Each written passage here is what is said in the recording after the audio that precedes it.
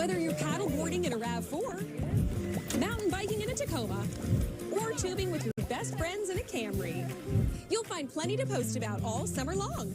Lease a new RAV4, the best-selling small SUV in America with all-wheel drive for just $319 a month. And you've got everything you need to take adventure further. Come in today. Ooh, like... Toyota, let's go places. Your attention, please, ladies and gentlemen. You're watching Yes.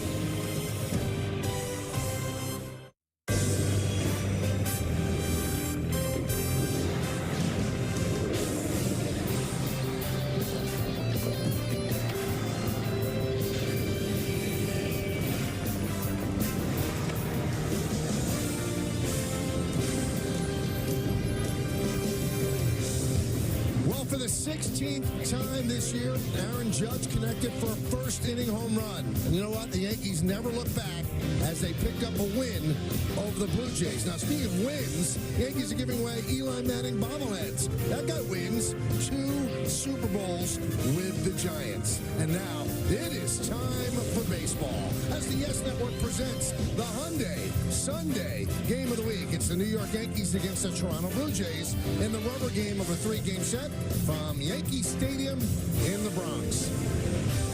Hello, everybody, and welcome to Yankees Baseball, along with Joe Girardi. I'm Michael Kay. It's the rubber game. The Yankees would like to win a series, but more importantly, they need Garrett Cole to be Garrett Cole. If they want to go where they think they're going, they need a healthy Cole. Yeah, they need a consistent Garrett Cole, and he only gave up 20 home runs in 33 starts. Well, this year, 9 already in 7, and it's been his 4-seamer and his cutter that's getting in trouble. You look at that slider, that's Garrett Cole. You look at that 4-seamer, that's vintage Garrett Cole. But look at this 4-seamer, Michael, the way the hitter's able to get on top of it, and you look at these cutters. He's given up 3 home runs on cutters this season already, and he only gave up 1, and you're going to see this one to Francisco Lindor. And partly is it doesn't have the depth that it had last year. So he's got to reshape that, and when he does, he will get back on track. So that's his ERA through 7 starts. The first 7 starts of a career has never had a higher ERA than that, but a lot of it's involved with the Mets, 11.17, and the other starts 3.20. So he's pitching on 10 days rest. Remember, he was scratched Tuesday because of general body soreness. Anthony Volpe's been great since the All-Star break. I mean, absolutely great. He's turned his season around. Meredith Marakovitz has more about the Yankee shortstop. That's coming up next, right here on Yes.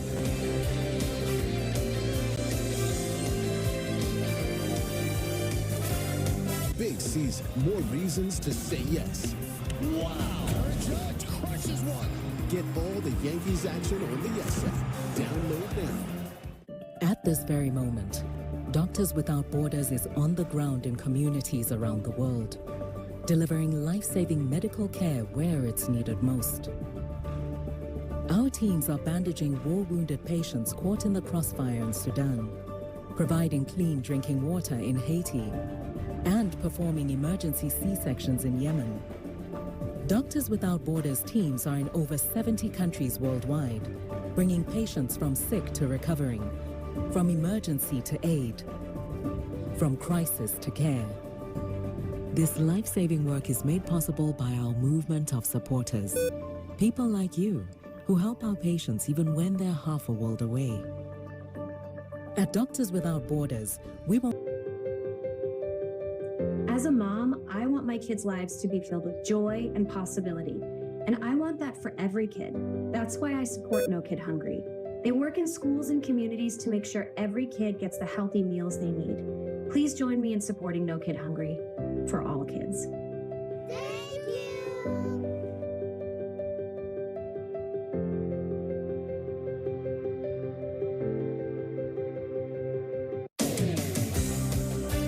Yankees and Giants fans alike are filing into Yankee Stadium in the Bronx as we get you set for the series finale between the Yankees and the Blue Jays right here on Yes. Hey everyone, I'm Meredith Marakovitz. Anthony Anthony Volpe has really seemed to find his way at the plate over the last 14 games. He's 22 for 59. That's good for a .373 average. Not to mention he's managed 9 extra base hits, 5 home runs in his last 11 games, including a 2-run shot yesterday. I caught up with him after the game to ask him what's allowed him to settle in. I just feel like I'm in control of myself, and I swing at good pitches. It's easier to take the tougher ones and just try to ride it out. Stick to my process, stick to my routine, and like I said, just try to ride it out. Love where he's at. The defense speaks for itself. It's as good as he gets. It pretty much was last year. Has he taken a step forward in that regard? I don't know. I mean, he was the Gold Glove last year. Seems like that to me this year. But I think we're seeing the continued maturity and development of the hitter too, and not a finished product on offense by any means, do I think, but I love his growth and where he's going. And the ceiling is certainly high for Anthony Volpe, who is just 23 years old. He is in the lineup today. He'll play short and bat 7th. Aaron Judge is in left. Trent Grisham in center. Juan Soto in right. Giancarlo Stanton is back in the lineup DHing. Alex Verdugo has the day off. Aaron Boone saying he's just a little banged up, but is available off the bench. Plenty more to come here on the YES Network. When we get back, Michael Kay will be joined by Joe Girardi. First pitch coming your way after the break.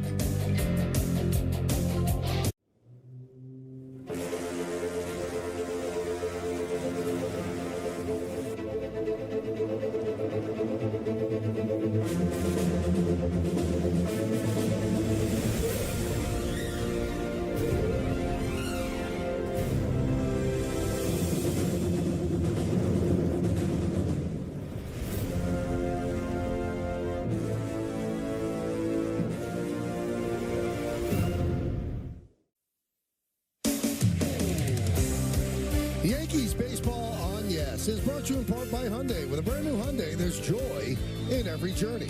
By FanDuel, knock it out of the park every day with FanDuel. Right now, all customers get a bonus or a boost every single day, all summer long. By Bigelow, the official hot tea of the Yankees. And by the New York Lottery. Get out there and play. Lights are on here at the stadium. It's overcast, cloudy. There's some rain in the forecast. Hopefully it'll hold off. We can get a full baseball game in here between the Yankees and the Toronto Blue Jays. Big crowd expected. Eli Manning bobblehead day. And Manning threw out the first pitch today as well, and we'll have him in the booth a little bit later on. The Yankees take the field. Garrett Cole's going to pick up that ball, and when he does, he'll start his warm-ups. Now we'll take a look now at the Blue Jays starting lineup. He's going to face. It's brought to you by TikTok. Ernie Clement, the shortstop, leads off. Joey Loperfido in left field will bat second. Vlad Guerrero Jr., he's red hot. 16-game inning streak. He's the DH hitting third. Then Spencer Horowitz, Dalton Varsho, and Alejandro Kirk in the middle of the order. And the bottom of the order, it's Barger, Schneider, and De Los Santos. And they are facing the reigning American League Cy Young Award winner, Garrett Cole, just his 8th start. First half of the season was on the IL, 3-2, 5.40, and you see the numbers. Let's check out the Nissan pitcher scatter report, Joe. Well, he's had 10 days rest. He talked about he had some general fatigue, and he had a little stomach bug, so they skipped his start. He had a bullpen Friday and declared himself he's ready to go. This could be a real emotional day. The Yankees have seemed to got back on track. Their starters have been pitching well, and if you could get him to where he's on a roll and be the guy that he was last year and all the years previous to that, man, that's a big emotional lift, because you're thinking about October, and he's done it before. Just do it again. He faced this Blue Jay team on June 30th. He went 5 innings, 3 hits, 1 run, 6 Ks for a Yankee win. Let's check out the Yankee defense. Behind him, presented by defender Aaron Judge, second career start in left field at Yankee Stadium. The other one was June 6th against Minnesota. Trent Grisham in center, Juan Soto in right. Verdugo getting day off, the manager said, a little banged up. In the infield, it's Chisholm, Volpe, Torres, and LeMahieu. That's third to first. Stanton's the DH. Wells behind the plate again. And on the mound is Garrett Cole. There's Aaron Judge in the outfield, and now we go to the keys to the game, brought to you by your local Kia dealers.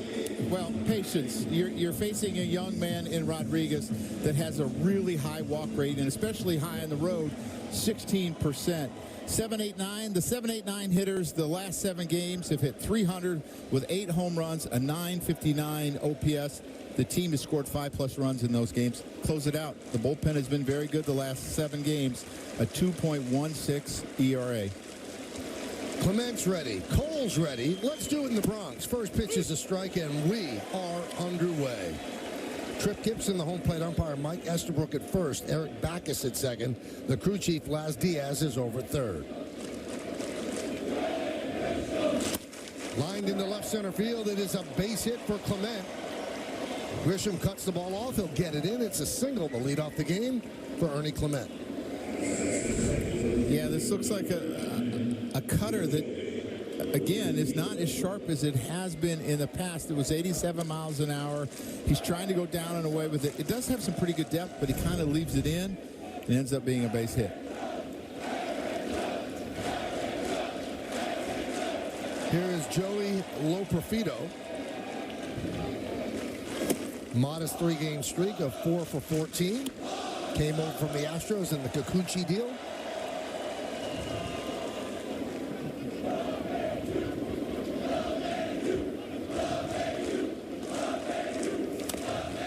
One and one. He's really had problems with sliders and breaking balls, and you see the umpire, Trip Gibson. What do we got here, Michael? We got him as hitter-friendly, fewer inside strikes, fewer high strikes on righty batters, and Trip in his 12th big league season.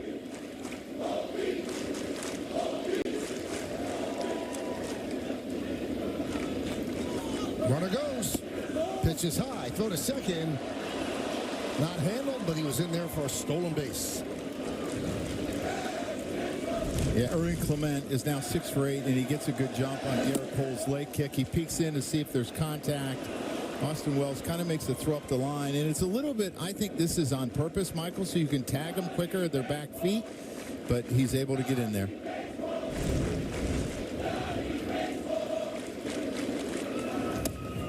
And there's a strike to Loperfido. Well, I was talking about how he's really struggled on sliders and curveballs. 083 on curveballs, 080 on sliders, and it's led to a really high strikeout rate.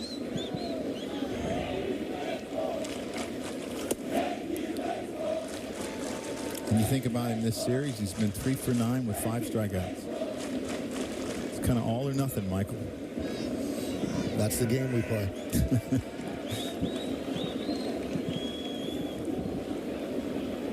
3-2. Swung on and tipped into the glove of Wells. Loperfido down on strikes. Time for game time weather presented by Bigelow, the official hot tea of the Yankees. It's 79. Feels 86. 60% chance of rain. Humidity 86%. The wind is blowing out to left field. Yesterday, I think you gave the weather in the bottom of the first, possibly. I don't know, but it felt like 99, and 99 hit a home run. That's right. Do we have a number 86? We'll have to find one. You know what? It feels hotter today than it did yesterday. No. I feel hotter. No. I'm not sure why, but... You felt hotter yesterday? Oh, yes. Much hotter.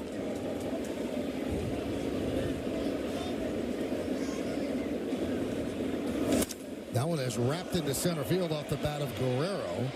And Grisham makes the catch.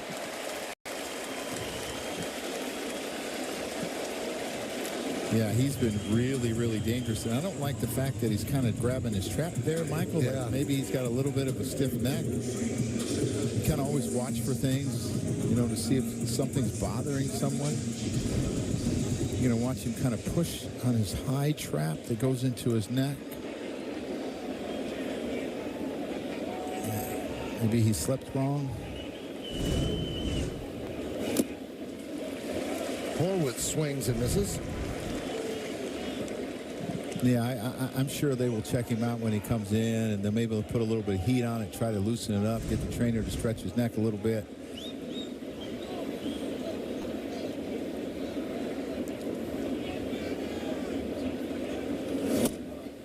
One and one. Michael, there's a couple things that I've noticed about the shape of his pitches from last year to this year. You look at struggles. His cutter has more horizontal movement and less vertical, which I think has allowed hitters to get it in the air.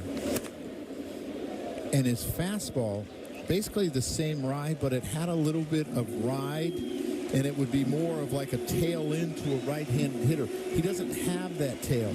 So both of those things are getting off the barrel of the bat, and I think he has to find that shape to have the success that he had last year.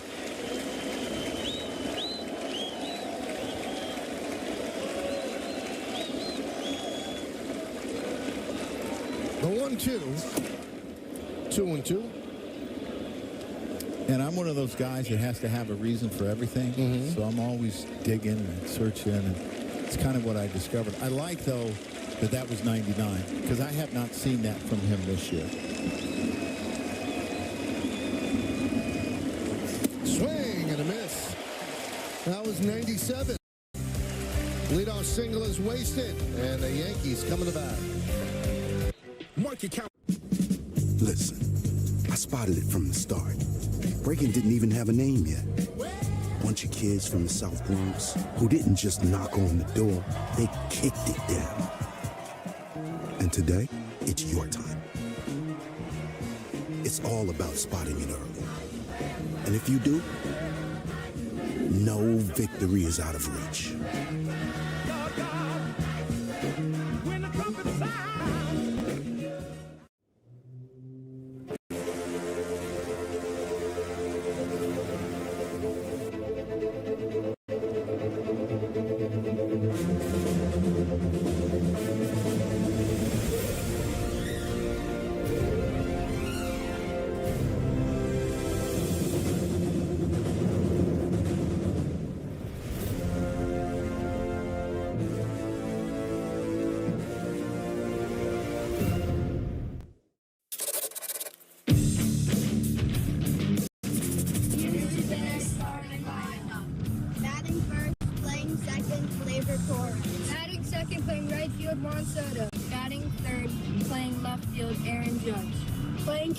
Batting fourth, Austin Wells. Batting fifth, the designated hitter, Giancarlo Stanton.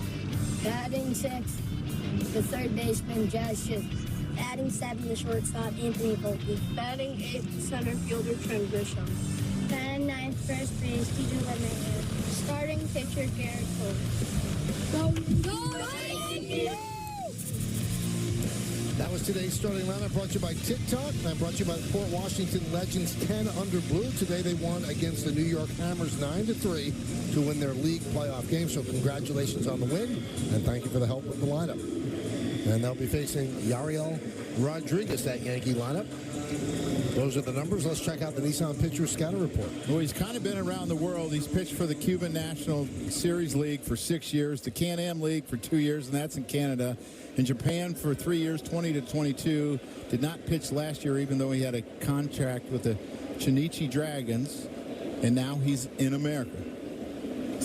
He had a first-round knockout his last start. He only went 2/3 of an innings against Baltimore. He walked 4 guys, gave up 4 runs, and he's a reverse split guy, Michael. Righties have a lot more success hitting .253 opposed to lefties 167.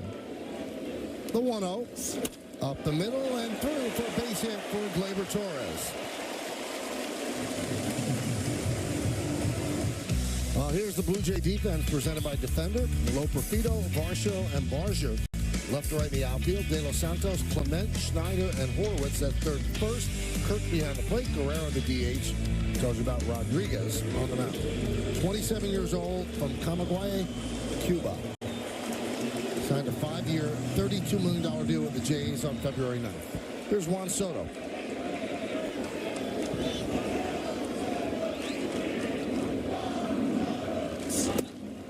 You know what I find interesting, Michael, is from 20-22, he was a reliever in Japan.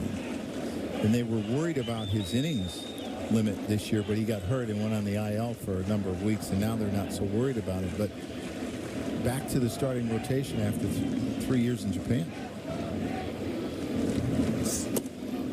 Soto shows bunt with the third baseman De Los Santos way off the line and deep.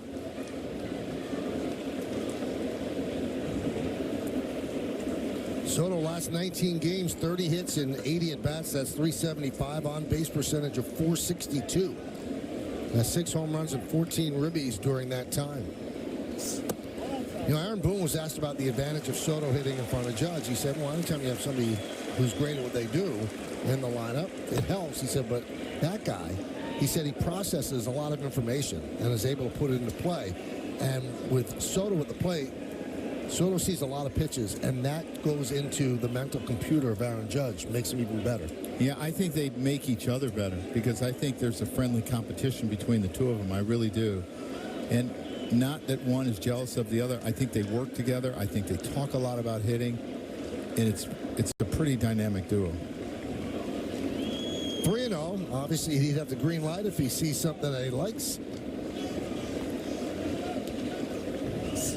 He doesn't. Ball 4 straight, and now Judge comes up with runners on first and second and nobody out. It's been part of the problems for him on the road. An ERA of 5.85 on the road and 2.75 at home. His walk rate, 16% on the road, only 10% at home. Still both of them high, but it gets him in trouble. So here's Judge with 16 first-inning home runs. That ties the Yankees a record set by Babe Ruth in 1927. He had one yesterday.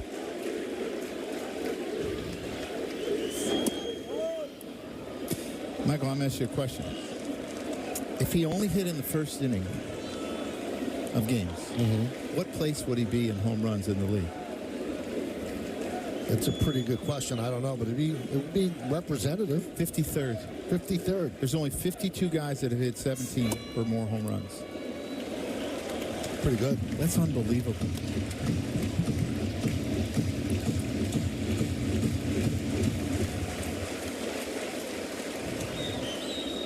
Well, the 16 home runs in the first inning, more than 11 teams have in the first inning. The 2-0. There's a strike. And Judge also has 298 home runs, so in whatever time it takes him to get 2, he'll be the fastest Major League Baseball player in history in terms of games played to get the 300 home runs.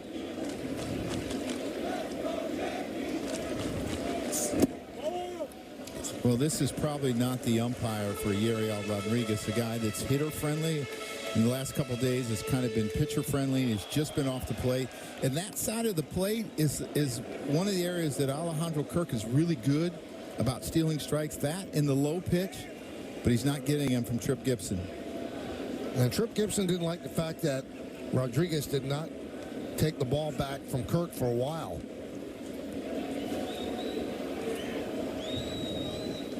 Kirk held on to the ball for, I'd say, 8 seconds before Rodriguez turned around to take the ball. He was upset with that call.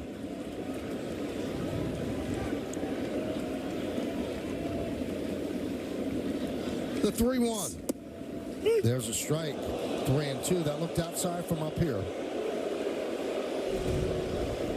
Yeah, I think you're right, Michael. But again, Kirk is really good on that side. And he's so low to the ground because of his stature. He's only about 5'7", 5'8". He gets a lot of the low strikes.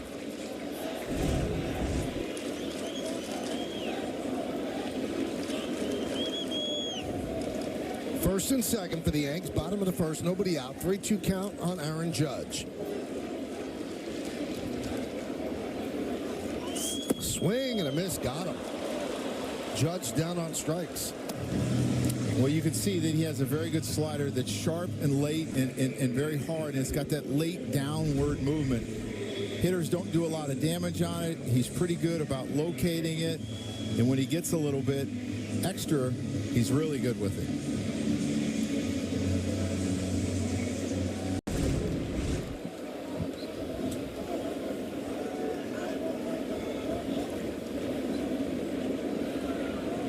Here's Austin Wells.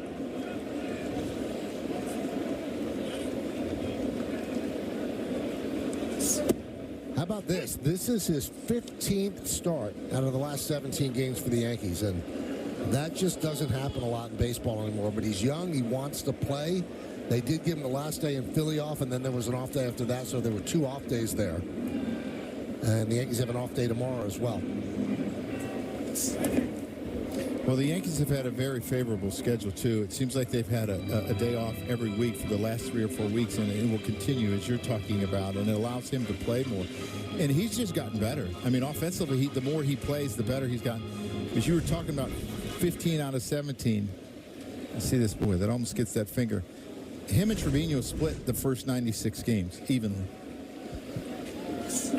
1-2. And now you've got a rookie, Carlos Narvaez, as the backup catcher. And Wells is just not a catcher. He's your cleanup hitter, and he's doing a really good job hitting. So they're kind of loath to take him out. But Boone said, I'm watching it closely. Yeah, you see what he's done in the cleanup spot. That has been big for the Yankees, and one of the reasons they're winning a lot of games. That one is ripped into center field. It is a base hit in front of Varsho. Rounding third and heading home is Torres. He's held up at the last moment as the throw is cut off by Horwitz. Well, I thought Soto got a pretty good, or Glaber got a pretty good read here, but then he started to hesitate a little bit because he thought, this ball's carrying a little bit more, and this is a backdoor curveball that Wells stays on very enough. He goes, and then, I got it. I don't think I'm going to make it. Really good decision by Luis Rojas because Varsho got to that ball very quickly, and you don't want to run yourself out of an inning. Well, Pete Walker, the pitching coach, wants to talk to his pitcher. And it's a tough situation with Stanton coming up. Get Spectrum One, fast and reliable internet for $49.99 a month, plus free advanced Wi-Fi and 1 free unlimited mobile line. Visit Spectrum.com today. So I'm looking at Yariel Rodriguez. He went 2/3 of an inning the last time he started in Baltimore. And we were watching the game last night, my daughter and I, Lena, and she said I needed a shout out because she was helping me scout him last night. Oh, nice. Thanks, Lena.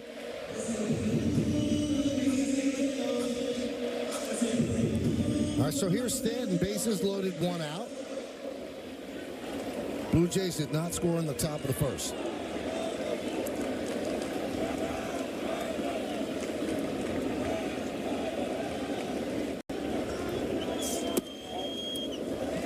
One of the things that the Blue Jays have talked to Rodriguez about is throwing his fastball in the zone more because it actually has late movement.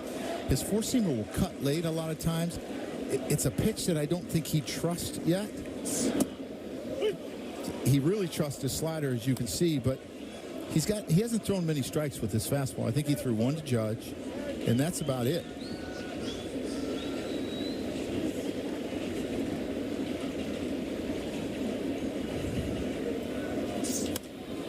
Popped up. Horwitz and Kirk. Horwitz makes a play in front of the Yankee dugout for the second out.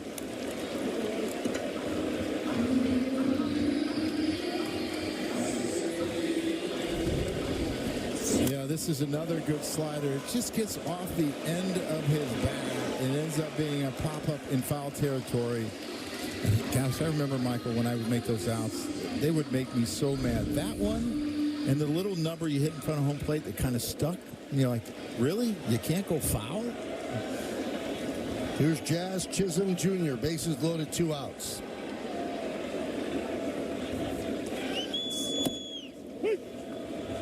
And there's a strike as Rodriguez trying to work out of this jam. Chisholm is a Yankee, 8 for 26, 4 home runs, 8 runs batted in.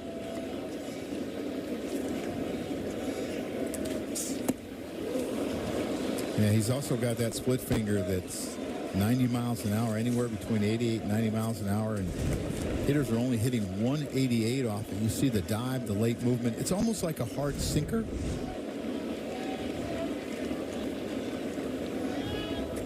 The 0-2 served out there and caught by De Los Santos for the final out. So the Yankees leave the bases loaded in the first, and we'll go to the second. Toyota's national sales event is on. Swipe into end of summer fun with a new Toyota. Staycation. Every new Toyota comes with Toyota Care. That's the value you can expect from Toyota. Toyota, let's go places. Whoa, Nelly. iPhone 15 with tons of storage. I really want one. Yo, you've won 14 times on on the LPGA Tour. Since when is one enough for you? That is true. Get your head out of the sand trap, switch to T-Mobile, and get 4 iPhone 15s on them. And 4 lines for just $25 a line. And you can save on every plan versus the other big guys. Swing big at T-Mobile. Get 4 iPhone 15s on us and 4 lines for $25 a line. 4.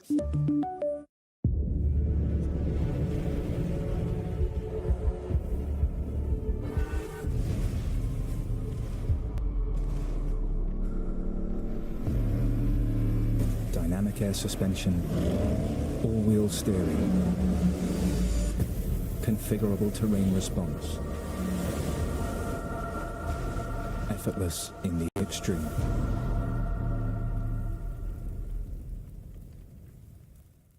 Discover customer service. This is Maya. Oh, hi, Maya. You robots are sounding more human every day. At Discover, everyone can talk to a human representative. All right, prove it. Wait, are you a robot? 24/7 U.S.-based customer service.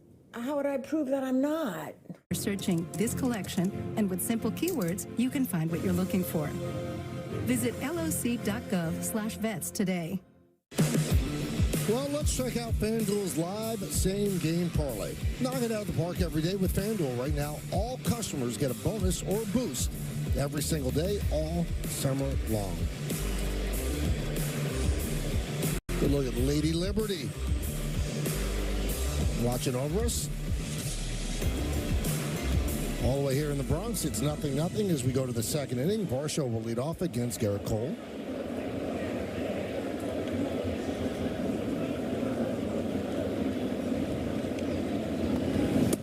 And strike. I was looking at some of Varsho's numbers, Michael, and he's a guy that has a really high launch angle, 26%. And Aaron Judge's is like 18%. And what it's led to is swing and miss up in the zone, and his pop-up rate is off the charts. Off the charts, over 20%. In the MLB, the average is 7. So to me, I think he's very susceptible to balls up in the zone. And that's one of the reasons out of his 68 hits in the season, 35 extra base hits. So it's kind of all or nothing at all. 51.2% of his hits, extra base hits. That one's clubbed to right center field. And that ball is caught by Grisham.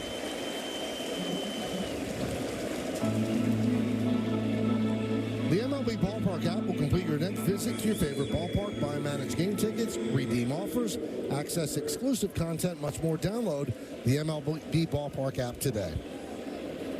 You know, Trent can kind of deke you on balls hit like that because of the way he just glides. I thought, boy, is that ball way gone? Yeah, it looks like he's not even going to catch it till he catches it. Kirk fouls it back, 0-1. One of the Blue Jays hitters that's had some success off of Garrett Cole, 8 for 22 with 4 homers or 4 doubles and a homer.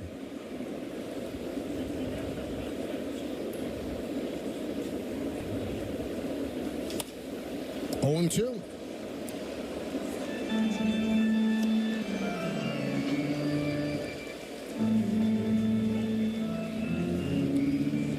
Kirk against the Yankees this year, 9 for 26. That's 346, 3 extra base hits and 7 ribbies. 239 overall. Missed outside, 1-2.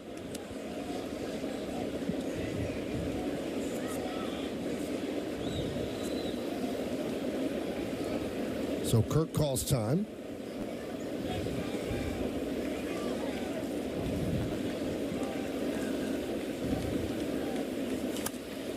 Fouled away. It's a great thing about our game, Michael, that, you know, you think of basketball and it seems like everyone's 6'3" and above, and you think of football, how big players are. Our game is still a game that it's players in all shapes and sizes. I think about how big Altuve is, and then you see some pitchers are 6'9". Yeah, when you see Altuve stand next to Judge, you realize that anybody could play this game. Anybody. And I think over the years, it's becoming more and more of a big man's game, but still there are places for guys that have incredible skills, whether bat-to-ball skills or 3-2 on Alejandro Kirk.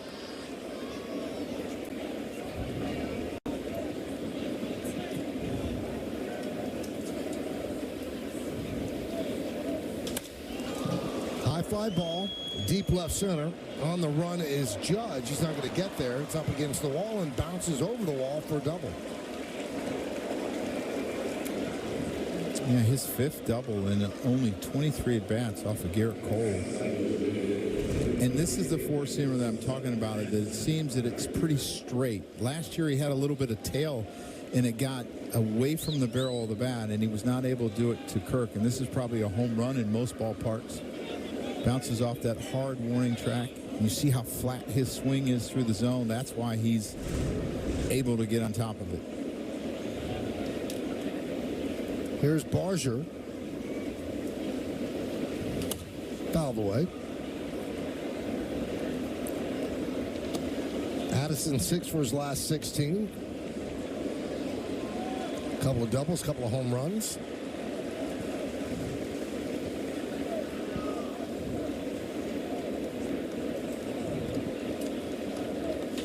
Line drive, it's a base hit to right center field. That is going to score Kirk. It's going to go all the way to the warning track. Played out there by Grisham. Fires it in, but it's an RBI double for Barger, and it's 1-0 Blue Jays. Well, they love his exit velo. He hits the ball extremely hard and has had some pretty good numbers in AAA. And you see him get this fastball out over the plate and just smokes it between the second baseman and second, and it ends up being a double because it gets all the way to the gap. Another four-seamer that's out over the plate, and you're going to see him just barrel this ball up, and it's hit really hard.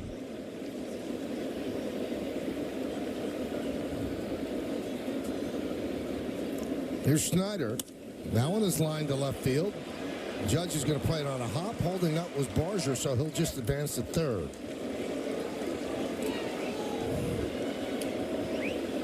So first and third, still one out. Yeah, you're still only one pitch away from getting out of this inning with a double play ball if you're able to get it. But Davis Schneider, obviously aggressive with runners in scoring position, doesn't want to get to 2 strikes with Garrett Cole. And hits that slider pretty well.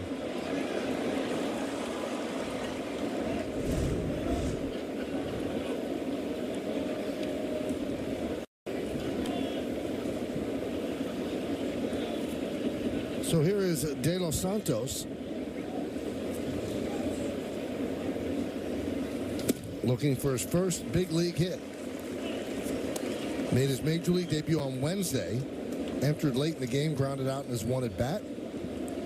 Signed with the Jays on July 2nd of 2015, the same day that Vlad signed with them. They're the longest tenured players in the organization.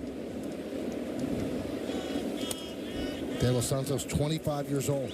Yeah, and you see his numbers in AAA weren't great, but with all the trades they made, they need extra infield.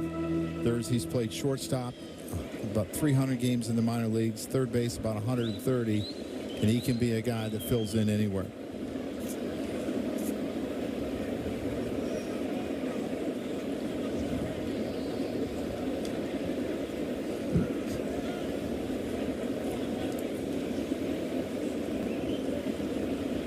The 0-2, tap right back to Cole. He goes to second one, and that's all they get. As Barger stays put at third. That's a pretty impressive play, and that comes from a confident fielder, because I would have thought, and he understands the base runner on first, Snyder's not real fast, but I would have thought he would have went to first and taken the easy out, especially with this being the second out. But he makes an outstanding throw, sets his feet. It's good keeping the runner to first. Now you got to force out. Ball pulled in the hole, you can get a base runner. First and third, 2 outs. Here's Clement. Started the game with a single to left center and stole second. Barger at third. De Los Santos at first. Pitch is high.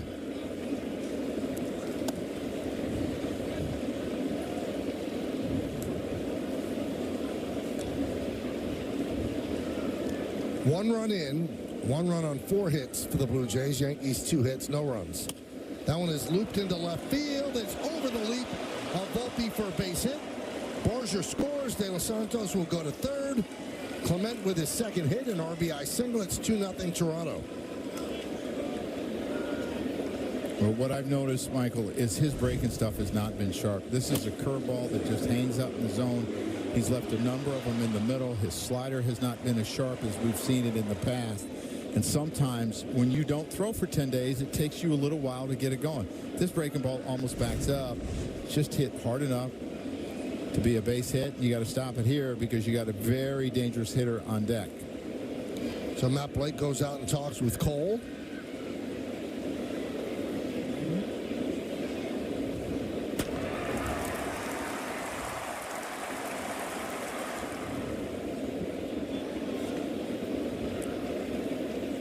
So 5 hits in an inning and 2/3. 2 runs in and runners on the corners with 2 outs.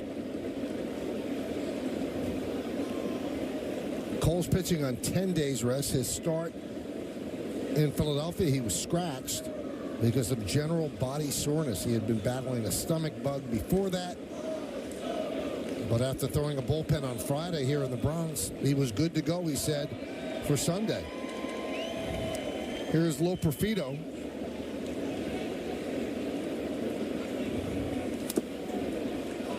On. Yeah, and it's difficult when you don't have a couple of your big swing and miss pitches, your curveball, your knuckle curveball, and your slider, and you start to say, okay, I know what I want to throw, but I'm not executing it. Where do I go? So what did he do? He threw a cutter in on Lo Perfido that was off the plate, and he got it fouled off.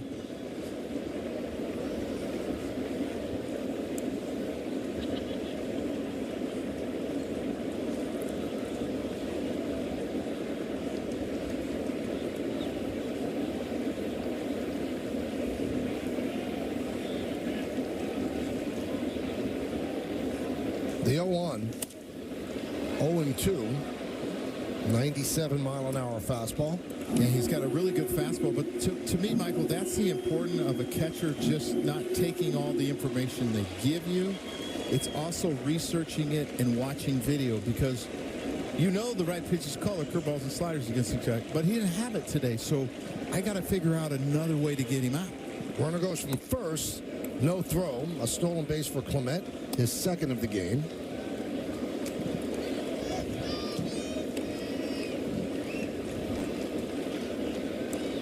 As Joe mentioned, you want to get Lo Perfido. You do not want to deal with Guerrero, who over the last 16 games has just been unstoppable.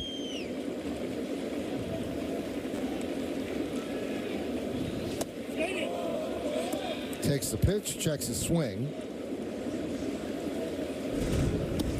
I'm not sure what Matt Blake said to him, but the curveball before that and the slider there are the best 2 breaking balls he's thrown all day. And maybe he's starting to find it a little bit. 2-2. Did he go? No, said Laz Diaz.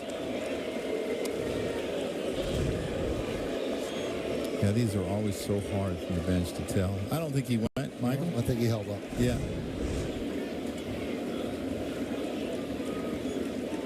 Runners will stay put, 3-2, 2 outs.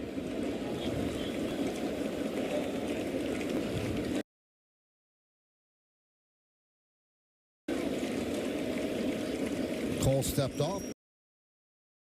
Reset the clock.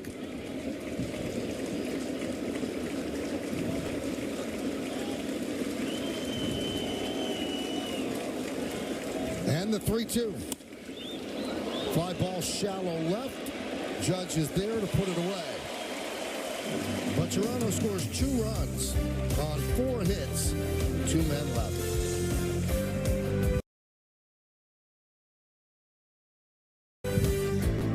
And the New York.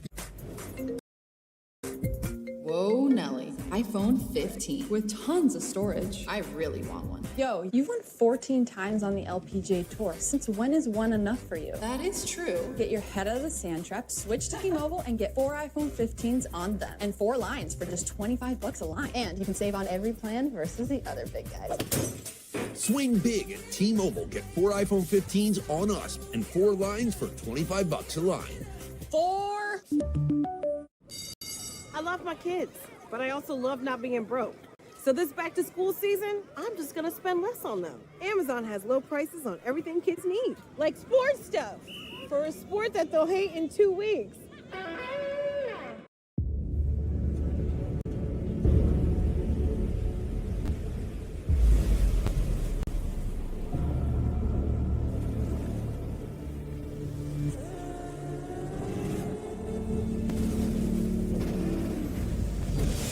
I love it when people say that something's impossible. I see that as a challenge.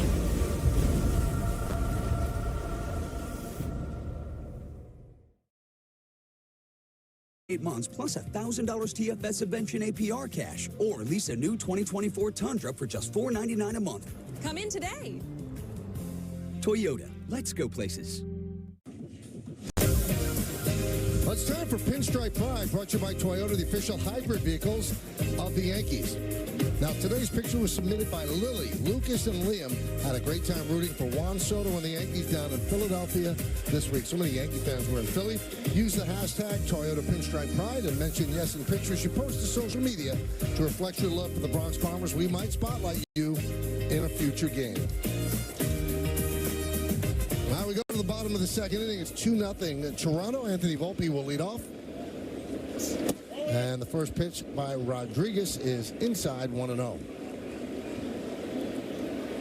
So Cole escapes further trouble by getting low Profito to sky out to Judge in left field. 2-0.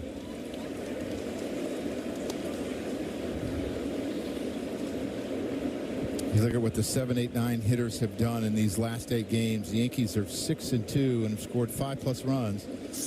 A lot of it has to do with the bottom of the order and their production. A couple 2-run homers yesterday from them. Volpe ended up with 3 RBIs. Grisham with 2.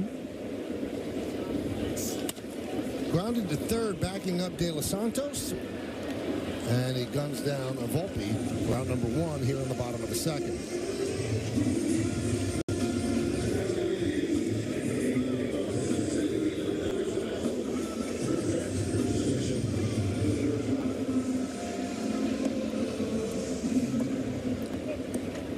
Here's Trent Grisham. 7 homers and 23 runs batted in and somewhat truncated playing time. There's a strike. Yeah, he really got it going, though, after the first 21 games, where he was hitting .051 and 1 homer and 3 RBIs. In his last 29 starts in 40 games, 6 homers and 20 RBIs.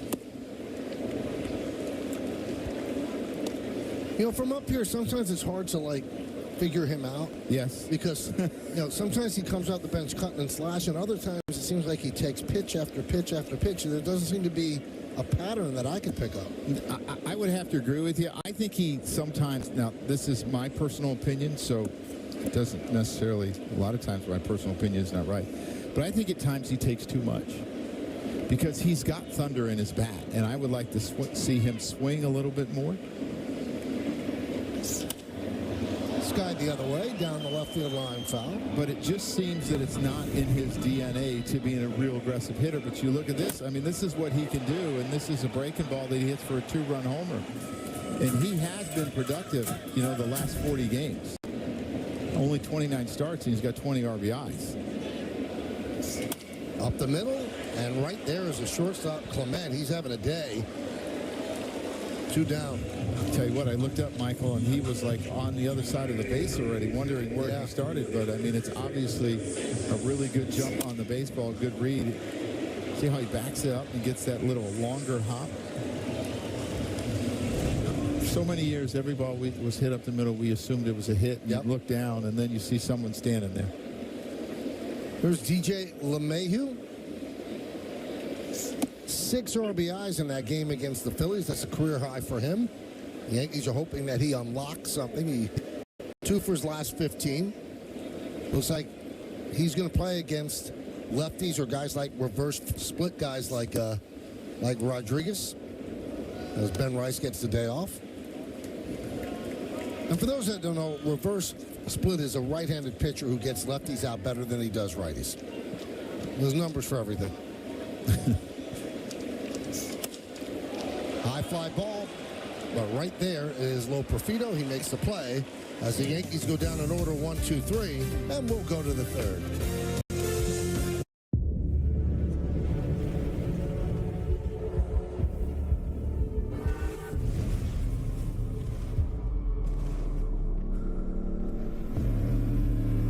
Dynamic air suspension, all-wheel steering, configurable terrain response, effortless in the extreme.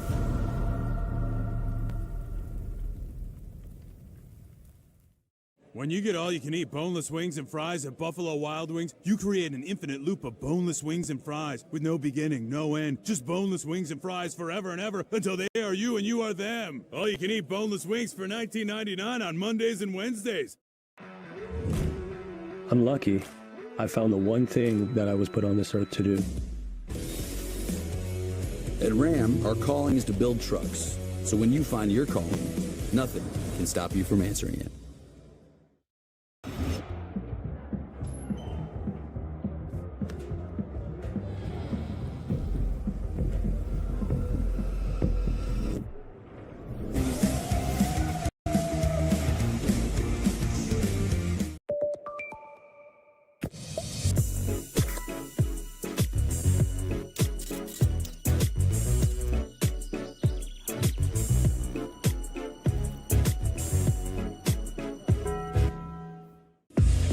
Let's check out the T-Mobile coverage cam. Eli Manning threw out the first pitch today here at Yankee Stadium, and we'll let Joe Girardi break it down for the people.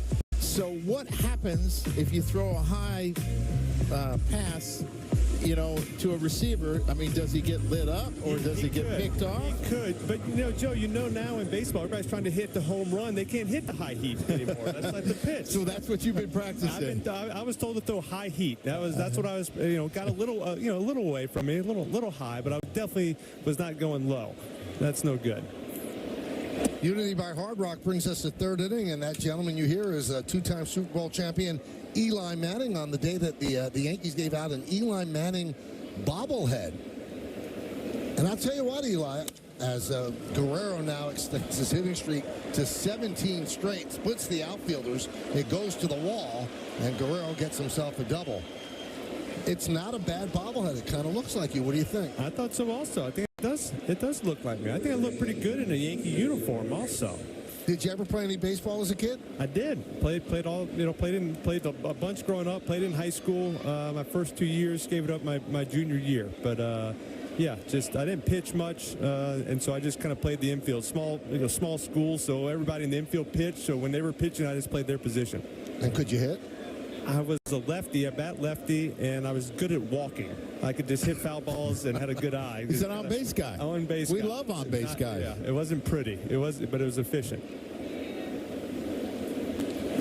Put him in front of Judge, right? Yeah, why not? Yeah, just get on base. Get on base.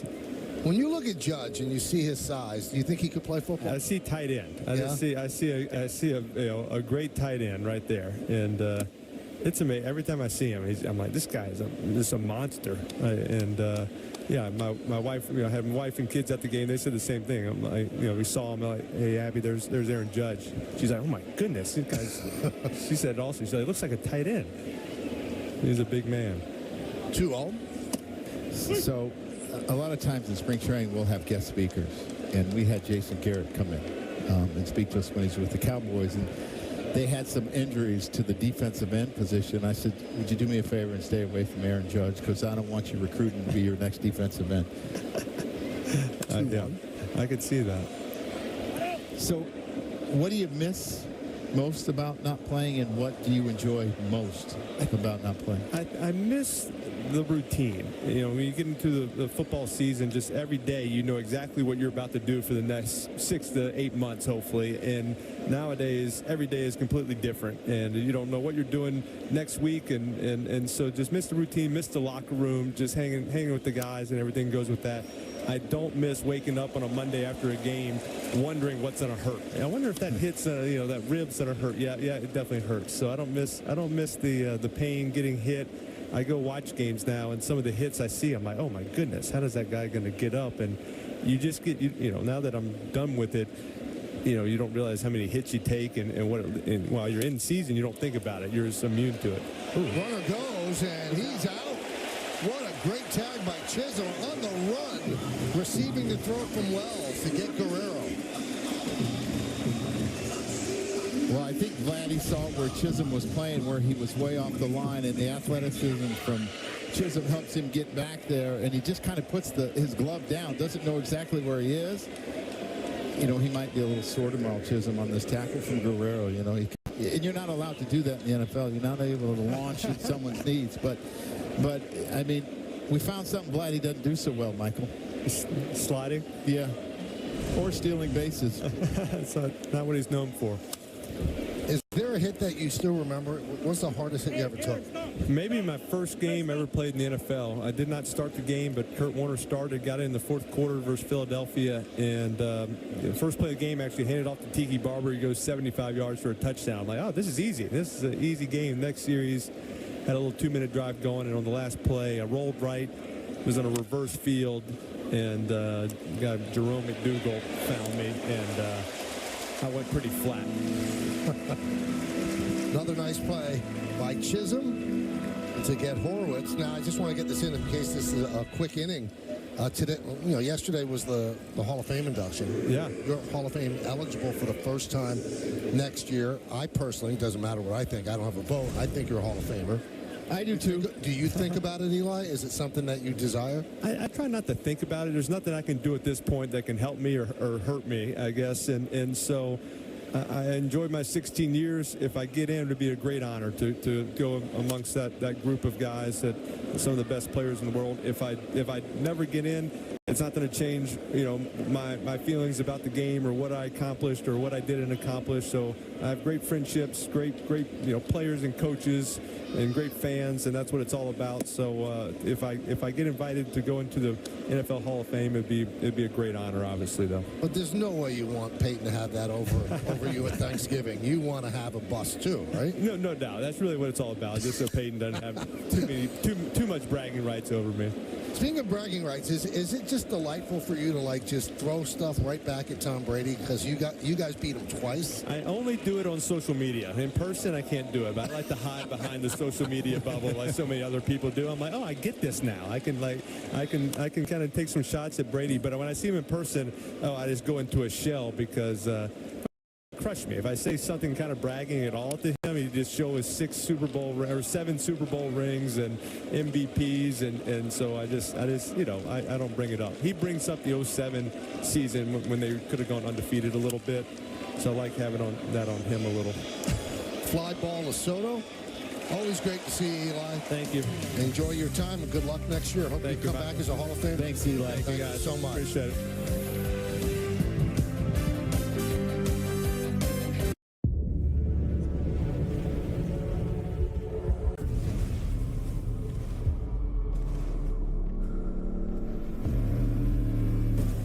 Air suspension, all-wheel steering, configurable terrain response, effortless in the extreme.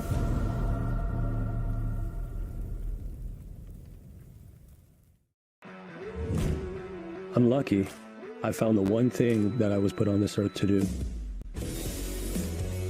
At Ram, our calling is to build trucks. So when you find your calling, nothing can stop you from answering it. Discover customer service. This is Maya. Oh, hi, Maya. You robots are sounding more human every day. At Discover, everyone can talk to a human representative. All right, prove it. Wait, are you a robot? 24/7 U.S.-based customer service. How would I prove that I'm not?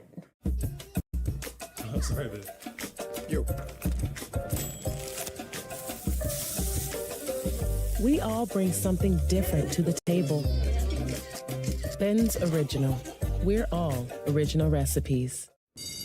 Attention parents, spend less on your kids with Amazon's low back-to-school prices. Save on school supplies, backpacks, and so much more. Can I have that back? Absolutely. Say hello to the new Motorola Razr Plus 2024, giving you intelligent new ways to interact, capture, and create.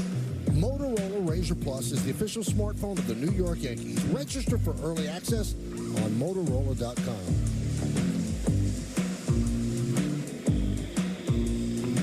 You know, whenever Eli drops by, you see Unity by Hard Rock bringing us at the bottom of the third, you realize how big he is. He's a big dude. But we were talking that about baseball players. You don't realize how big some of them are. What a career he had. I was telling him I love his commercials, and him and his brother going back and forth at it. You know it was that way as kids, too. Oh, absolutely. Labratura swings and misses. Swings and fouls it off. 0-1. He had a single center field in the first inning.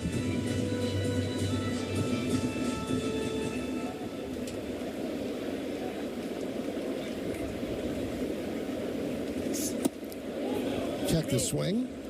But the first base umpire, Mike Estabrook, said he went around 0-2. Yeah, that's the unpredictability of his fastball. You saw how that ball cut and went down, and sometimes, Michael, his four-seamer will be straight, and that's why they're encouraging him to throw his fastball for strikes more.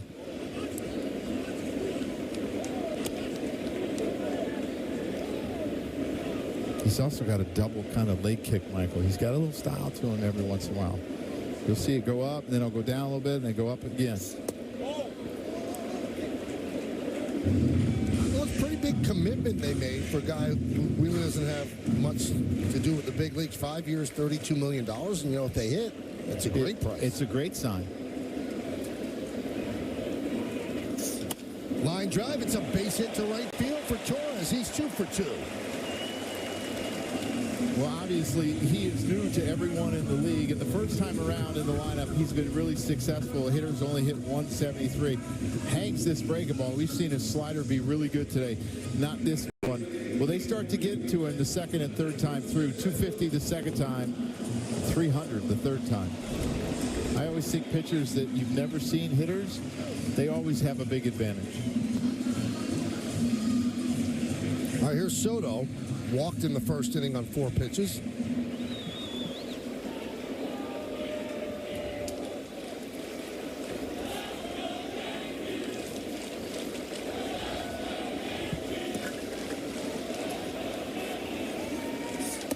Bottom of the third inning is 2-0 Blue Jays. Lights remain on here at Yankee Stadium. There's some blue sky over the outfield, but it's been overcast for most of the day. Hopefully the rain holds up. The 1-0. There's a strike. First strike to Soto in 6 pitches. Here's that blue sky you're talking about, Mike. We'll take that, right? We just can't see what's really off to the right. That's the problem.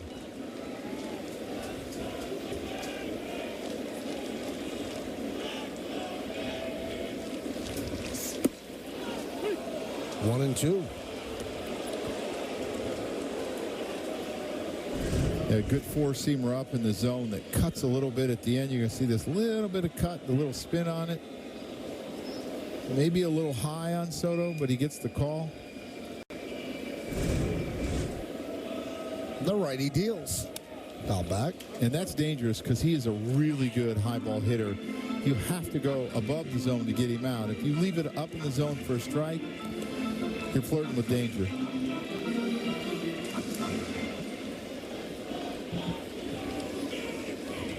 Oh, another fan. Love it.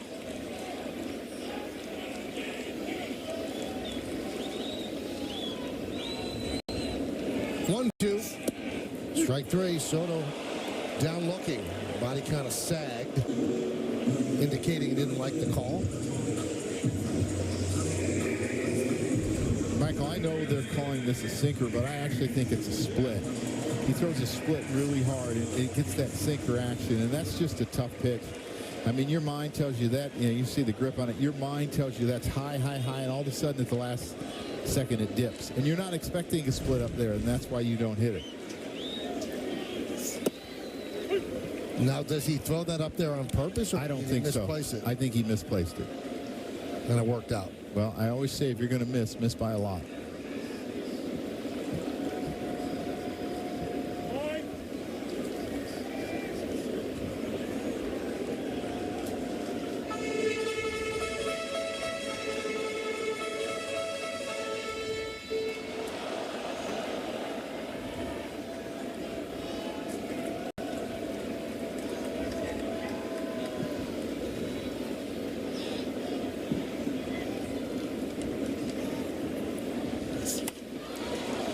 0-2 on Judge.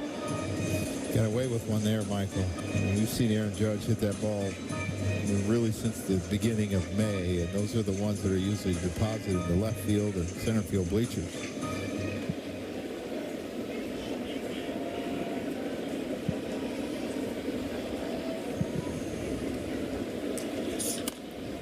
Grounded foul outside of third.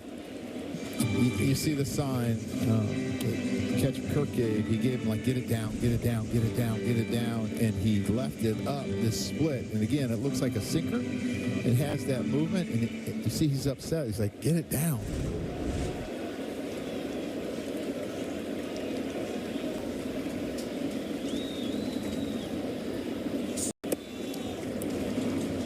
Upstairs at 97.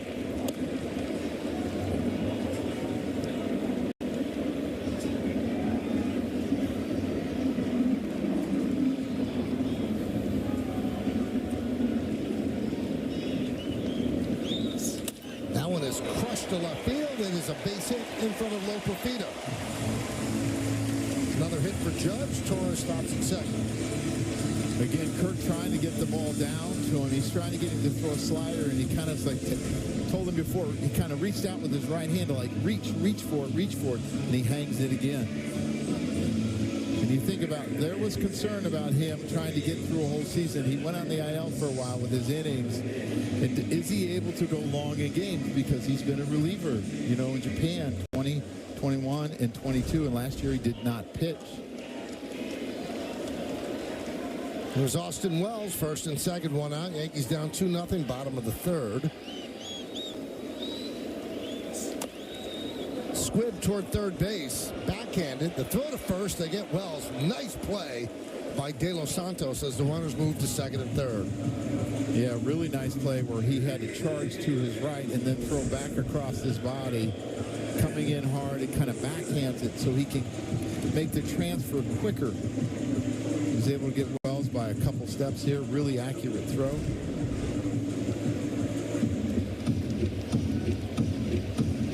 Here's Giancarlo Stanton, fouled out to the first baseman Horwitz in front of the Yankee dugout in the first. That was the bases loaded and one out. Now second and third, 2 outs. 0-1.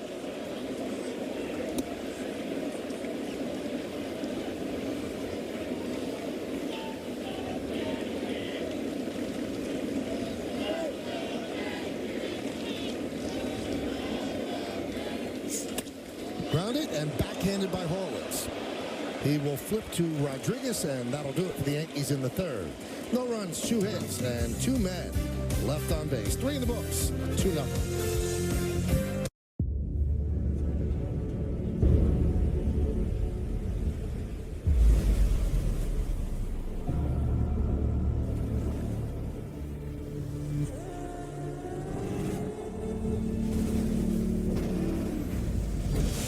I love it when people say that something's impossible. I see that as a challenge.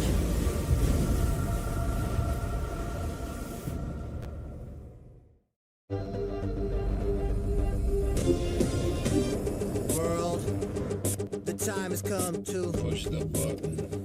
World, the time has come to Push the button. World, the time has come to Push the button.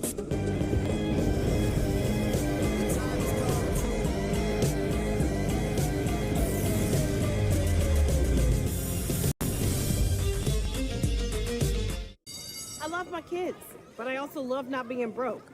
So this back-to-school season, I'm just gonna spend less on them. Amazon has low prices on everything kids need. Like a water bottle they definitely won't lose. Tablets, sports stuff, for whatever sport this is. All the latest, lit, Rizzy Riz clothes. And lunch boxes for a homemade meal that they'll barely touch. What? What the fudge? So spend less on your little freeloaders with Amazon. Excuse me? Yeah. What's going on? Discover Cashback Debit gives everyone money back on the stuff they buy. So I bought all these kids a bunch of candy. I know what I'm doing. Follow CBS Network on TikTok for exclusive behind-the-scenes content, game highlights, and the latest Yankees news. Don't miss out. Join the ultimate sports community today. Well, the Yankees have threatened. They just haven't gotten the big hit. They've left 5 runners on over 3 innings. They trail 2-0. Cadillac scoreboard shows you 6 hits for the Blue Jays and 4 for the Yankees. Alejandro Kirk will lead off the 4th inning against Cole. And there's a strike.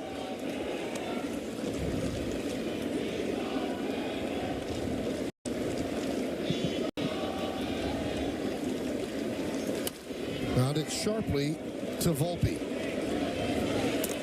1 out here in the 4th. Yankees trying to win this series against the Blue Jays, and that would give them a series season victory as well. It's 6-6 right now in the 12 games of the 13th and final. But the Yankees have not done well against the American League East. Otherwise, they'd be running away with things. They're 21-23. That's 22nd best record in baseball in terms of interdivisional numbers. Against everybody else, they're 45-23, and that's the best record in baseball. So even with all that and struggling against the East, Joe, they're knotted with the Orioles coming into today. Sometimes who could figure out baseball? Yep. Why things happen. If they were able to win today, it'd be the 3rd series in a row that they had won. They took care of Boston. They took care of Philly. Baltimore leading the Guardians right now, trying for a split of their 4-game set. Orioles won last night. Guardians took the first 2.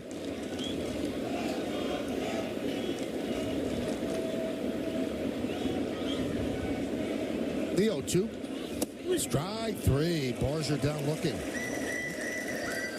We'll go around the majors. Take a look at what's going on. Shohei Ohtani's going on.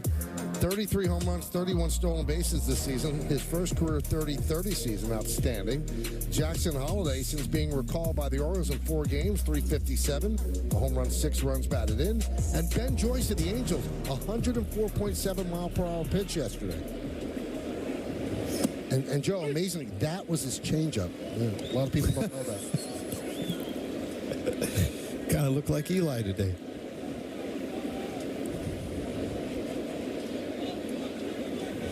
You know, you just wonder, well, what's the limit of the human body? I mean, like the 4-minute mile, people got faster. What's the limit? Is it 105, which is what Chapman threw? Can somebody throw harder than that and do it consistently? We'll see it. I really do, because I think humans are going to get bigger and stronger and better training techniques, and you're going to see it. I'm glad I don't see it. Ligaments won't get bigger. No, they'll just be more Tommy Johns. Yeah. I mean, it's Tommy John, even though you miss a year, it's almost like a tune-up now. It's going to happen. The 1-2. High fly ball left field. Going back is Judge. He's on the track. He'll make the play in front of the wall as the Jays go down in order against Garrett Cole.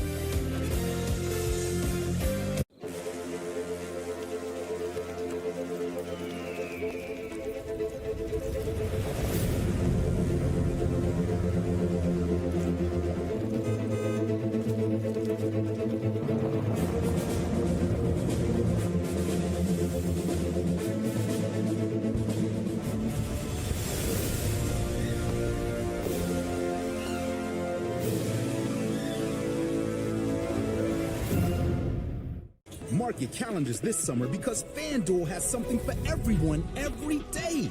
Score bigger winnings at any inning with profit boosts.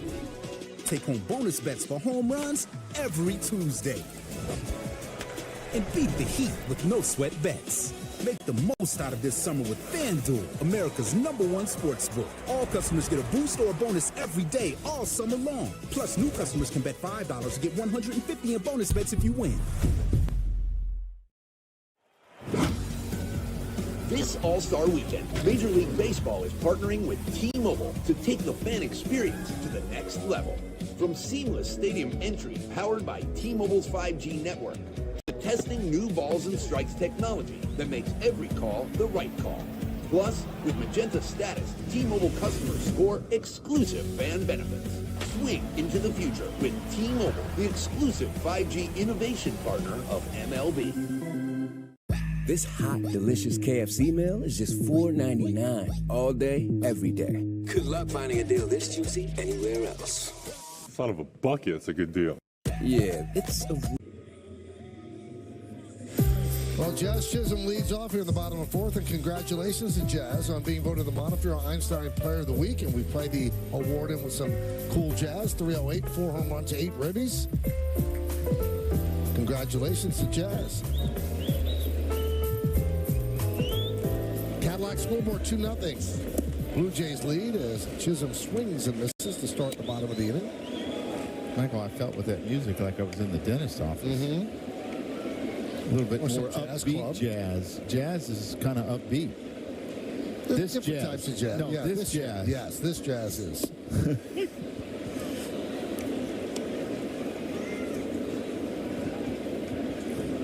You see his pitchability. I mean, he's thrown sliders, splits, curveballs, four-seamers that cut.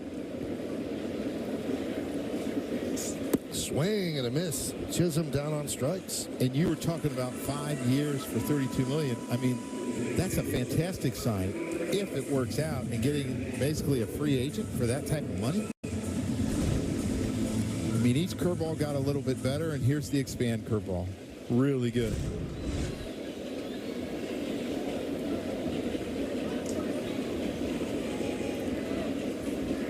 Here's Anthony Volpe. Yankees are down by 2, but their run differential this year is plus 115. That's by far the best in baseball. Second is Kansas City at plus 95. So the Yankees have been hitting. And I think that the slowdown, the period of 35 games where they really struggled, Joe, was more on the pitching than it was on anything else. Yeah, because we thought, we were just kind of talking that the offense had fallen off when Stanton went out, and that was not the case. It stayed exactly the same. Yep. It was the starting pitching that was getting beat up, and the back end of the bullpen got hit a little bit. And now they've seemed to get it all together, and that's why you're seeing the Yankees win games in series. But it doesn't hurt when you get more than 5 runs a game.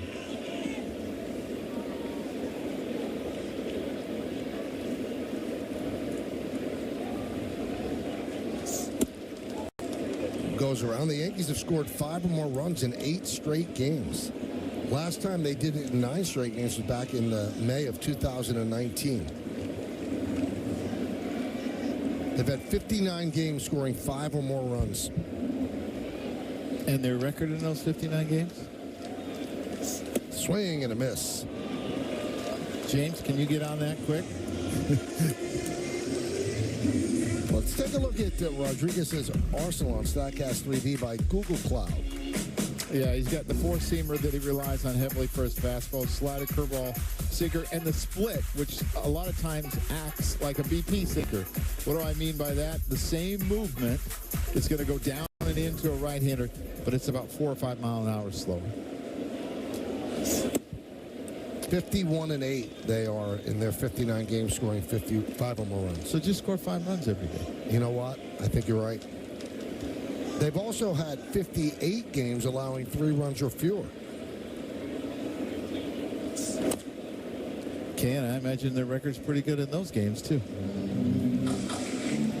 Putting James to the test here. 2 outs. He's got to get it done quickly. And they've had 27 wins by 5 or more runs, and that's the most in Major League Baseball. So they're 47-11 in the 58 games allowing 3 runs or fewer. So there's your formula, Joe. Just score 5, give up fewer than 3. Yeah. Yep. It's easy. It's an easy old game. Mm-hmm.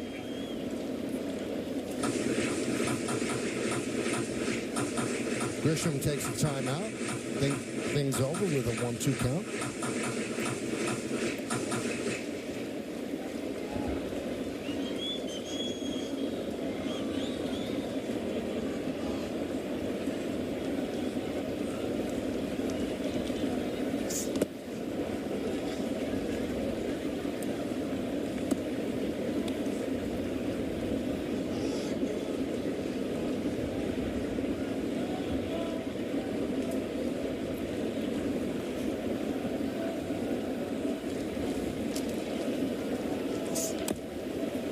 Another foul ball. The other thing that he does, Michael, that has been somewhat impressive is he'll throw any pitch at any time. It's not a guy that can only get ahead of you one way. And really, to be successful in the big leagues, you have to be able to do that. You have to be able to throw breaking balls behind in the count, change-ups. You have to be able to make pitches on both sides of the plate with your fastball. And he's shown the ability to do that. Slice foul.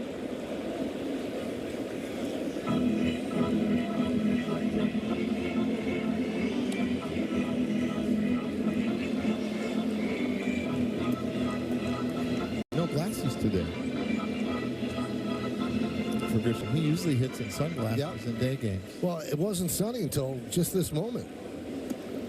The sun has burned through some of the cloud cover.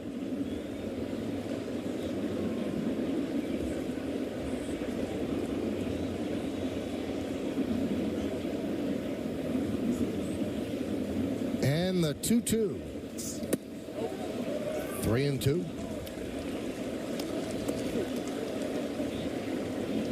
He thought for sure he was getting a swing on that pitch, the way he hopped off the mound. And he is a very athletic fielder, but that's not why he hopped off the mound. Thought he had strike three. And the pitch. Grounded to second from the outfield grass, Schneider. And Rodriguez retires the Yankees in order. 1-2-3. We go to the fifth.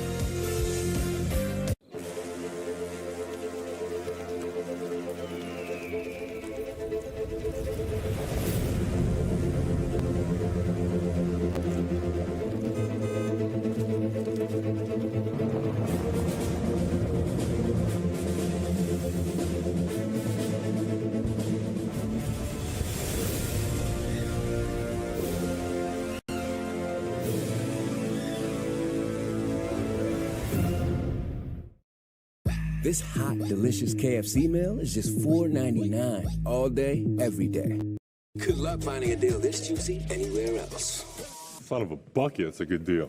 Yeah, it's a really, really good deal.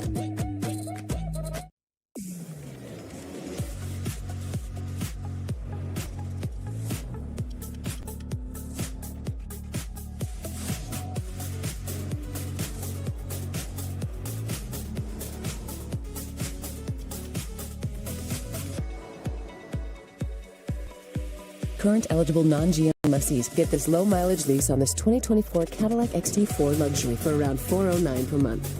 Visit your local Cadillac dealer today. Okay, guys, take it away. We need new Yoga sound mats bowls. for cats. Steph, did we miss anything? Recap sent.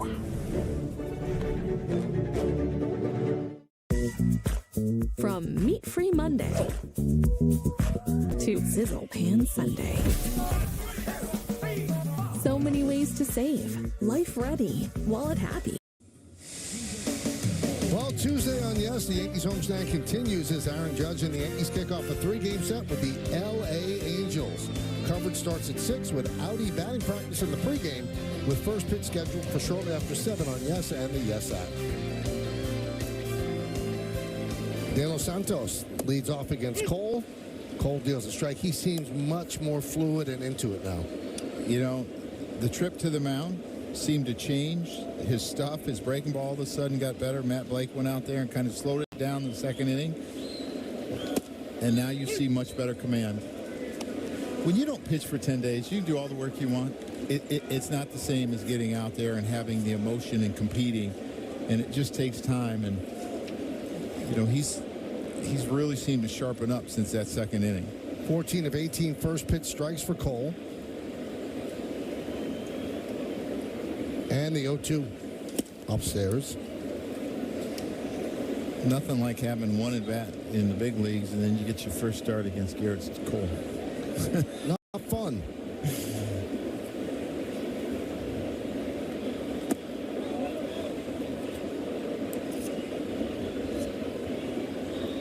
Two and two.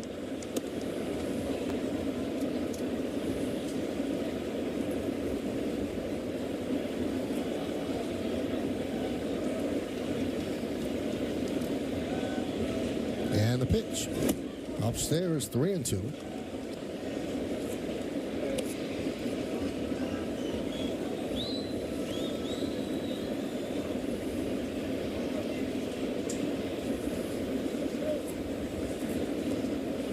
And the payoff. Fair ball fielded by Cole, one away. He's trying to say it hit his foot, and usually if it hits his foot and the home plate umpire doesn't call it, the first base umpire will come running in. Oh, it didn't come close to his foot. Nice acting. You might as well just try, right? Because you know you're out.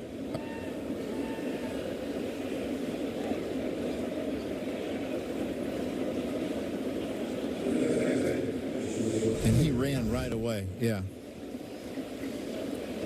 I think that's the end of his at-bat. And his acting career.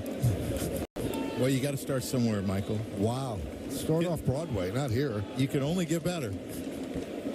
Ernie Clement swings and misses. He's 2 for 2 against Cole.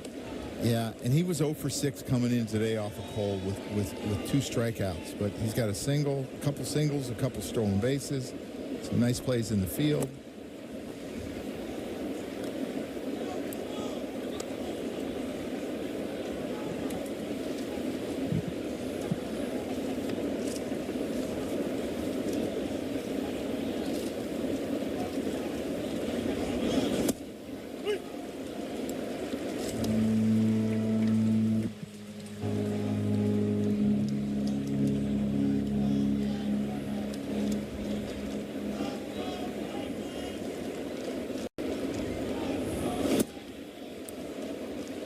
And it seems, though, like he's not all the way back to me, you know, when it comes to being sharp, because he's getting ahead of hitters.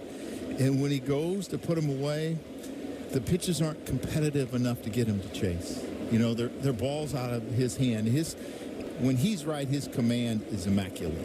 And he can throw it an inch off the plate, 2 inches off the plate. They're just starting out of the zone too much. Punched out right field. Soto is there. Reaches up to make the play. And they retire Clement. Hit it too hard. Yep. So that'll bring up Lo Profito.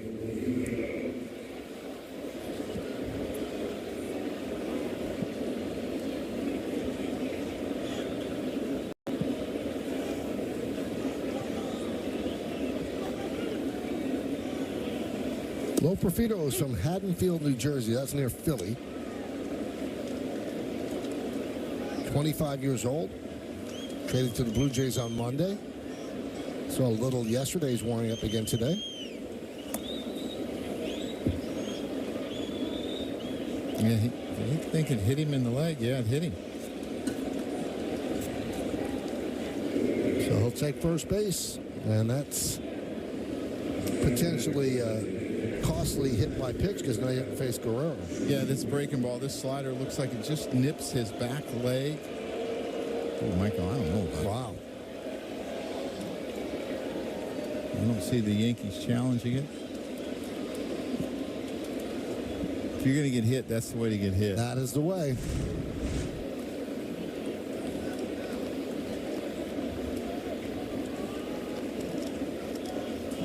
So here's Guerrero, extended his hitting streak to 17 straight with a double right center in the third. Goes to right center again, a long run and a catch by Soto for the final out. Soto covering a lot of ground, ran it down to end the inning. No runs, no hits, no errors. 1 man left. We're halfway through. Blue Jays up by 2.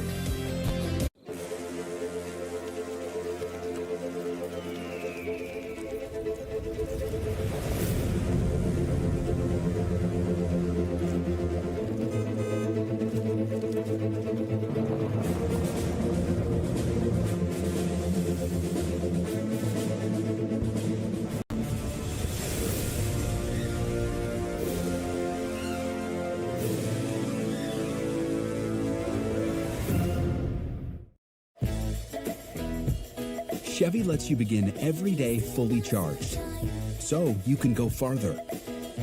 And so can your money. Tow with confidence. Plus, stay connected with available OnStar technology. For summer adventures, Chevy's got you. Get $5,750 total value on this Silverado LT when you trade in an eligible vehicle. That's 10% below MSRP.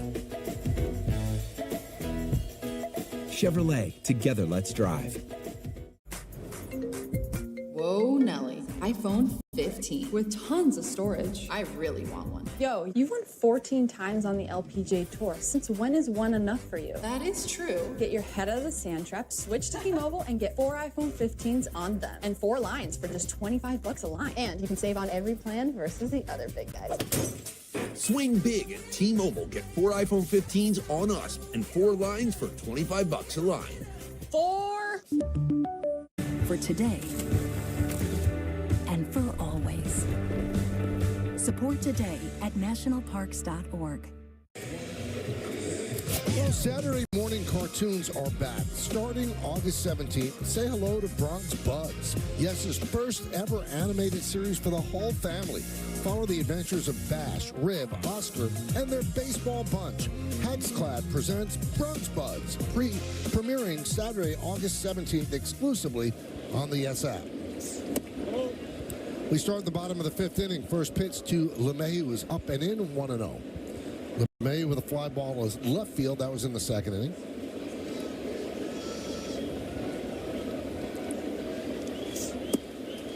It's like they got double barrel in their bullpen. They got Pop going and Little. So I was thinking, okay, where would you make the change? Well, if there's a couple guys on in front of Soto, they'll make it there.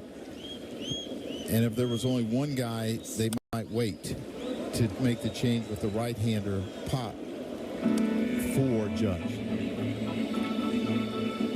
You want that in every lineup, don't you? Little Pop? Oh, Little Pop, yeah. Yep. And I don't like to see Pop in the other lineup.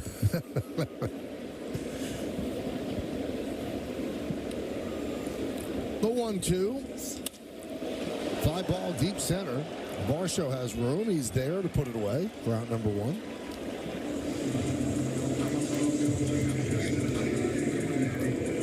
Birthday wishes go out to your former teammate, Roger Clemens, 62 today.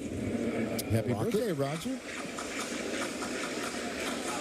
You know, his son has done a nice job when he's got called up in Philadelphia, providing power and some versatility, playing all over. And a little pitching, too.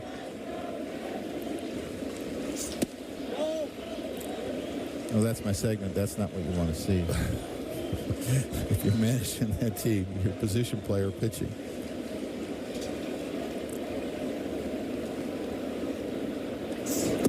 Torres 3 for 6 with a walk and run over his last 2 games. He's 2 for 2 today. And you go back the last 27 games, his OPS has been in about 790, and that through 2023, that's his career average, 789. So he's getting back to normal.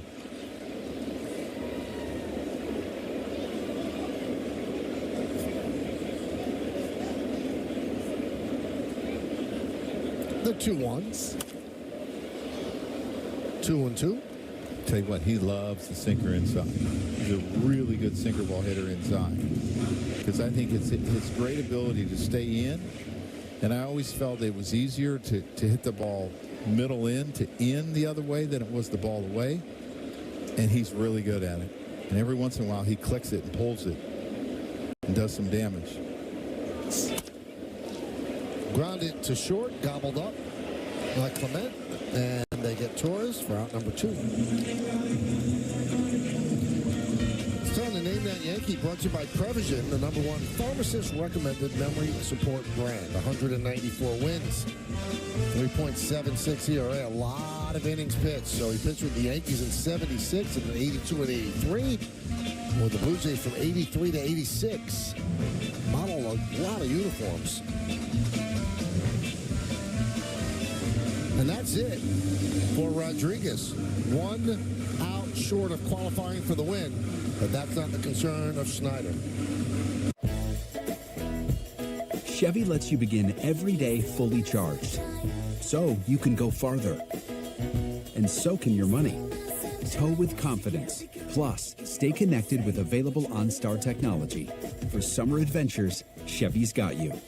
Get $5,750 total value on this Silverado LT when you trade in an eligible vehicle. That's 10% below MSRP. Chevrolet, together let's drive.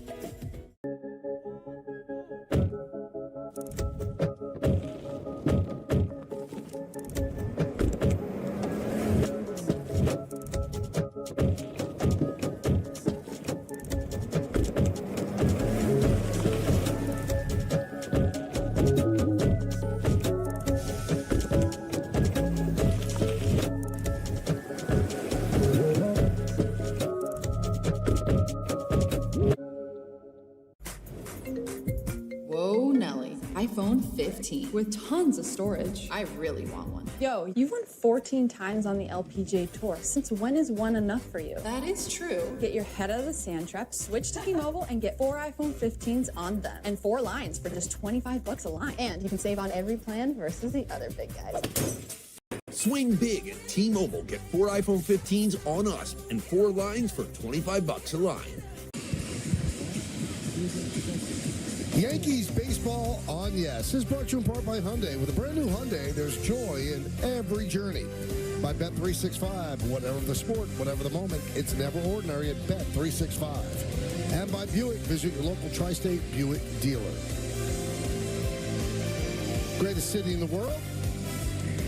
That's Manhattan. Now we're back in the Bronx with Brendan Little on the mound. This will be his 28th game. 24 strikeouts and 26 2/3. So they did not want to bring the tying run up to the plate in the person of Aaron Judge. So they bring in the lefty to face the lefty Soto. Yeah, he threw an inning and 2/3 on Friday night where he only gave up 1 hit and struck out 2. He's got a good sinker that has late movement down. A couple different breaking balls. 2.03 ERA over his last 14 games since June 25th.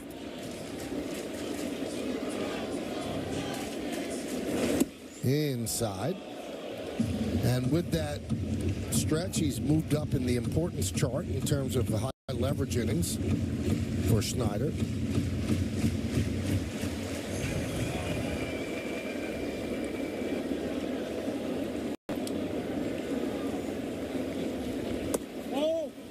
Here's his knuckle curveball. And you're right, Michael. I would say he's probably their top leveraged left-hander.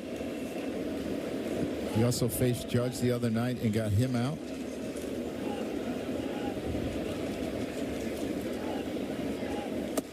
Two and two.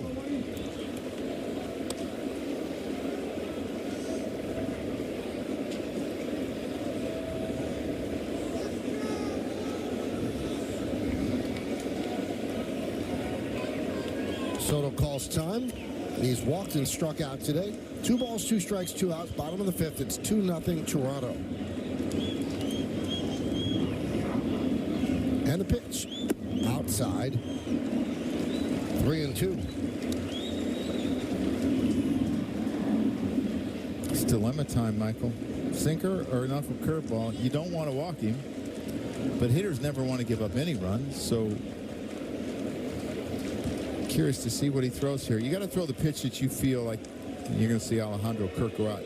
You have the best ability to throw for a strike or really close to a strike because you don't want to walk him.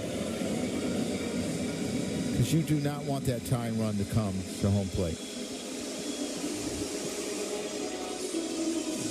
Were you surprised they took out Rodriguez, who was pitching pretty well? Yeah, I know they're concerned about his innings and how many pitches. I mean, when you look at what he's done this year, he's only averaged almost 72 pitches. Mm-hmm. And that's right where he was at.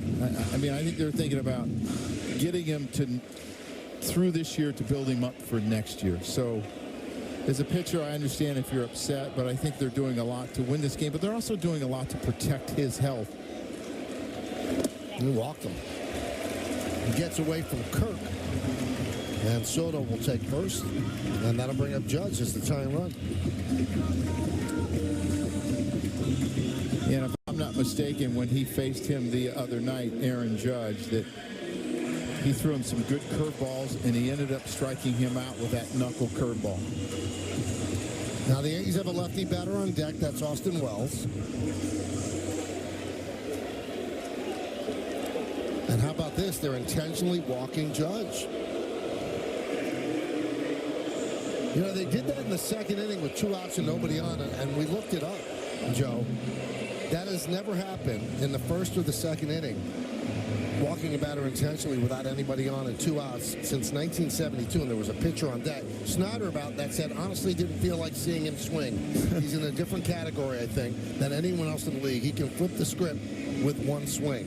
And Aaron Boone said, I was surprised.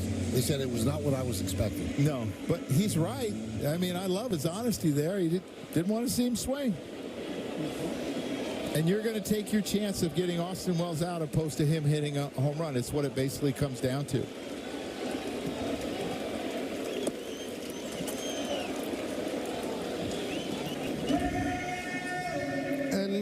in a sense, it's a little unconventional because you just put the tying run on base, but when he's at the plate, he's the tying run. Yes, and that's what I always think about. When he comes up, he's always in scoring position.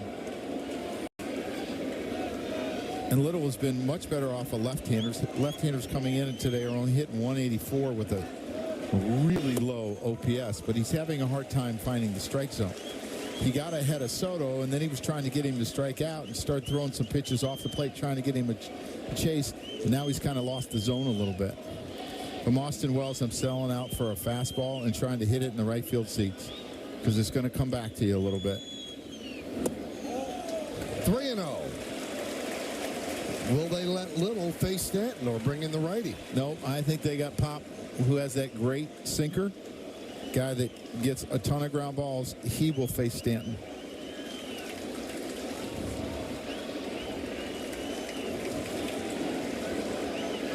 And there's ball 4. So John Schneider had 2 outs, nobody on. His starter on the mound. He's matters himself into bases loaded, 2 outs, and having to use his 3rd pitcher of the inning. So Zach Pop will come on to replace Little on the mound, and it'll be Pop against Stanton with the bases loaded and 2 outs. So Stanton's getting the scouting report of what he's going to see from Pop. Pop makes his way in.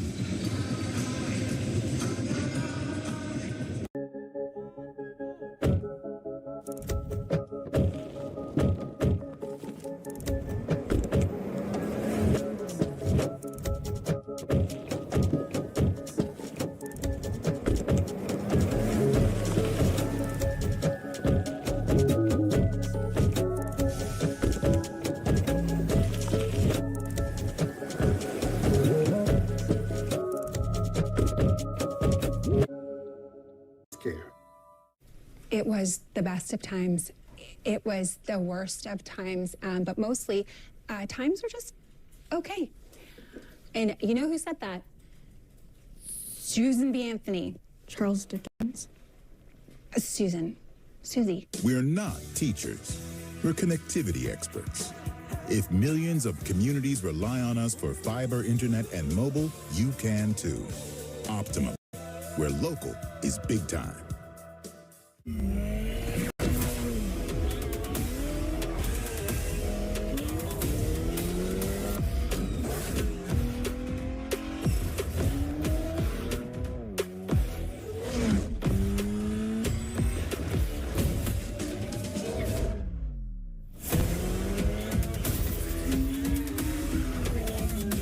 Hurry in to the Acura Summer of Performance event going on now. Well, have you ever dreamt about playing for the Yankees? Well, what if we told you there's a place to actually live that dream? It's the New York Yankees Fantasy Camp at George M. Steinbrenner Field. That's in Tampa, Florida. With former Yankees by your side, you'll play ball on the same fields the big leaguers use with your own uniform and locker. Space is limited, so scan the QR code today for more information. Have you ever played or been to fantasy camp? I have never. I've been to a fantasy camp. I announced once, but I never played.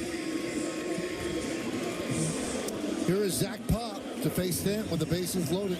Well, you're going to see an electric sinker that, you know, over 55% ground balls. Has a really high chase rate because his sinker moves so much, and a lot of times it dives out of the zone.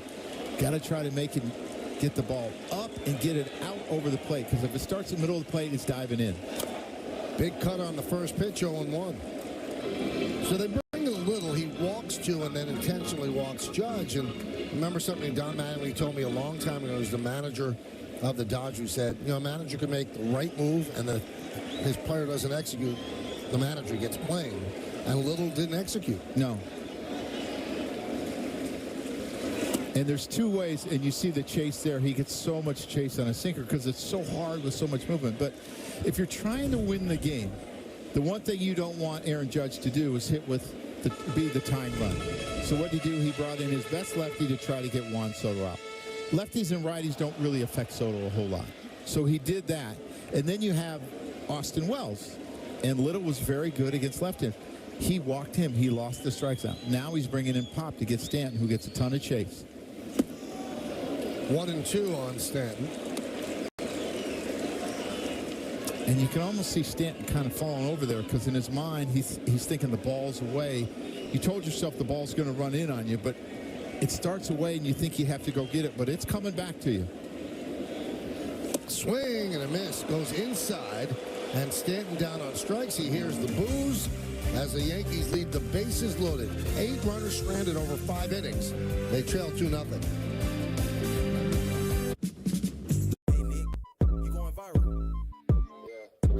I don't really try, I'm just athletic. I ain't really high, I'm just level-headed. Tell me why the click looking magnetic. Tell me in the city when I'm back in it. It's all about spotting it early. And if you do, no victory is out of reach.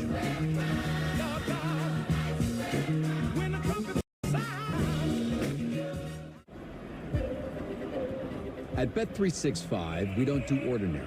Our incredible same-game parlay gets even better when you add Profit Boost. You can still combine all of your favorite selections to increase your potential winnings, but now we're giving you the option to boost your profit up to an extra 30%. Look out for a Profit Boost on select games and see why it's never ordinary at Bet365. Is it possible to be more capable and more practical? Be able to perform here and here. Make a statement while barely making a sound. And command the road as well as what lies ahead. How we get there matters.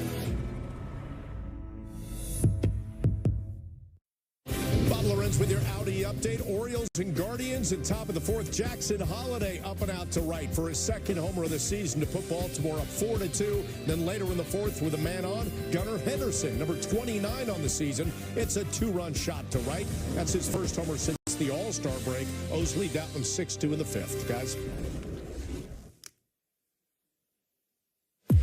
Well, thank you, Bob. 5th inning recap brought to you by Audi and the 2024 Audi Q5. Visit your local Tri-State Audi dealer today. You see the starting pitchers. Cole still in there. Rodriguez lasted 2 outs into the 5th. As we start the 6th inning, 1-0 on Spencer Horwitz. 2-0. Spencer Horwitz is a kid that made a lot of adjustments from last year to this year. He was a guy in AAA, 316 and over 900 at-bats and 945 plate appearances, but only had 16 home runs. So he tried to get more lift to his swing, and the strikeouts went way up. And he made the adjustments to go back to the way he was hitting in AAA, and you've seen a much better hitter. The strikeout rate come down. Launch angle doesn't work for everyone. There are some guys that are just meant to hit line drives all over the field, and he might be one that in a lineup, if you had a right-handed leadoff hitter, you could put him second.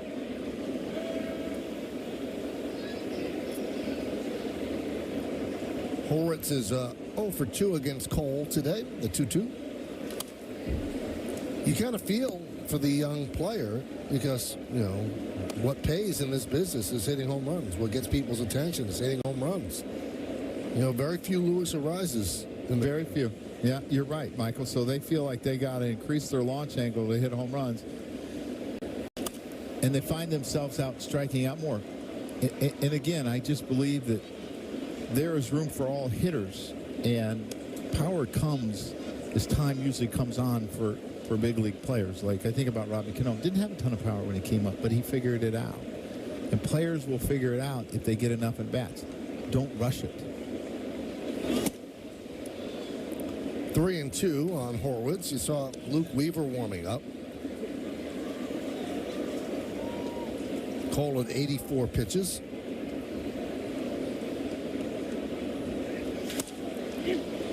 Popped up. Shallow center. Grisham's there to make the play. 1 out. Yeah, and he just seemed to find his breaking ball, both of them, his knuckle curveball and his slider. After the 2nd inning, it's been a little bit different where he's only given up 1 hit in the last 3 1/3. And he gave up 5 in the first 2, 4 in the 2nd.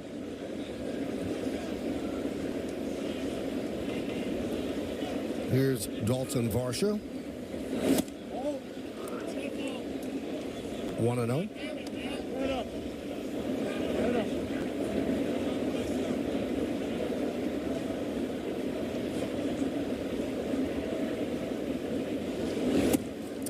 Yeah, they were barking at Tripp Gibson a little bit. They thought it was a strike, and it was above the zone. And I liked his demeanor there. He said, I had it up. I had it up. He didn't really come back at whoever was barking, and it just kind of diffused the situation. Oh. 3-0 on Varsho.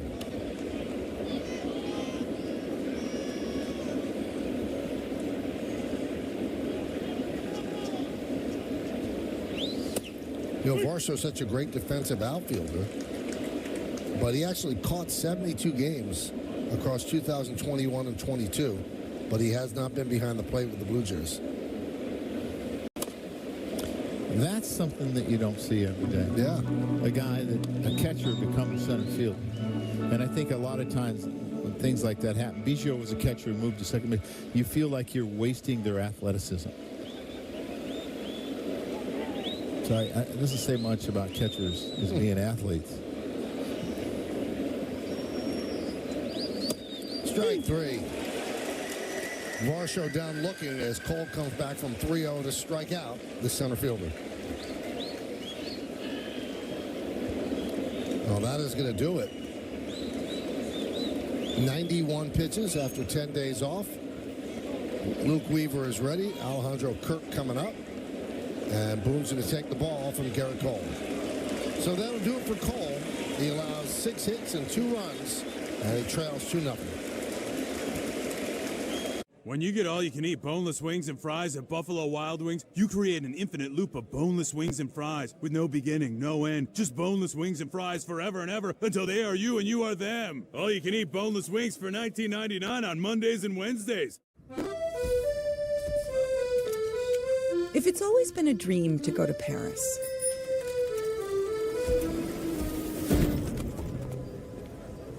why stay in a hotel on the touristy side of Paris?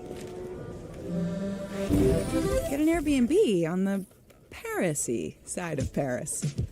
It was all a dream. I used to read Word Up magazine. Salt and pepper and Heavy D up in the limousine. Hanging pictures on my wall. Every Saturday.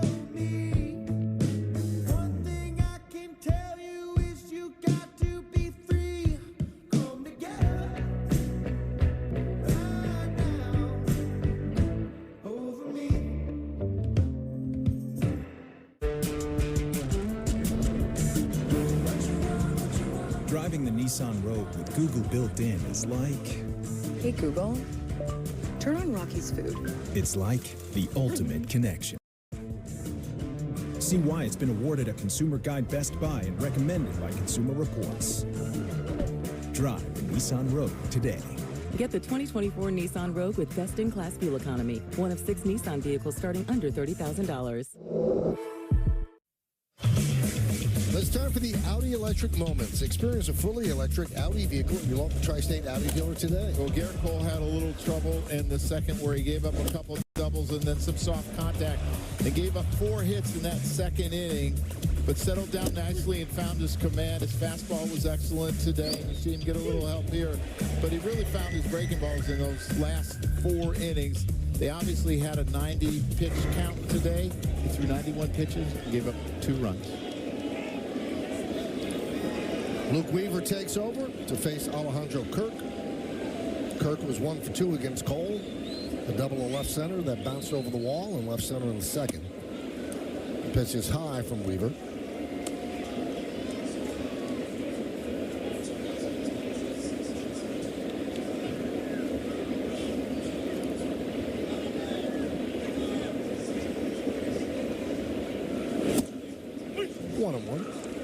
Luke Weaver's been very valuable to the Yankees bullpen because he's moved up in leverage, but the other thing that he does is he gives them multiple innings. And when you have a guy like Luke Weaver that gives you multiple innings, you have to really give him the rest that he needs and don't expect him a lot of times to throw 2 days in a row.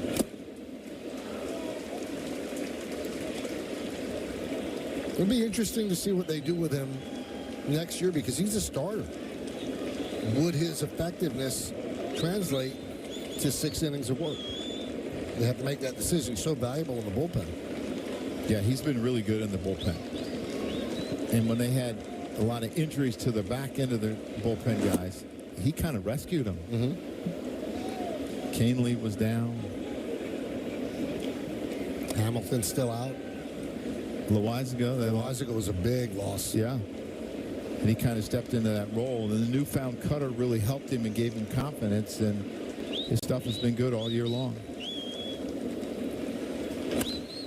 Grounded to Chisholm, deep at third. He's got time, and he gets Kirk for the final out as the Blue Jays go down in order. And we'll go to the bottom of the 6th.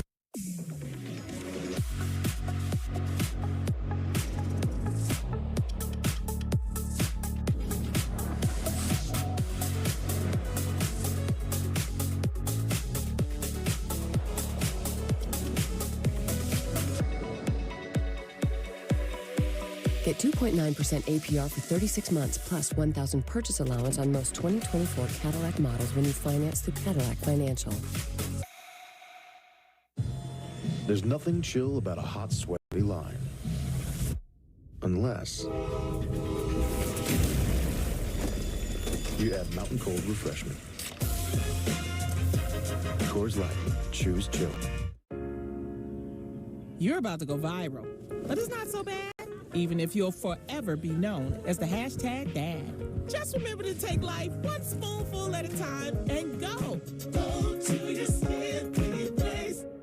At Toyota's national sales event, we've got a long lineup of vehicles for summer fun, like Camry, RAV4, Highlander, BZ4X, Tundra, Corolla Hybrid, Tacoma, Sienna, Corolla Hatchback, Sequoia, Prius Prime, RAV4 Hybrid, Land Cruiser, GR Supra, Toyota Crown, Ford. Right now, get Tundra with 1.99% APR for 48 months, plus $1,000 TFS subvention APR cash, or lease a new 2024 Tundra for just $499 a month. Come in today. Toyota, let's go places. Time for today's injury report brought to you by Montefiore Einstein, the official hospital of the New York Yankees. Jose Trevino on the IL since July 13th with a left quad strain. Those are his numbers this season. He's participating in defensive drills, but still no timetable for return. The Yankees do have a backup plan, though, if they don't get Trevino back anytime soon. Right now, Narvaez is beyond the plate. But there's the backup plan. Meredith Marakovitz. Terrible backup plan, That's Michael. a great plan. Awful plan. All right, Meredith, what's happening here? All right, all new BP All Access coming your way on Thursday at 6 o'clock right here on the Yes Network. I get with Tanner Swanson. We go through a little catching lesson. We learn how the position works, the philosophy of the Yankees when it comes to catching. Joe, I know we talked about it a little bit, the one knee down as opposed to the traditional stance. We'll get into that. And I got to say, Michael, I don't know if you ever want to do it, if you ever want to suit up. It is not easy. Meredith, I was impressed with the way you were receiving the ball and how you were catching it in the right spot, where you kind of catch it. You make a C with your index finger and your thumb, and you were getting it right there. That way your hand doesn't get bruised. You know what? That's exactly what I was thinking, Joe. Yeah. No, it was a lot of fun, and I really appreciate Tanner Swanson taking the time before the game, and of course Jose Trevino, who let me borrow his gear, so that is greatly appreciated. They are all safe, I can tell you that. I didn't do any throws down to second base. I don't think those would have went well, but it was fun to learn the position. Chisholm starts it off with a single in the left field, makes a big turn. He'll stop right there. Obviously a threat to go. Leadoff single for Jazz Chisholm Jr. Yeah, I was questioning, would they bring in left-handers or a left-hander to face this little pocket here, because Pop has not had a lot of success in his career off the left end, and Jazz played with him. So Jazz understands what he has. He's played behind him at second or in center, and you see that stuff a lot. Just a beautiful swing.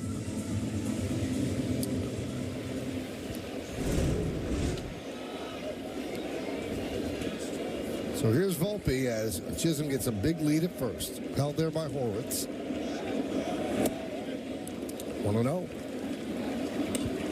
Meredith, I got a real good story for you about you put on the tools of ignorance, as they often call the catching gear, right?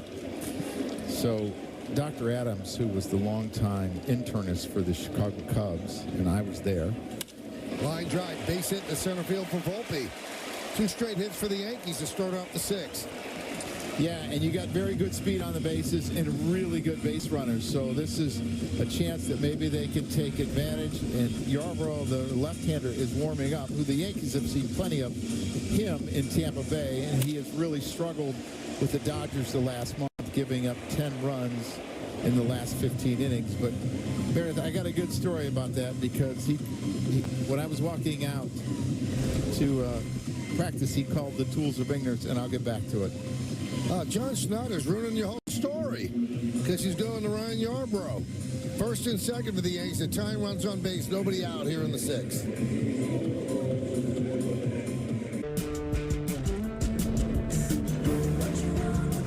Driving the Nissan Rogue with Google built in is like... Hey, Google, turn on Rocky's Food. It's like the ultimate connection.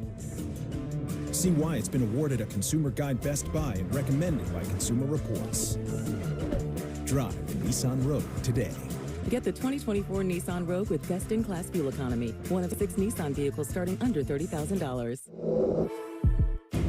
This is the GMC Sierra, powered by the TurboMax engine, with the confidence of 430 pound-feet of best-in-class standard torque.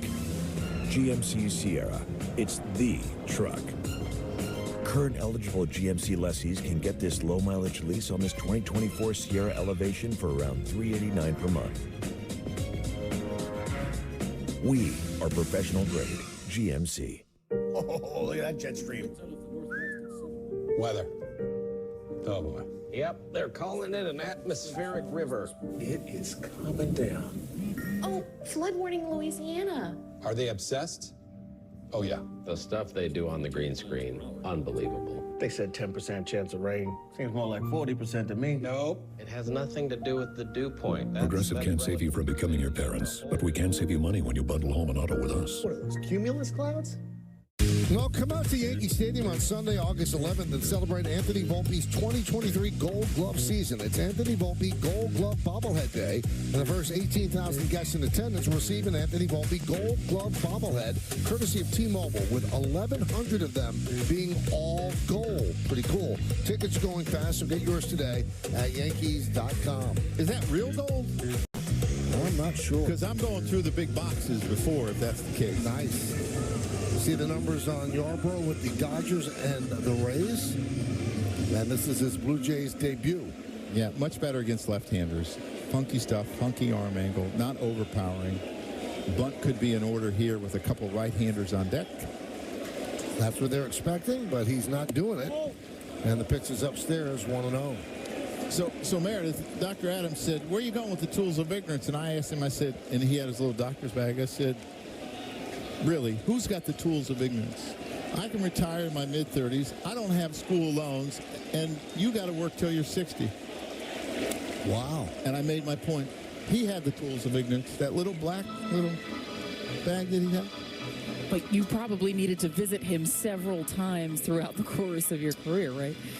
I did, and I was glad that he was smart, but he had the tools of ignorance. All right. Boy, I'll tell you what, when he gave you injections, he probably hit a little bit harder than he normally would have. Used to call him Patch Adams. 1-1 on Grisham. First and second, nobody out. Runner goes from second. The throw to third. Not in time. Double steal. As Volpe followed him into second base. I love that, Michael. And that's what happens when you have athletes on the field. And you talk about two of the best base runners in all of baseball. And Jazz times him up. He's seen plenty when he was in Tampa, because Tampa always played Miami usually 6 times a year. Gets a great jump, and it's a tough play for the third baseman because he's got to back up. And all of a sudden, you didn't need to bunt to put him in scoring position. You didn't need to give an out up.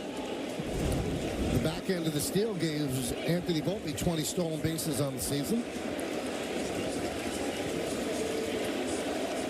De Los Santos in at third, everybody else back, giving up a run, the 2-1. And there's the run as Horowitz fields. Goes to first. Chisholm scores. Volpe moves to third. Yankees have a run. It's 2-1 Toronto.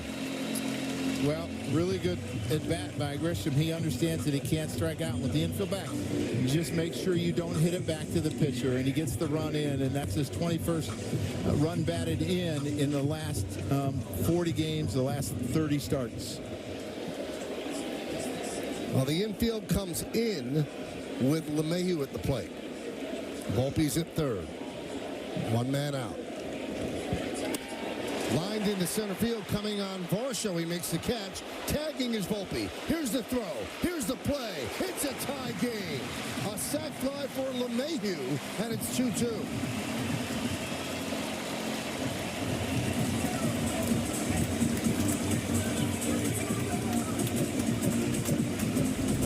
Well, you see Volpe, he's playing contact here because he's getting way down the line. It's a hard line drive, so he has to get back. Varsho's not that deep, but the speed gets him into home plate by being safe. This is not easy because you've got to change directions. Any ball on the ground, he was going because they were playing contact. Really good base running by Volpe. 0-1 on Gleyber Torres. 2 outs, bases are clear, but it's a 2-2 game. Because when you're playing contact, you have to go on the crack of the bat, or you have no chance of being safe at home. So you have to be really aggressive, and he was, but he was able to get back. 0-2. And each hitter did their job that inning. You get the first 2 guys on, you steal a base. The infield's back. What does Grisham do? He hits the ground ball, gets the runner over and gets him in, and then TJ does the sac fly. Didn't need a hit to score the 2 runs.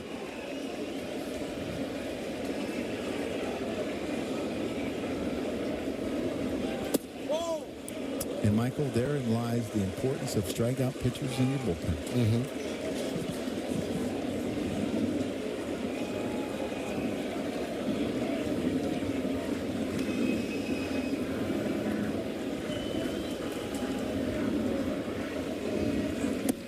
Two and two. Well, you don't want to lose Torres because you have Soto and then Judge. So a 2-2 count with 2 outs on Gleyber. He's 2 for 3 today.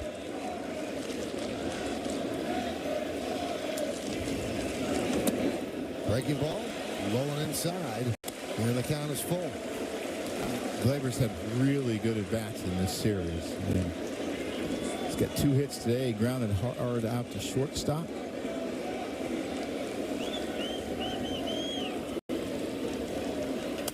Line drive, it is caught by Clement for the final out. But the Yankees tie the score. 2 runs, 2 hits. Nobody left. We go to the 7th. Knotted at 2.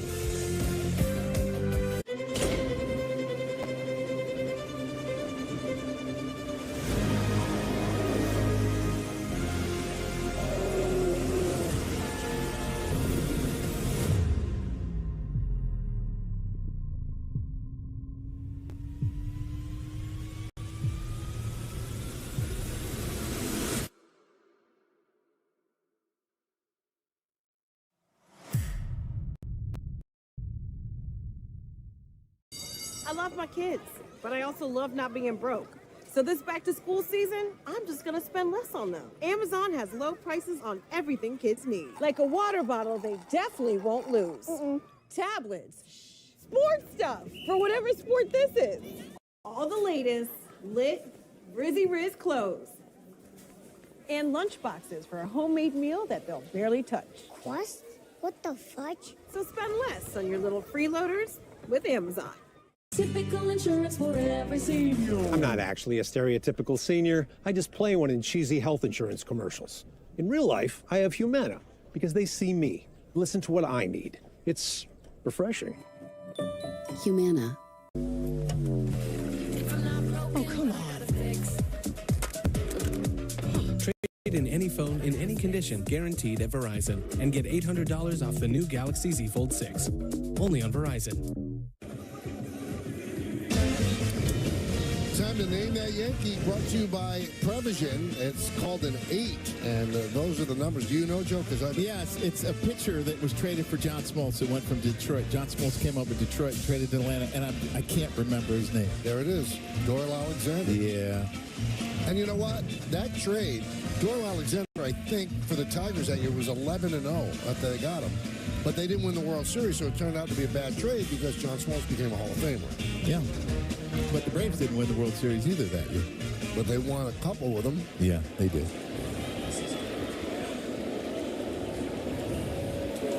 One, correct? Just one. They lost a couple.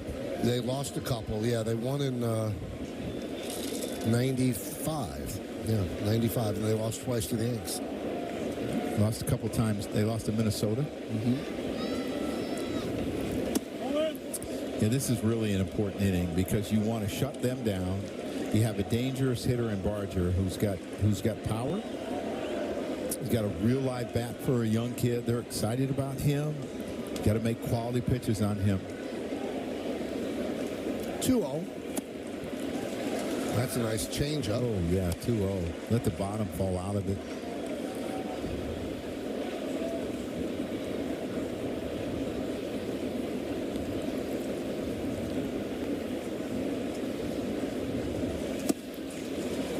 Comes back with a fastball.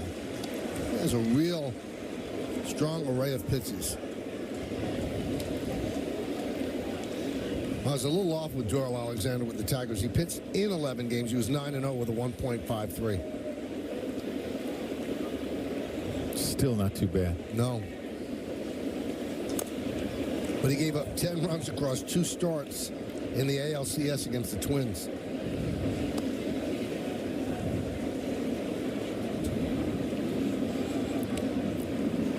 There's so many trades you can go back and look at. I mean, Jeff Bagwell for Larry Anderson, giving away Hall of Famers, and because you're making a run for it. But the Red Sox didn't win that year, and Tigers didn't win when they traded Smoltz. You know, Larry Anderson almost made me $1 million.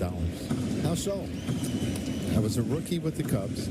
He had a great slider. Rick Sutcliffe, always clowning with me, teasing me, having fun with me. Said, if you hit a home run on him, I'll give you 1,000,000 to 1 odds you don't hit a home run. I said, I'll take it. I hit the bottom of the basket. Oh. Ground ball. And Barger beats it out.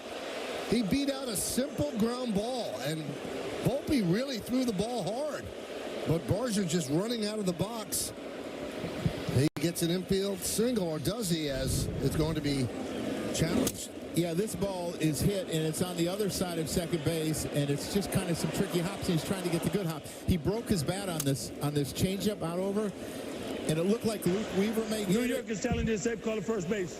And then it kind of messed up Volpe charging the ball more, and he is definitely out, and I'm writing 6-3. I think you're right.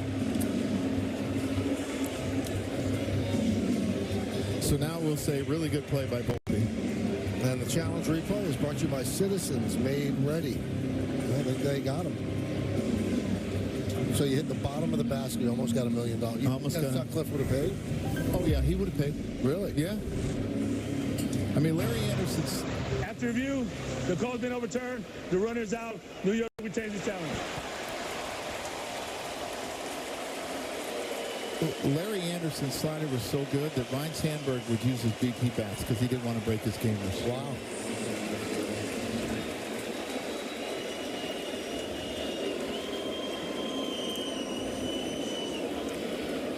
So a big first out, getting Barger. And that'll bring up Davis Schneider.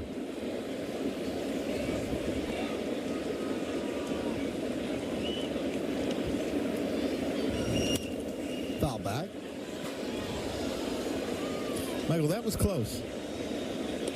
Nah. To us? Here's a booth over, wasn't it? A couple of booths.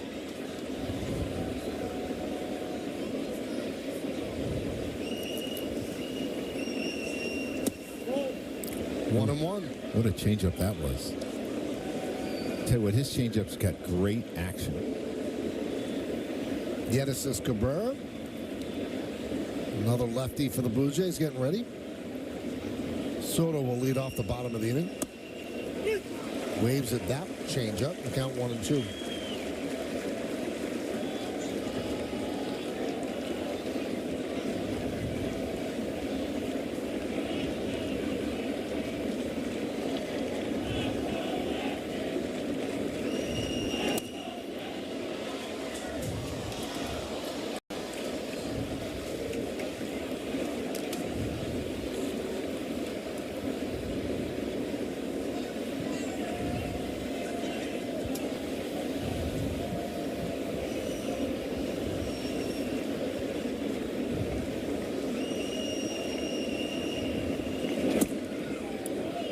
2-2.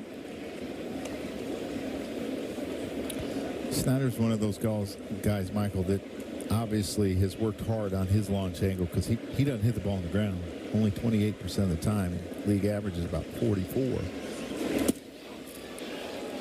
3-2.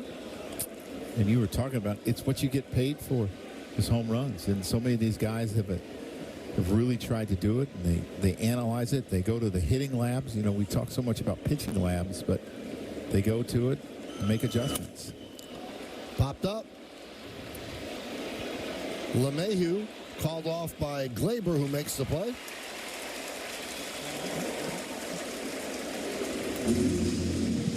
All summer long, all FanDuel customers get a bonus or a boost every single day. Two-way, and that'll bring up De Los Santos against Weaver. De Los Santos was 0 for 2 against Cole, still looking for his first major league hit.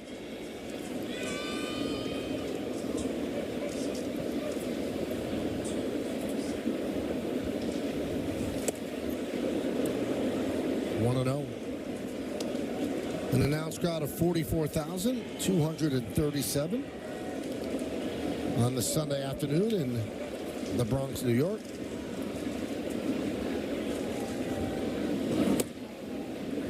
Two and 0.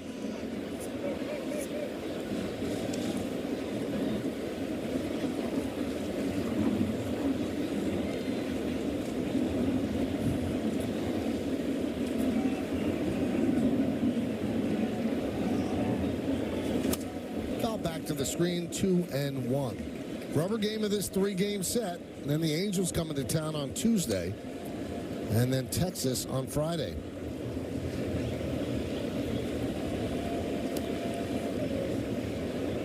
But the Angels lineup looks a lot different than you expected it to. They had Ohtani. Rondon has been hurt most of the time since he's been there. Mike Trout.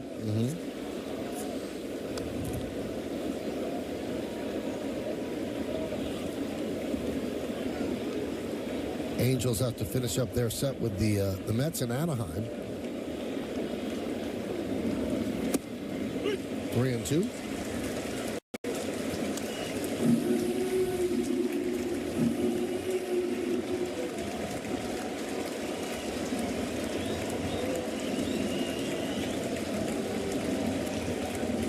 And the payoff. He walked him.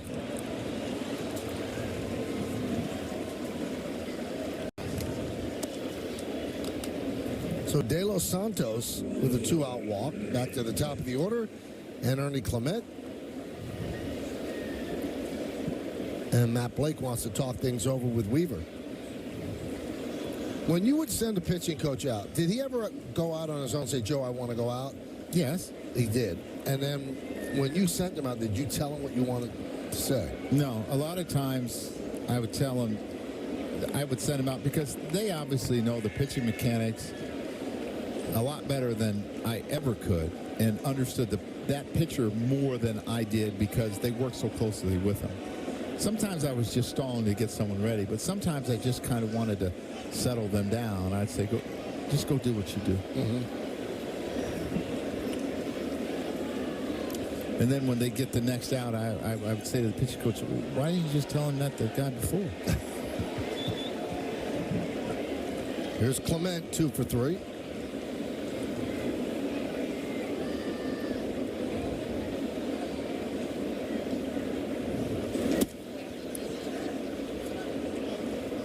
One and 0.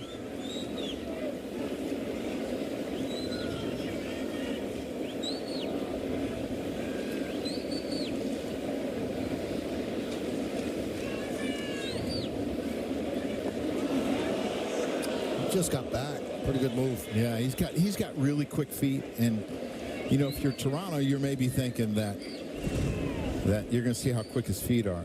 And it wasn't like he was going towards second. He just slow reacting, De Los Santos. But you'd almost like two guys to hit before Guerrero if the third out is going to happen by getting thrown out, because you want someone on before Guerrero gets up next inning. If you're a Yankee, you hope it's not this inning. 1-1.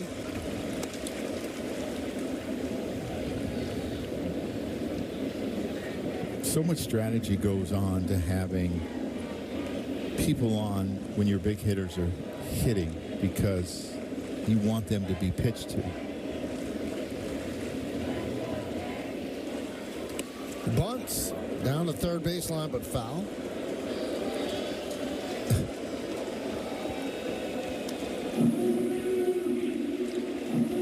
He did a really good job of waiting to the last second to put that down. Really tough read, and you see how deep Jazz is now that there's 2 outs and 2 strikes. He's trying to protect the double down the line.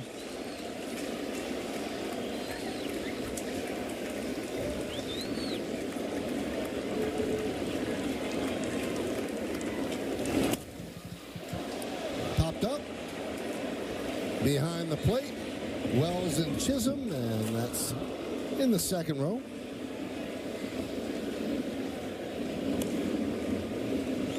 The gentleman looked like he tried to catch it with his phone in his hand, and then that didn't work so well. That's a lot to sacrifice for the ball. He had plenty of time to put the phone in the back pocket. It was up there. And I don't think, Michael, if Weaver was a sinker baller, that he's so deep at third base just because you top balls, but because he's not, you can play deeper. Fly ball. Grisham makes the play, and that'll do it. No runs, no hits, no errors, and 1 man left on base. At the end of 6.5 innings of play, the Yankees and the Blue Jays are tied at 2. It's time for the 7th inning stretch, but we'll stay right here as they honor America in the Bronx.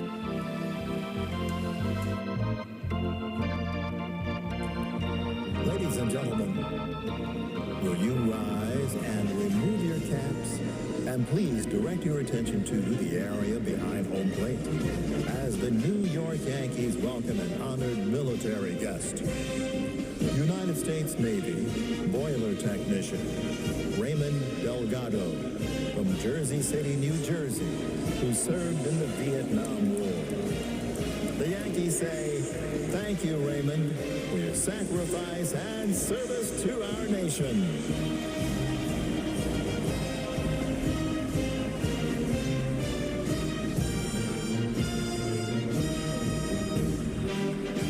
And now, please join us in singing along with Robert Merrill's rendition of God Bless America.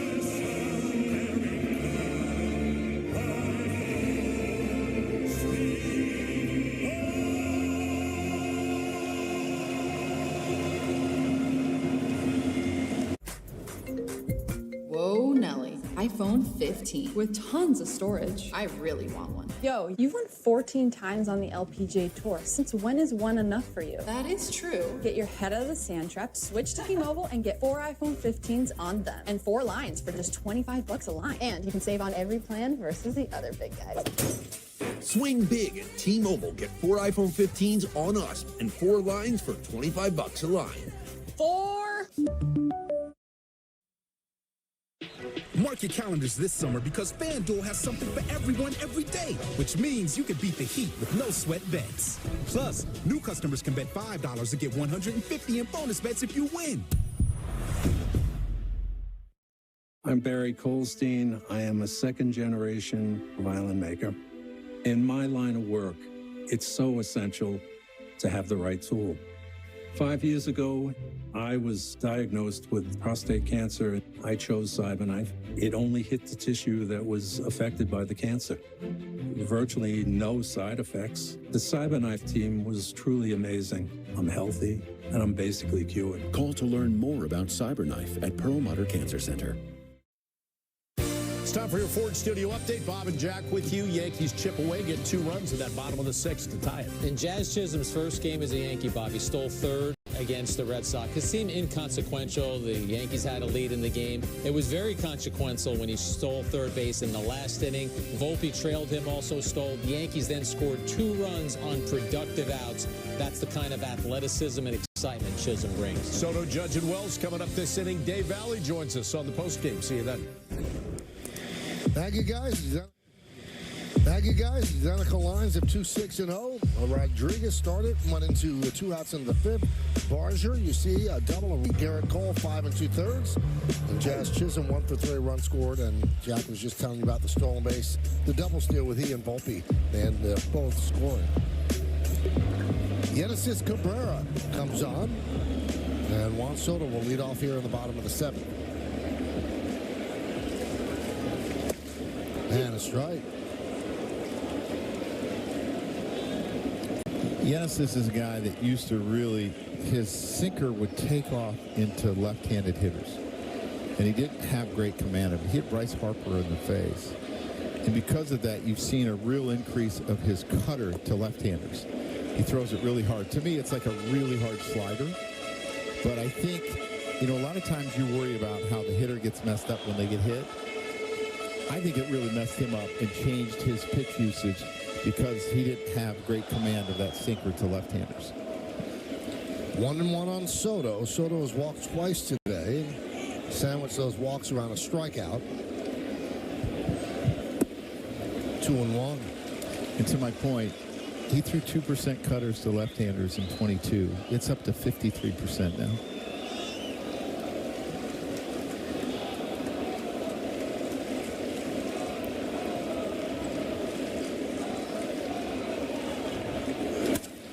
Driven out deep to left center field. That ball is going to be off the top of the wall and into the bullpen for a home run. And the Yankees lead 3-2.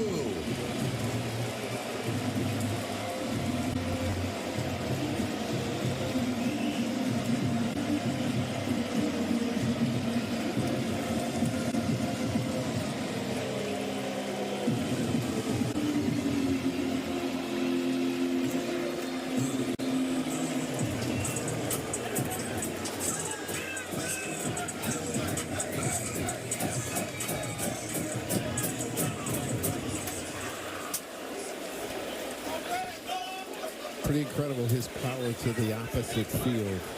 Hits the top of the wall and just bounces over. He's walked twice today. He's hit a home run. And they intentionally walk Judge again. And here's the swing by Soto. It's a 2-1 count. He didn't chase the breaking ball. He threw him a fastball over the plate the first time. And he throws him another one down where he can handle it. Ends up just getting out for his 28th home run and his 78th RBI. There's Wells with Judge at first. I guess Schneider really is tired of seeing Judge swing the bat. Really tired. It's amazing. He gets 4 2/3 from his starter. They do not. Here's the ball hitting the top of the wall. Nice English. Looked like it was going to come back a little bit. But in the last 7 outs, he's used 3 left-handers. He's out of left-handers after this. Look at that, my God, is that pretty, Michael? Look at the balance at the end. He's never falling over. And that's what makes him such a great hitter. And what are we talking about here? I'm curious as the umpires congregating in front of the pitcher's mound.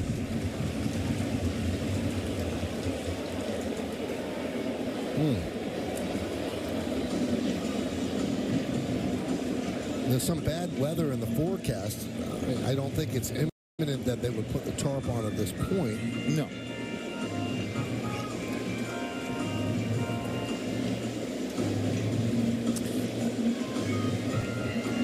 I mean, it can't be anything to do with the home run because it didn't touch anyone's hands and it bounced over. And also, that's a batter ago, so that's long gone. And why would you be stalling if you know that rain is coming? Right.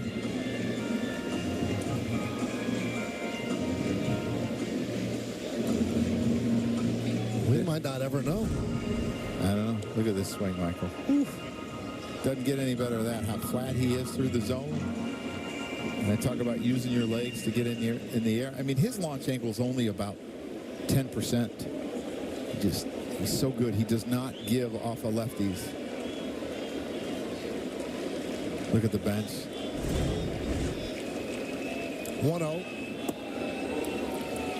2-0. Well, their bullpen has been a problem. It wasn't a problem the win they had on Friday, but it's been a problem today. You know, Michael, I'm a little bit routine-ish and superstitious. And a lot of times, if we had the lead and I had a piece of gum in, I wouldn't change the gum until the other team took the lead. So I might chew it for 9 innings, right? One little piece. I didn't say anything because I said that on opening the first game of the series, and they went 4 1/3 and didn't give up a run. Interesting. So I kept my mouth shut. 2-2.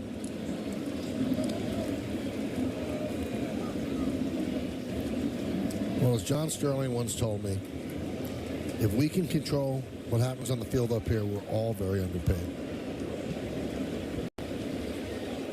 I would agree with that. I'm sure John, over those years, taught you a lot of lessons. A lot. I talked to John the other day. He's doing great. Miss him. You know, I hear his commercials on the radio a lot, and it just reminds me of him and how great his voice was. The years of service that he gave to this game of baseball.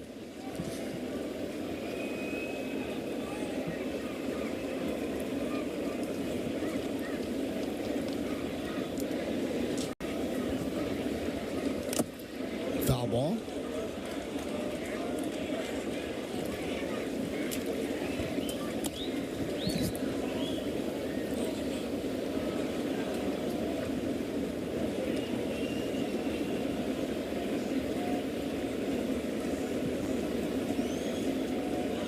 Austin Wells continues to put up good at-bats in this 4 slot. He's been on base twice, single and walk. 2-2. Grounded foul outside of third. America's Heroes need your help. Donate $11 a month to the Tunnel to Towers Foundation at t2t.org.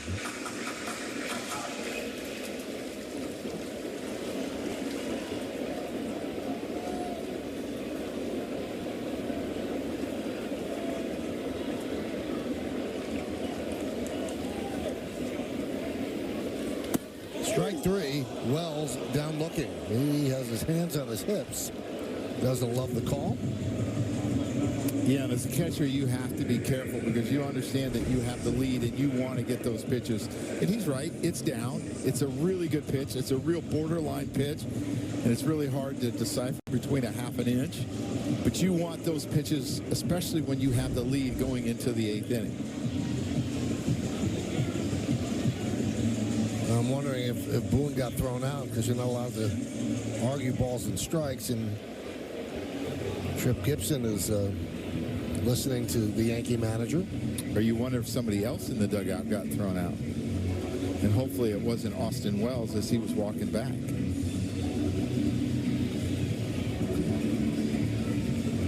The crew chief, Laz Diaz, joins the fray. This has been an interesting inning because we had someone, the meeting in front of the mound. Yeah, somebody tossed. I'm wondering if it was Wells. That's costly to throw out your catcher. Yes, especially in a situation where you have an inexperienced catcher. And I always thought one of the hardest positions to change during the game was the catching spot because you're in tune with the game and what's happened in the game and the at-bats that the hitters have. I used to hate coming in the middle of the game. I guess it's Boone. He gave the lineup card to Brad Ausmus. And there's a strike. Wow.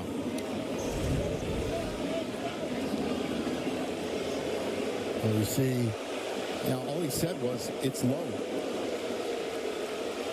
And then the next one was even lower. Now there's more barking from the Yankee dugout. And Trip Gibson is standing there staring, and there's James Rowson, the hitting coach.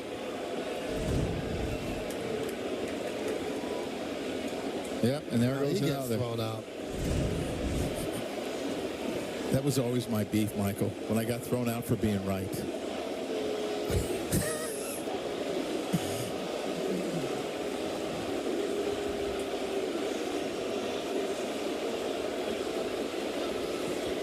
And now the fans behind the Yankee dugout giving it to Trip Gibson as well. Soft ground ball. They take the out at first as Judge advances to second. That might not have been the best decision by Snyder. He probably could have gotten the force at second and still gotten a double. I think so. I think he had time to go to second base. And especially with Giancarlo running, I think they could have turned the double play. But he took the for sure out. I mean, he's got to make a quick pivot. He kind of plays all over the diamond. He's not, just a second baseman. So it becomes a little bit more difficult. Giancarlo, I mean, is running as good as he's going to run. I probably would have taken that shot. Chisholm decides to try to push bunt, and it's a foul ball. Kind of threw his bat at the ball. Yeah. And it almost looked like he tripped coming out of the box, too. Yeah.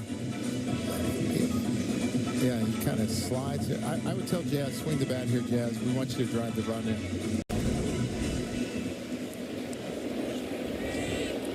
Bottom of the seventh inning, Yankees lead 3-2. Scary.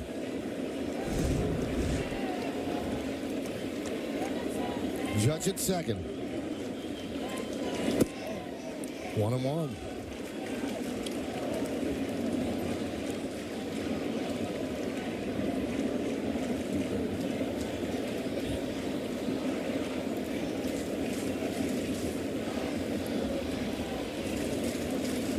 And the pitch. 2-1. Rob Thompson once told a story.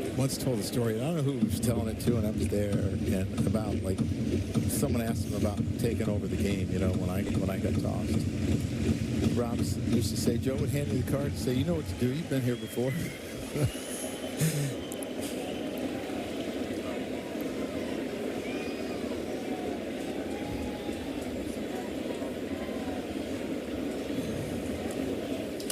We used to think that you got thrown out a lot, and then Aaron Boone said, "Hold my beer."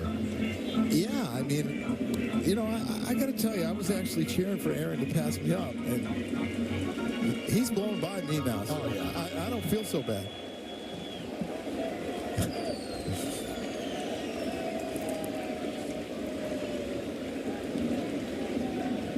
The 2-2. 3-2. So Aaron Boone's been thrown out. James Rowson, the hitting coach, has been thrown out. The acting manager is the bench coach, Brad Ausmus. Boone's been thrown out 39 times. Joe, you 43. No, but I'm talking about Yankee. Oh, yeah, he beat you in Yankee. Oh, yeah, he flew by me. And Chisholm works a walk. And Michael, I used to be embarrassed to watch it because there were a lot of times I didn't act appropriately. So I wouldn't rewatch it because I knew it would embarrass myself. And then I would always hope some other manager would get tossed, so the news would be on him and maybe what he did. Right. Take the attention off of my stupid things that I would do when I was out there. Well, here comes Pete Walker to talk with Cabrera, who has to face Volpe with runners on first and second. Well, Aaron's told the story sometimes when he gets thrown out, he hears it from his daughter. Did you hear it from your kids? The first time I got thrown out, Michael, Kim, Serena, and Dante were in the stands. So this would have been 2006. So they would have been 6-4.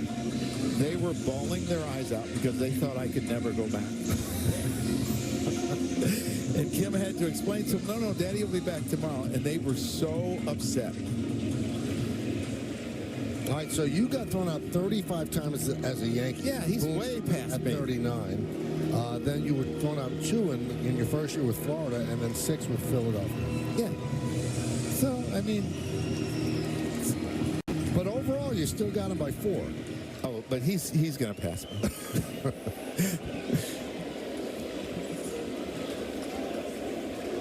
So here's Anthony Volpe.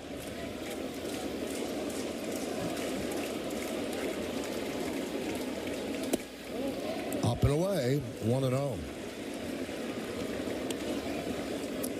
Well, the thing about some of these borderline strikes is Alejandro Kirk is a very good framer. I mean, he is right behind a couple of the Yankee catchers, Trevino and Wells, at +5 runs. It's really good. 1-1.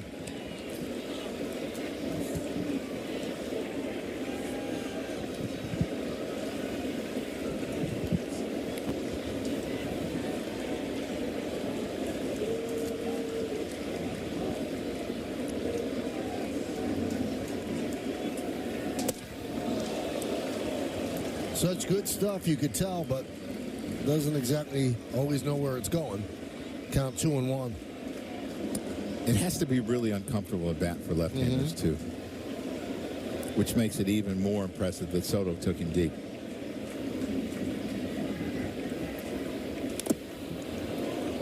It's a curveball, 2-2. Michael, I'd like to see you get thrown out of the game. I would definitely get my money's worth. Oh, for sure. Yeah, I'd put on a show. And I'd love the lip reading.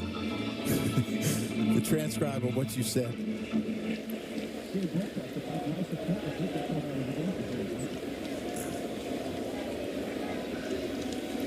Two. Soft ground ball, shortstop. Clement gets Volpe, and that'll do it. But the Yankees take the lead. How? Well, Juan Soto led off the inning. Takes a pitch and goes the other way. Off the top of the wall, doink into the bullpen, and the Yankees have a 3-2 lead.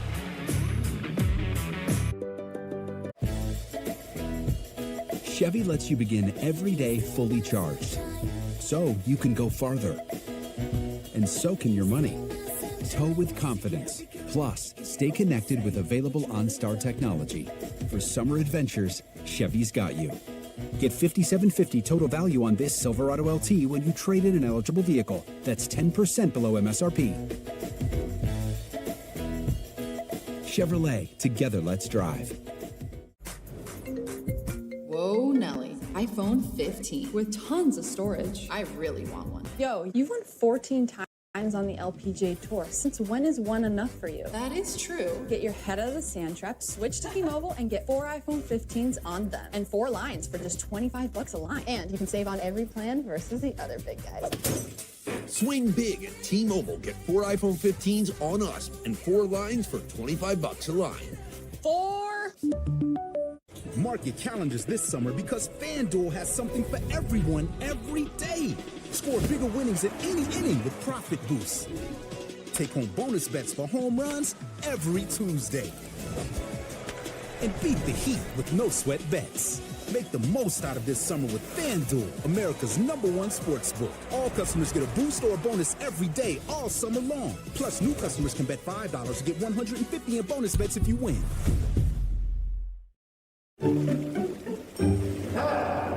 Most health insurance companies see us all the same. That's why I chose Humana. I'm pre-diabetic, so I talked one-on-one with the Humana health educator who really helped me. Now I'm taking free cooking. It's time for pitching decisions presented by Sage. Well, Luke Weaver came in and did an outstanding job over an inning and a third, and you see the good changeup. He gets the weak ground ball to Chisholm, and he gets a couple fly ball outs, and he turns it over to Canely. He gives him 4 outs, does an excellent job. He used his cutter as well today, and really no hard contact off of him. And now it's time for Tommy Canely to pitch the 8th inning. Low Perfido swings over the change. Hyundai Scoreboard, Yankees lead 3-2. We're in the 8th inning. Well, yesterday, Low Perfido jumped on his fastball and hit a hard ground ball to the right of Gleyber Torres, and then he got the strikeout of Guerrero. High fly ball into left center field. Grisham cut. No, they dropped the ball. He and and Judge ran into each other, and Grisham does not hold on. Yeah, sometimes, Michael, when you get people that are both used to playing center field, there can be a lack of communication, and they both were there in plenty of time. And Grisham, obviously, he gets the priority, but he probably got a little intimidated. He was going to run into Aaron. Aaron is used to going after every fly ball because he's in center field, and hopefully it doesn't come back to haunt him. I said they hit into each other. They did not. He was just thinking he was going to hit into him and then did not hold on to the ball. So an E8. And now the tying runs at second base, and you've got Guerrero at the plate. He's making sure he didn't run into it.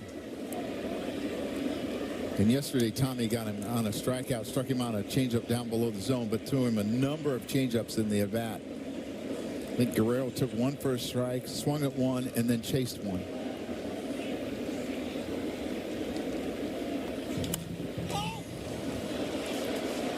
Sky-high pop-up. Who's going to get it? Soto does. One away. Gets him on another changeup. He's in a healthy diet, and when it runs in on him, that's not what you're expecting. You're expecting it to be slower, but not the diving in, and he jammed him. Tying run remains at second. Here's Spencer Horwitz. He's 0 for 3. Hitting a double play yesterday off of Tommy.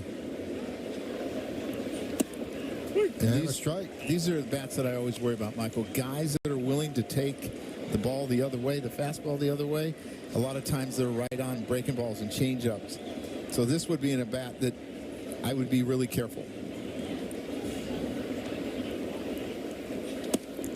So you're saying if they're willing to take it the other way, they're willing to wait? Yes, they let the ball get deep. And that was actually a perfect pitch by Tommy Kahnle. Spencer didn't think so. But you're going to watch it. Hits right side this box, inside corner.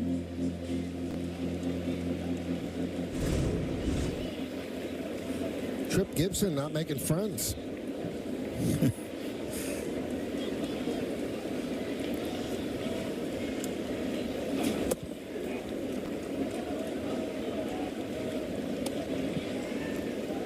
Clay Holmes is up. Would they bring him in for more than 3 outs?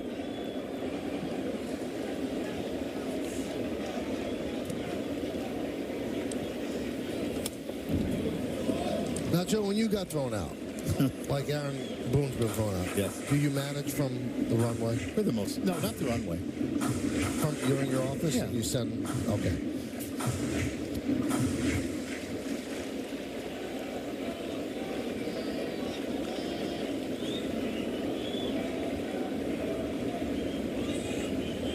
The 1-2. Because if you're really going to punish somebody and throw them out, then you have to have a representative from Major League Baseball there to make sure that there's no communication. Correct. You can't do that. No. It's harder today because they do have people in the locker room now. Right. Major League making sure that there's no sign stealing. So it's a little bit harder today. 3-2.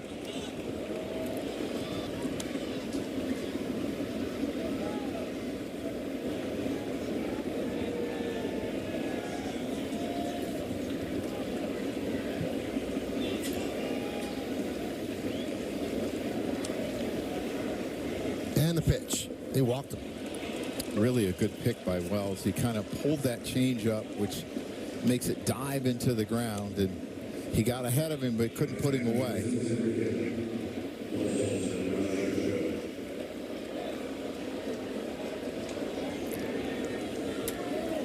Here comes Matt Blake. Now, he could bring the hook here.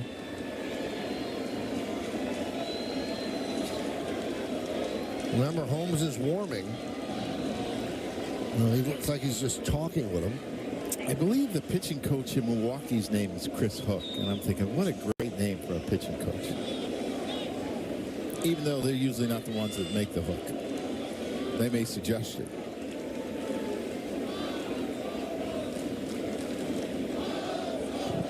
So Stuart Baroa is going to pinch run for Horwitz.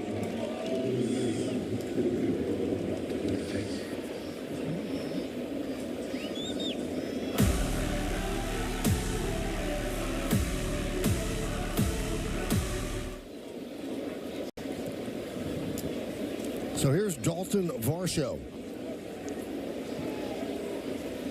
Now biting time for the Yanks. Runners on first and second, one man out. They have a 3-2 lead here in the top of the eighth.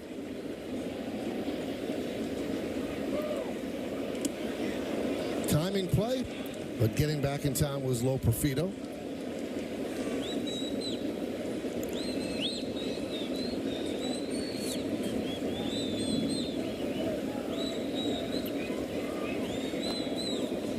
Threatening clouds overhead.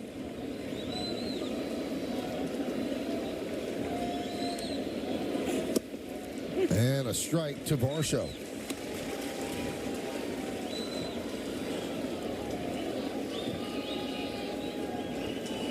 Is that stat I was talking about, his pop-up rate. And it just means to me he's late a lot of times and really has an uppercut because of being late. You swing under the ball and you clip it and it goes straight up. Tommy's a little frustrated, it seemed like, with the location of that changeup where it was inside. He's pulling it, but it actually worked out really well.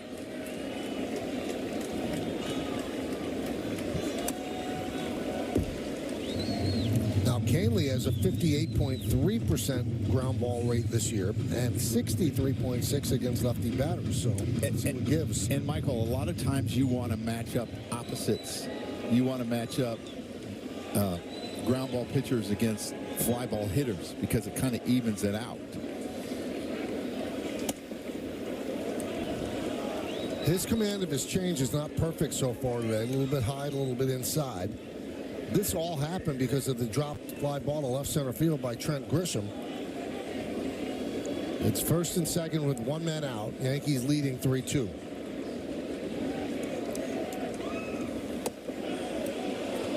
Just missed with the fastball outside, 2-2. At some point, I think he had to throw him one because he had thrown him 4 changeups in a row, and at some point it becomes too many, and it's a feel that a pitcher and catcher has.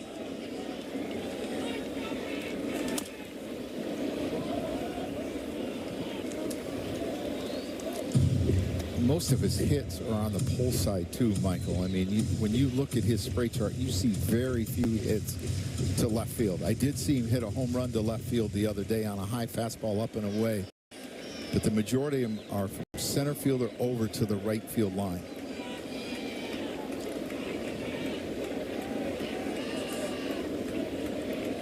Two. Still 2-2.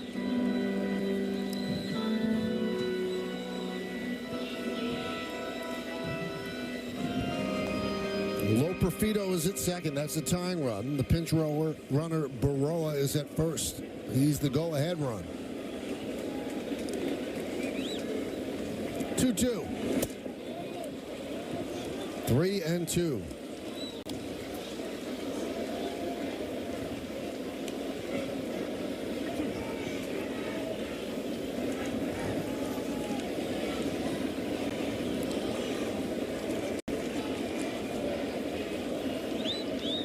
And the payoff. He walked him, bases loaded. Canley's command, you can see, is just not as sharp as it was in his last couple of outings, and as it usually is. Yeah, I mean, he's a high ground ball pitcher, and so is Clay Holmes. And it looks like they're going to make the change because Clay has the ability to strike people out with his curveball when he's on, and he's really a ground ball pitcher with that sinker. So with rain imminent, the Yankees trying to hold off the Blue Jays here and hold on to this one-run lead. Bases loaded, one out. Canley departs. Holmes coming in. Stay tuned here on Yes. Chevy lets you begin every day fully charged, so you can go farther. And so can your money. Tow with confidence. Plus, stay connected with available OnStar technology. For summer adventures, Chevy's got you. Get $5,750 total value on this Silverado LT when you trade in an eligible vehicle. That's 10% below MSRP. Chevrolet, together let's drive. iPhone 15 with tons of storage. I really want one. Yo, you've won 14 times on the LPGA Tour. Since when is one enough for you? That is true. Get your head out of the sand trap, switch to T-Mobile, and get 4 iPhone 15s on them. And 4 lines for just $25 a line. And you can save on every plan versus the other big guys. Swing big at T-Mobile. Get 4 iPhone 15s on us and 4 lines for $25 a line. 4.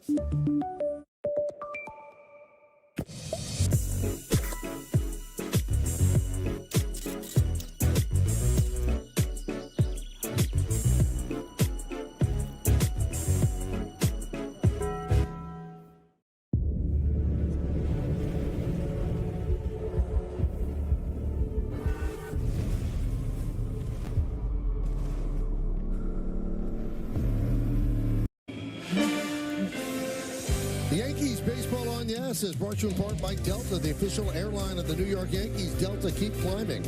And by Ford, the official SUV of the Yankees. All over the third base, left field grandstand, very, very dark clouds. And threatening Blue Jays as well with the bases loaded and 1 out. The Yankees bringing their closer, Clay Holmes, here in the 8th inning to try to shut it down. Very tough to strike out. High rate of contact. Has a home run off of Clay Holmes in 5 at-bats. And that one's driven to left field and deep. Going back, Judge. Still back, still back. He's going to make the play at the wall.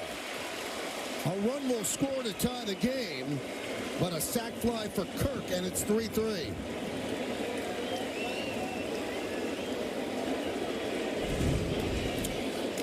Yeah, he gets this sinker up right down the middle in, and Alejandro Kirk, who already has a home run off him, hits this ball to deep left field. Aaron Judge gets a really good jump on this, makes the catch, and then turns and gets it in quickly and keeps Baroa at second base.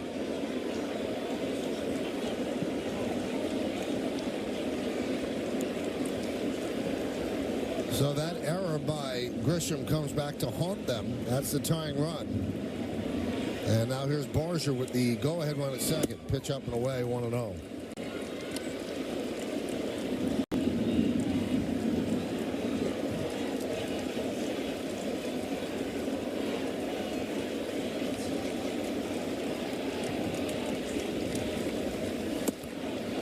And there's a strike.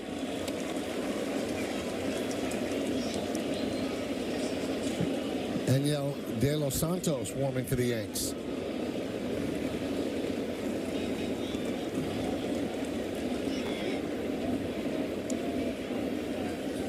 Such a weird look in the sky right now because the lights are on, but it still is very, very dark here in the stadium because of the threatening clouds over the left field grandstand.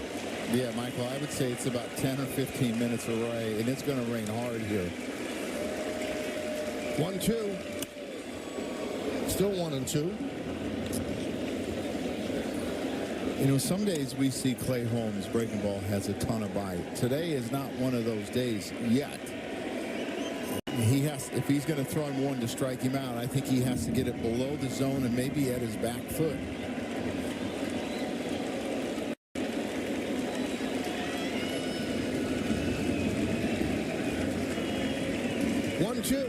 Way outside, 2-2.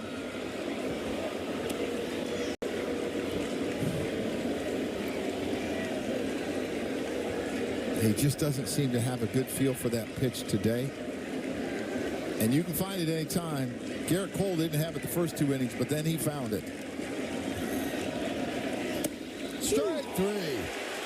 Barger down looking. But the Jays tie the score. No hits, 1 big error, 2 men left. When you get all-you-can-eat boneless wings and fries at Buffalo Wild Wings, you create an infinite loop of boneless wings and fries with no beginning, no end. Just boneless wings and fries forever and ever until they are you and you are them. All-you-can-eat boneless wings for $19.99 on Mondays and Wednesdays.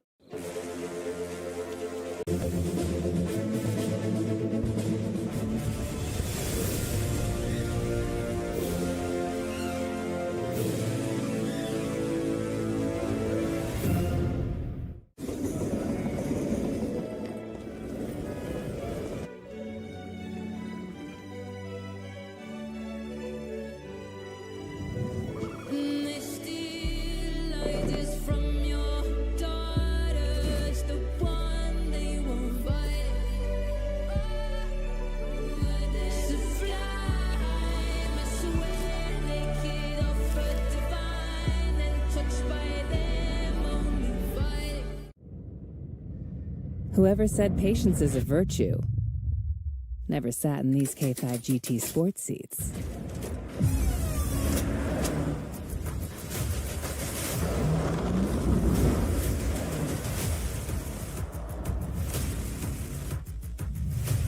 The powerful new Kia K5 GT is here. Lease a new 2025 K5 LXS for $279 a month.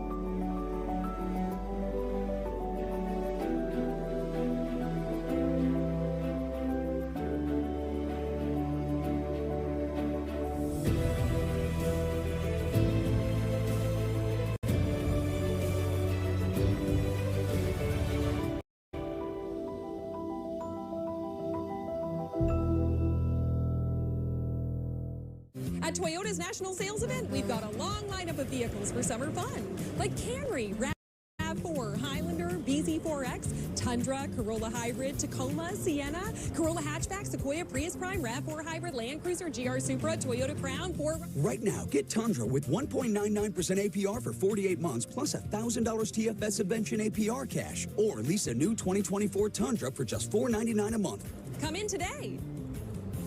Toyota, let's go places. Well, let's take a look at the top of the eighth and how it broke down, and this was the key, Joe, the low profito high fly ball. Yeah, you have two center fielders who are used to taking charge on every fly ball, and it ends up being an error. And Alejandro Kirk, after a couple of walks, ends up hitting a sac fly. The Yankees get out of it, but then the target comes on, and what you worry about is that it for Clay Holmes today, because it looks like it could be somewhat of a lengthy rain delay. Yeah, Laz Diaz decided to have the ground screw put the tarp on before it started raining, and it was the right decision because it's raining already here at Yankee Stadium. So we're in a rain delay.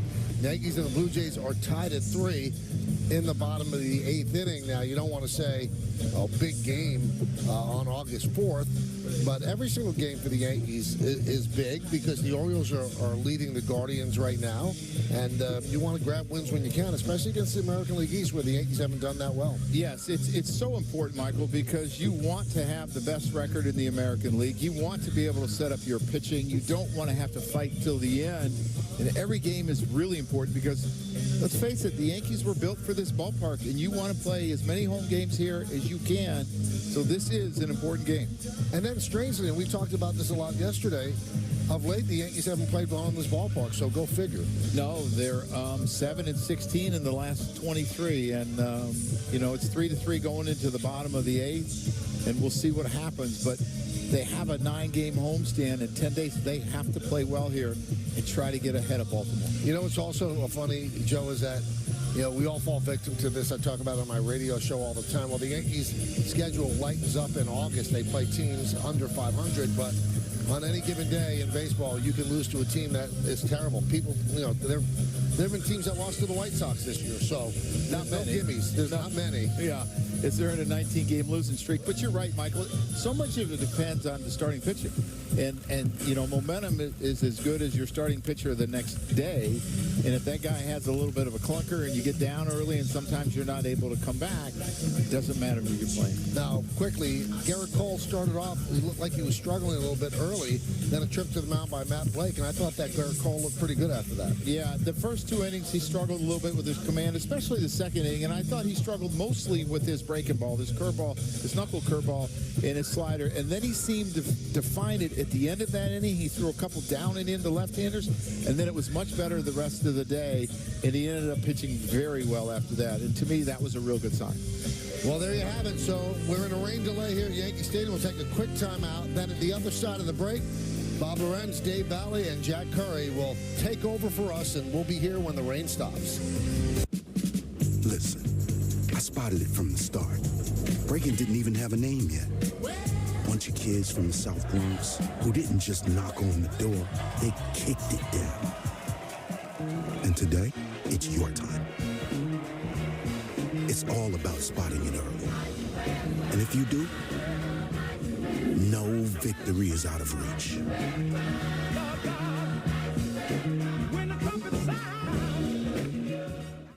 It was the best of times.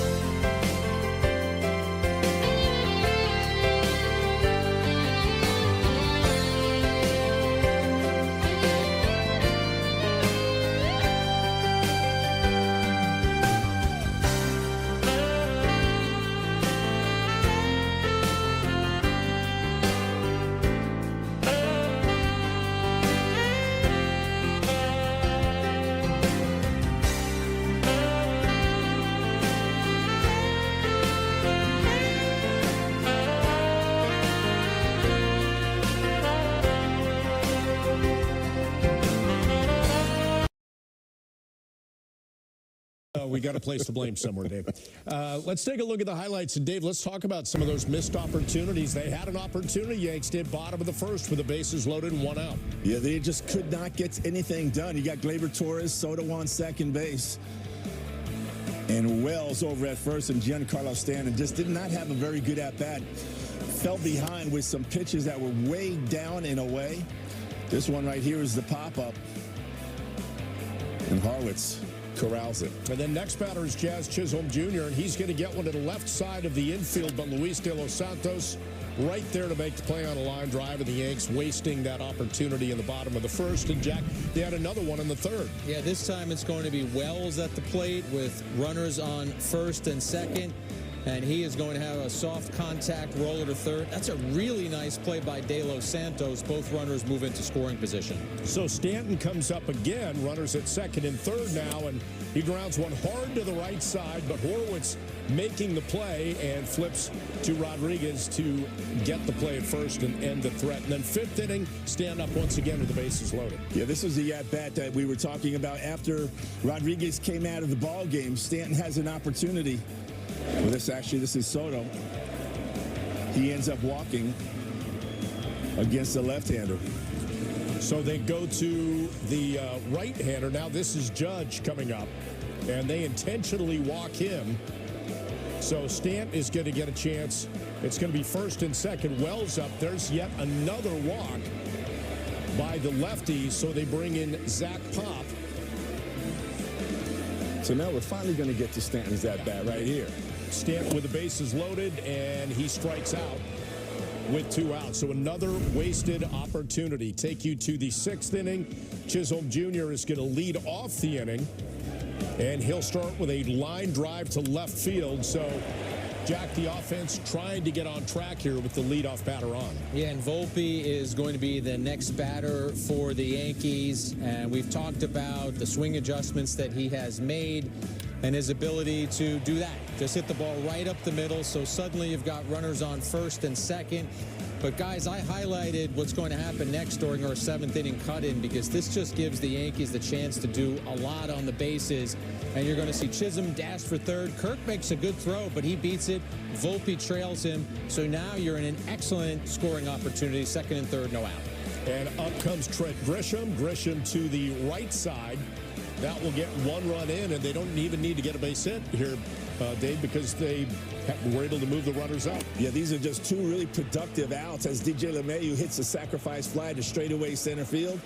Volpe having to go back to third to tag up, comes in and ties the score. I'll say all even. We take it to the 7th inning, and Juan Soto leading off the inning here, Jack. Yeah, against a tough lefty in Cabrera. Lefty's hitting a little bit better than 200 against him this year. And how about the power from Soto to go the other way against that sinker? Hits the top of the fence and then disappears into the bullpen. His 28th home run of the season gives the Yankees a 3-2 lead. He hits better than 350 in the 7th inning or later. So 2 batters later, it's Austin Wells with Judge on first. Strikes out looking at the 4-seamer. Wells did not like the call, and the home plate umpire getting Aaron Boone's attention. Yeah, he got Boone pretty upset right here as he tosses him. And all he did was say it was down. That's a pretty quick toss. They were kind of battling Trip Gibson on the strike zone all day, and then a batter later, James Rowson, the hitting coach, Jack, voices his opinion, and he gets tossed as well. Yeah, Gibson had a short fuse or was tired of hearing from the Yankee dugout, but you saw the manager and the hitting coach go in a matter of minutes. Jack, here's that play in left center field you were talking about with Grisham and Judge. Yeah, Loperfido gets it up in the air. Grisham glides over, and he's ready to make the play, but Judge at 6'7", 282 pounds is lurking and looming. That's communication, Dave. In that situation, center fielder's got to take charge, I believe. Yeah, it did not look like they were talking on that fly ball. No, I didn't see anybody saying, I got it, I got it, I got it. So Tommy Kahnle walks Varsho, loads the bases. Next guy is going to face Clay Holmes, and it's Alejandro Kirk. He lifts one to deep left field. Judge is able to catch it, but obviously plenty deep to get Loperfido in, tagging and scoring from third. So that tied the game at 3. Holmes able to get out of the inning, but then the rain delay came. So, again, they're in the 8th inning with the tarp on the field. And your game summary as it stands right now, 3-3. Garrett Cole pitching in this one, giving up the 2 runs. Holmes gives up the 3rd there. And Jack, just they're kind of loping to the finish in this one. Yeah, and I think I'm going to piggyback off something that Joe Girardi said before Michael and Joe and Meredith threw it to us in the studio. I don't think you're seeing Clay Holmes whenever this game resumes. So this is going to be a bullpen game where the Yankees are going to need other contributors. De Los Santos, who was a new Yankee, was already warming up when Holmes was brought into the game. So that's actually problematic for the Yankees. They wanted to use their closer to potentially get them out of the situation. Dave, not only do the Blue Jays tie it, but now you might have lost Holmes for the rest of this game. Yeah, I don't think once he got heated up in that inning, I don't think he's going to come back out unless this game starts within 30 minutes, and we're getting pretty close to that, so we won't see him back. Yeah, again, the rain is kind of sweeping through the area. Again, I was surprised, too, by the miscommunication. It happens so infrequently, but Grisham and Judge out there in left and center field, and you're right, traditionally, that's a ball that the center fielder, he's the traffic cop out there, has to take, right? Well, if you're Tommy Kahnle, when that ball goes up in the air, as a pitcher, you're saying to yourself, okay, that's an out. And then you see what unfolded after that. And we've watched Grisham this year. I'll mention it again, 2-time Gold Glove Award winner. You see the way that he plays center field. There's a little panache with the way that he's out there. And he's gliding over there, I think, believing this is an easy catch. But you've got Judge looming. He's 6'7", 282 pounds. And Dave nailed it. I don't know that there was proper communication in that situation. Someone's got to take charge. I think it's the center fielder who's maybe got to wave Judge off a little bit and say, hey, this is the baseball I've got. And you would think with a guy as big as Judge, you don't want to have a collision, that you as a center fielder would be saying, I got it, I got it, I got it, until the very last second till that ball hits your glove. And Dave, in a stadium of over 40,000 people, sometimes you've got to be more demonstrative beyond just the words, right? Absolutely. Whether it's waving your arm, because that ball was just a pretty routine fly ball. It was in the air a long time, and we didn't see any of that from Grisham. All right, we're going to take a quick break. We got more coming up as our rain delay coverage continues here on Yes and the Yes app. Stick around, all tied at 3 in the 8th.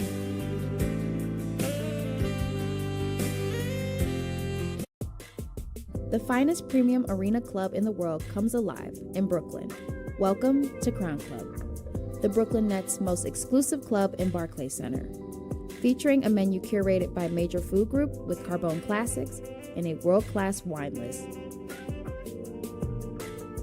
To learn more about premium memberships at Barclays Center, visit brooklynnets.com/crown-club. Make a statement while barely making a sound. And command the road, as well as what lies ahead. How we get there matters. There's nothing chill about a hot, sweaty line. Unless you add Mountain Cold Refreshment. Coors Light. Choose chill. Hey, Flo.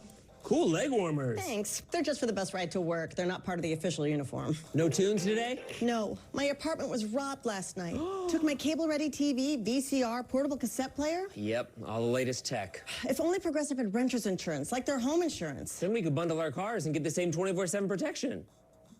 I think we just invented that. This is the best day ever. Well, I still got robbed. It's still a pretty good day. It's been over 7 years since Pastor Billy Richards was treated successfully for prostate cancer by Pearl Mutter Cancer Center, the world's #1 cyberknife program. I had no pain, no fatigue, and no side effects. After 5 treatments in 1 week, Pastor Billy went right back to leading his Brooklyn congregation. Cyberknife was truly a blessing for me, my family, and my ministry. If you have prostate cancer, I urge you to look into Cyberknife. Call to learn more about Cyberknife at Pearl Mutter Cancer Center. At First Tee, we teach kids how to play golf, but that's not our end game. Golf is simply our means to teach life lessons that build inner strength, self-confidence, and resilience.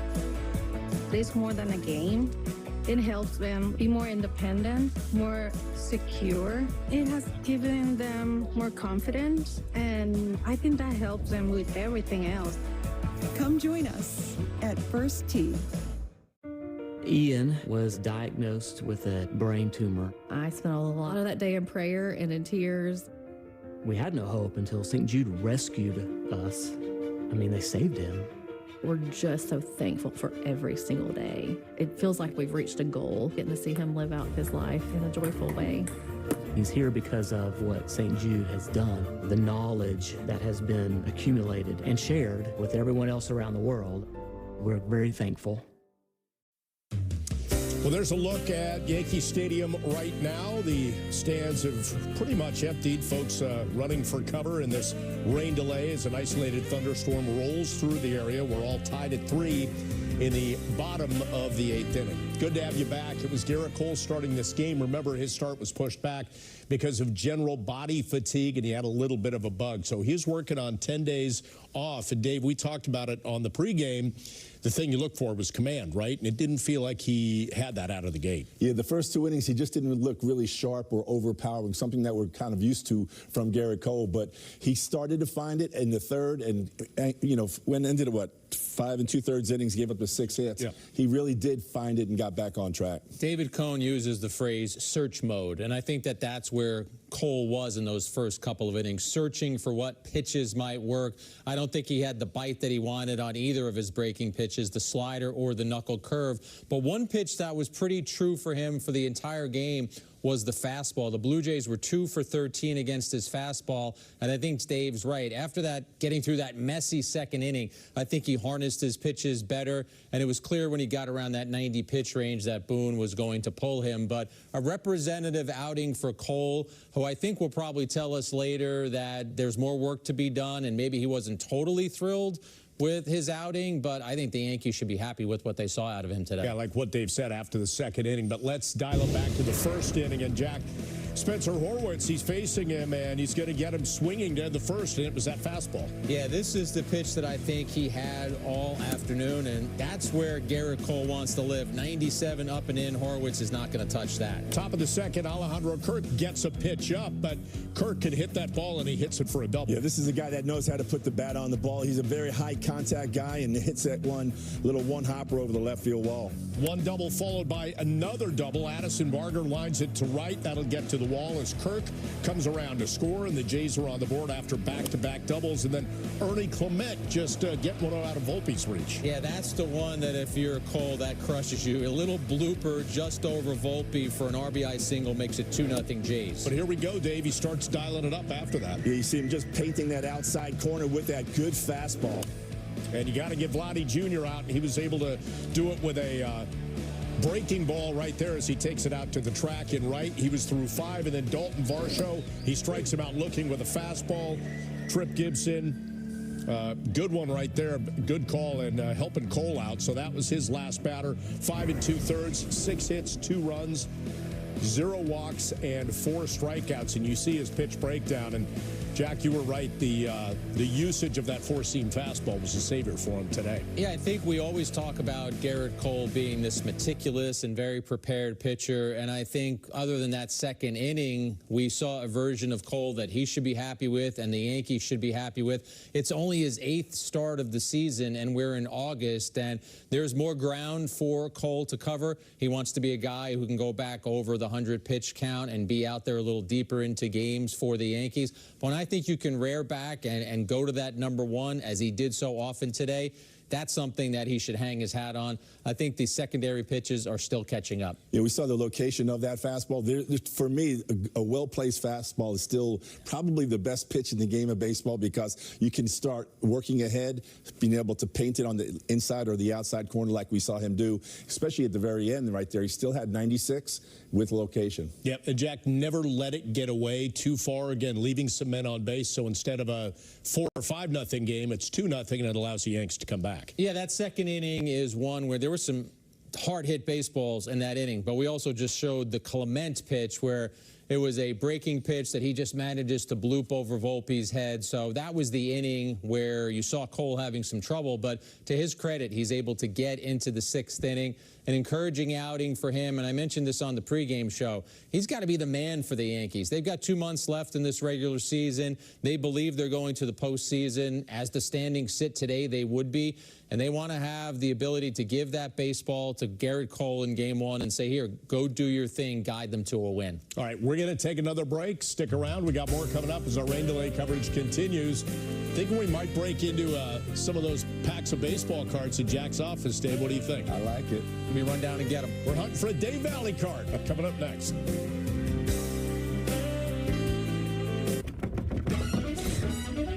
Itchy pad? With Chewy, save 20% on your first pharmacy order, so you can put an end to the itch. Get flea and tick medication delivered right to your door.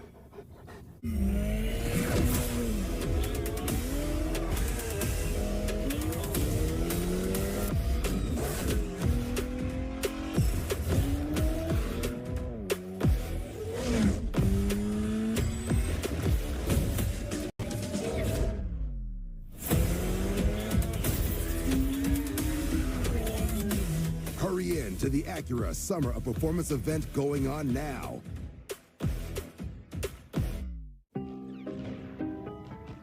Hi.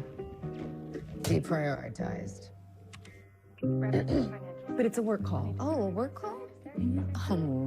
Deprioritized. T-Mobile home internet relies on cell phone towers, so when their network gets busy, Not the fridge, come on. you can be deprioritized. It's too bad. It's a good movie. Yeah. Forget T-Mobile cell phone internet. Get home internet that puts you first. Get Spectrum. Listen, I spotted it from the start. Breaking didn't even have a name yet.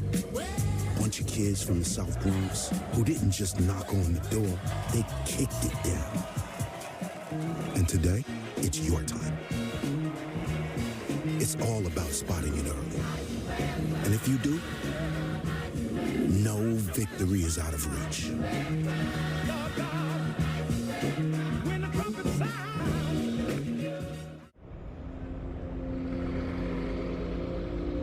The doctor said I only had a 29% chance to find you. But I knew you were out there.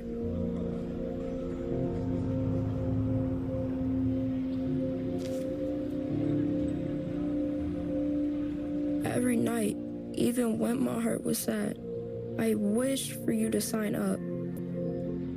I got so sick that I couldn't go to school, but I still made people laugh.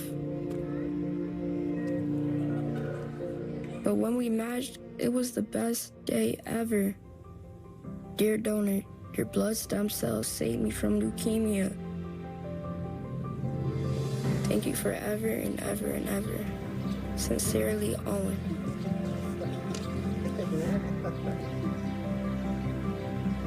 Experience the true joy of saving a life at nmdp.org. I have sickle cell. I've had lots and lots of blood transfusions over my lifetime. I'm most grateful that people are willing to go out there and take their time, their blood, and give me new life.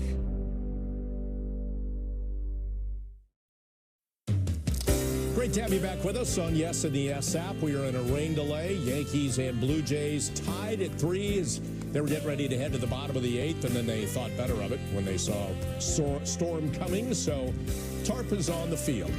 We're just 3 dudes sitting here talking ball. We're going to talk about it in a different way now, because you may have seen on the batting practice show on the Yes app, Jack's Packs, where he breaks open a pack of baseball cards, shares a story or two about some of the players, or maybe the most unique card he finds. First of all, what's the backstory on it? How did Jack's Packs get started? Well, in a previous show, Bob, called JCTV, a web show I used to do for Yes, I would end every interview by opening a pack of baseball cards. And I found that if you hand a pack of baseball cards to anyone, including as I just did to the two of you, it turns them into being 8, 9, or 10 years old again. And I'm talking about interviews with Derek Jeter, Reggie Jackson, Regis Philbin, musicians that I interviewed. We got to the end of the interview, we hand them a pack of cards, they're excited to open them. So We then recreated it with the help of Mike Medvin, our producer, into Jack's Packs. And by the way, Dave, it took us a long time to come up with that name, Jack's Packs. I mean, we had about 15 contributors coming up with the headlines. Come on, that should have been easy. Jack's baseball cards opening of, no, that didn't work. That was we had Curry's cards. We had, some people call them wax packs, so we had Jack's Wax Packs, but we thought that was too whack. Anyway, that's the story. And I do think that we all kind of turn into little kids. I remember growing up on Bleecker Street in Jersey City. If I had a quarter, I could walk 2 blocks to the store, get myself a pack of cards and some Swedish fish, and I was living, man. Yeah. That was a big day for me. You know what? You say it's like people turn into kids. You know who does that? Dude sitting in the middle. We tell Dave, don't open the pack yet. What does he do? He's already he opened the pack. Help it. Come on. It's like, it's like Christmas. It really is. It's like a little Christmas gift. What do you got in there? All right, so we're doing what? Tops 1995, right? Tops 1995. All right. Okay. So this is great. I haven't opened mine yet. Should we all Let's do it. Okay. Let's do it. So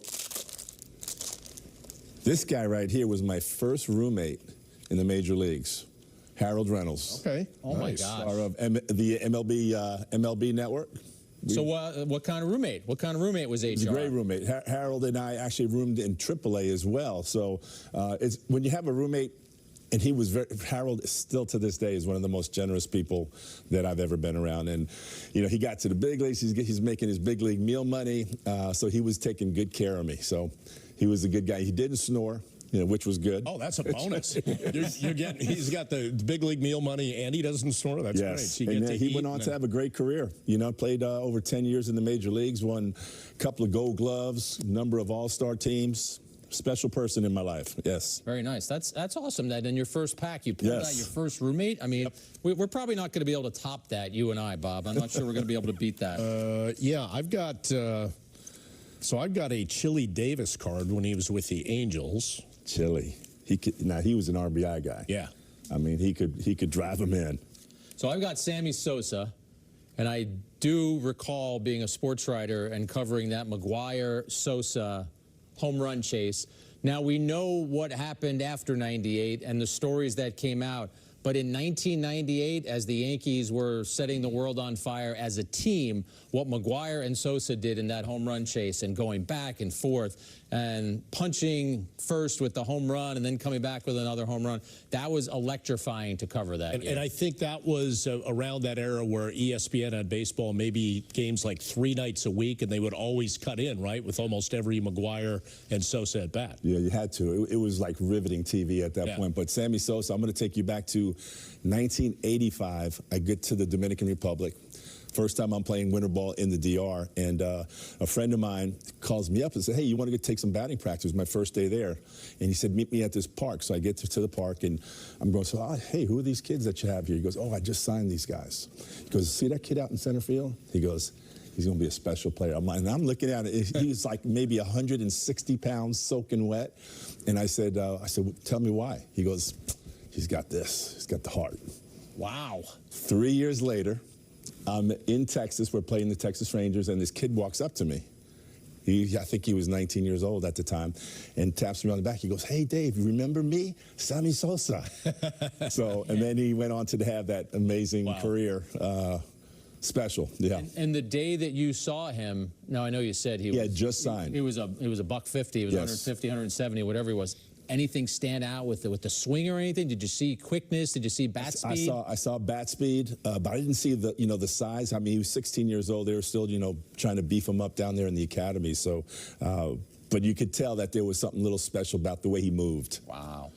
So I know you have from his time with the Yankees Charlie Hayes stories, but I've got Charlie Hayes Rockies card. So I have a Charlie Hayes story. I hope he doesn't mind me telling this. Well, first of all, we all know Charlie Hayes caught the final out of the 1996 World Series. That's one of the things he will forever be known for. Charlie Hayes was an excellent defensive player, but if you were to describe Charlie's physique, he was more on the paunchy side. And in the clubhouse, sometimes he would get teased a little bit. So I remember being at Camden Yards. Yankees were playing the Orioles. And I don't know which pitcher, but one of the pitchers was teasing Charlie about his physique. And Charlie said something along the lines of, go ahead and make fun of this body, But when you get a ground ball hit to third base, you want this body standing there. And I thought, you go, Charlie. Way to go. You're exactly right. And I interviewed Charlie when we were doing some shows during the pandemic, the Yes, We're Here telecast, and talking to him about his son, Cabrian. And he was so proud. But, Dave, you know what was interesting? He's a former major leaguer who's got a kid in the major leagues, and you would think he would be bragging a little bit, boasting a little bit. He laid it all at his son's feet. He said it was all him. He said, I'm sure he watched me. I'm sure I gave him some lessons. He said, but the hard work and everything he did came from him. Yeah, I saw Charlie at the World Series last year in Dallas, and both him and his son were in the suite, MLB suite, so I had a chance to visit with him, and he's doing great. And his son was, you know, just being there with his father, it was pretty neat. Yeah. That's awesome. Good stuff. All right, let's see what else I actually have two of the same Sammy Sosa cards. What, is it this one? By the way. Yeah, it's the one with the Cubs, yeah. What are you doing, 1995 Tops? We love you, Sammy, but we can't have three of these. All right, let's see who else we got here. Oh, wait, this is a good one. I got Jay Buhner. Did you play with Tim Davis in Seattle? No, I think I wasn't in Seattle in '95. Okay. That was my first year in Texas. Jay Buhner, obviously. Boy, the bone. Seinfeld fans love that episode, but also this guy, wow. He was impressive, man. He was impressive.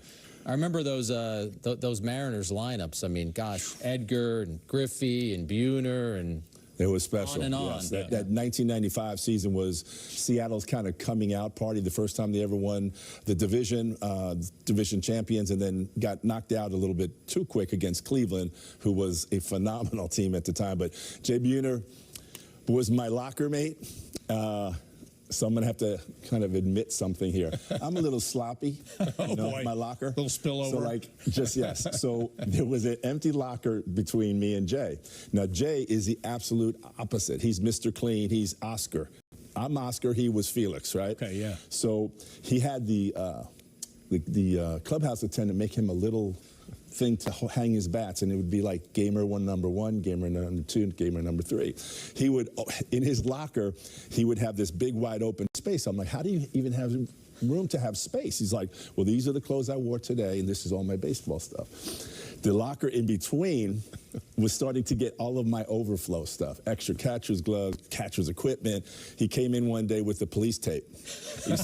And he taped it in the locker, and then all the way out. He said, if anything comes across this line, it's going right in the garbage, Val. And he was true to it. One day, he comes in, and my son's there early. I think it was an early Sunday morning. And he comes in, and he looks in my locker, and he saw something moving. And he was like, is that like a rat or something? And he pulls it out. He goes like, Philip, what are you doing? Oh, that's awesome. And he was my neighbor, too. So we all built houses on one street. Junior, Jay Buhner, Kenny Easley was on the corner. Wow. And then me. That was the place to go for Halloween. I was the low rent guy, though. Yeah, that is the place to go for Halloween. You might get some wristbands or some old batting gloves or something. I love that story. How about this Hall of Famer, Jim Thome, I got right here. Oh, that's a good one. Terrific hitter. My story about him would be two stories I have. I remember interviewing him after a game where Mariano had completed a save. And I wish I had the exact quote, but Thome said something along the lines of, he throws an unhittable pitch. It might be the best pitch in baseball history. We know he's throwing a cutter, and we still can't hit it.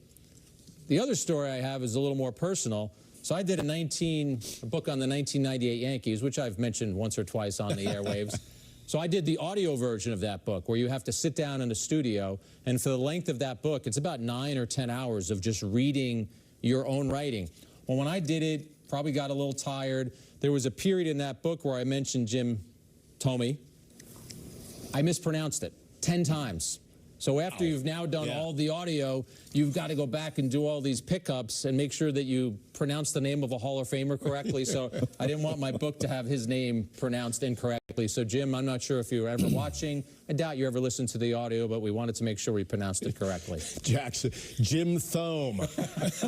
No, it's Thome. And one of the greatest guys ever. Yeah. I mean, just super, super sweet. Big, strong man, too. Yeah.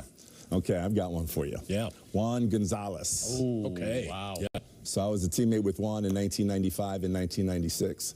1996, I'll take you to Yankee Stadium. We're in the playoffs, right? We're playing the New York Yankees. We had played really well. I think we were 6-2 against the Yankees that year, so we went in there pretty confident.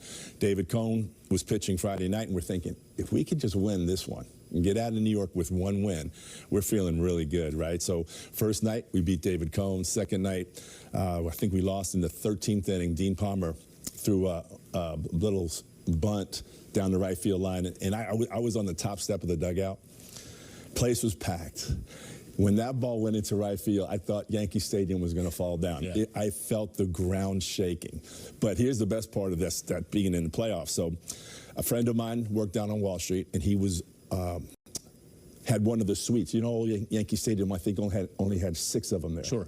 So he had the one furthest to the right, and right next to him was Mr. Steinbrenner, his suite. So he calls me up and says, he goes, Val, do you want the suite for the games? You know, you guys can have all your wives up there. And so I talked to all the players and like, yeah, great. Okay, you give me your tickets. I'll give them to him. But then, you know, the wives get to be up in the suite. Well, Juan Gonzalez, you probably remember this, had a monster playoff series He against and the Bernie Yankees. were going head-to-head. They both Yes. had great series. Yeah. I think Juan hits 2 home runs first night.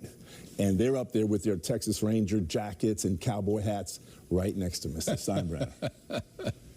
He was not happy. Juan goes deep twice. They're going crazy. We end up winning. From what I heard, Mr. Steinbrenner came out and said, who owns that suite? They are never allowed back in the Yankee Stadium again. Bob, can I do an on-air shout-out? Absolutely. Jeff Quagliata, our chief researcher, you need to go to NewYorkTimes.com and look up Jack Curry and what Dave just referenced. You remember I think that? I may have written about that. I think I remember that happening, and I think it got a lot of attention because what you're talking about, those suites were also on the press box level. Yes. So we were privy. That's a lot of times, if you wanted to interview George Steinbrenner, you just ambled down from the press box and hoped that the security guard would let you kind of squeeze in. So you were the cause of George's ire during that series. My fault. Again, I'm going to take the blame. I'll take the blame. Was that the year, too? I remember that time when Juan Gonzalez, I think at the All-Star break, didn't he already have 100 RBI or something? He did. Like in 96, he had crazy 98. season. He had 98 at the All-Star break in 1996. I think he was the MVP that year. And then 2 years ahead of that, season of 98, he had 100 at the All-Star break. Man. Now, it was amazing to watch. It was like if there was ever anyone on base, he drove him in. I watched guys over the years, and now we see exit velocity. There are a couple of hitters who I wish they had exit velocity when they were playing. Juan Gonzalez is one. Gary Sheffield is the other. Because I would just watch the third baseman just retreat, take a few more steps back when those guys were up, because the force and the velocity and the strength which they showed in hitting a baseball, just insane. Yeah, the way I remember Gary Sheffield, he was 19 years old in spring training, and he had this big, giant gold rope. Like, that was before guys were actually doing it. And I'm like, who is this kid? He gets up there, Mark Langston, who was an all-star for the Mariners at the time, 19 years old, he's up there, and I just remember him hitting a ball. I'm like, I think I'm going to know this kid a lot better, you know, he's pretty soon, because he's not going to be in the minor leagues very long. Isn't it amazing, too, Dave, that we always talk about hitters, and usually they're real quiet, right? Like the whole approach, maybe just a little waggle. How different he was, but how successful he was doing that with the big bat waggle. He had such an incredible hand strength, you know, because his bat would like flip all the way pointing to the pitcher and back. But for him to be able to, he hit over, what, 510 home runs? I'm not quite sure exactly. I'm sure Quags will tell us. But, you know, anyone who's hitting over 500 home runs has got some special strength. Quags already did some work. Mike Medvin, let's show the headline. We got it.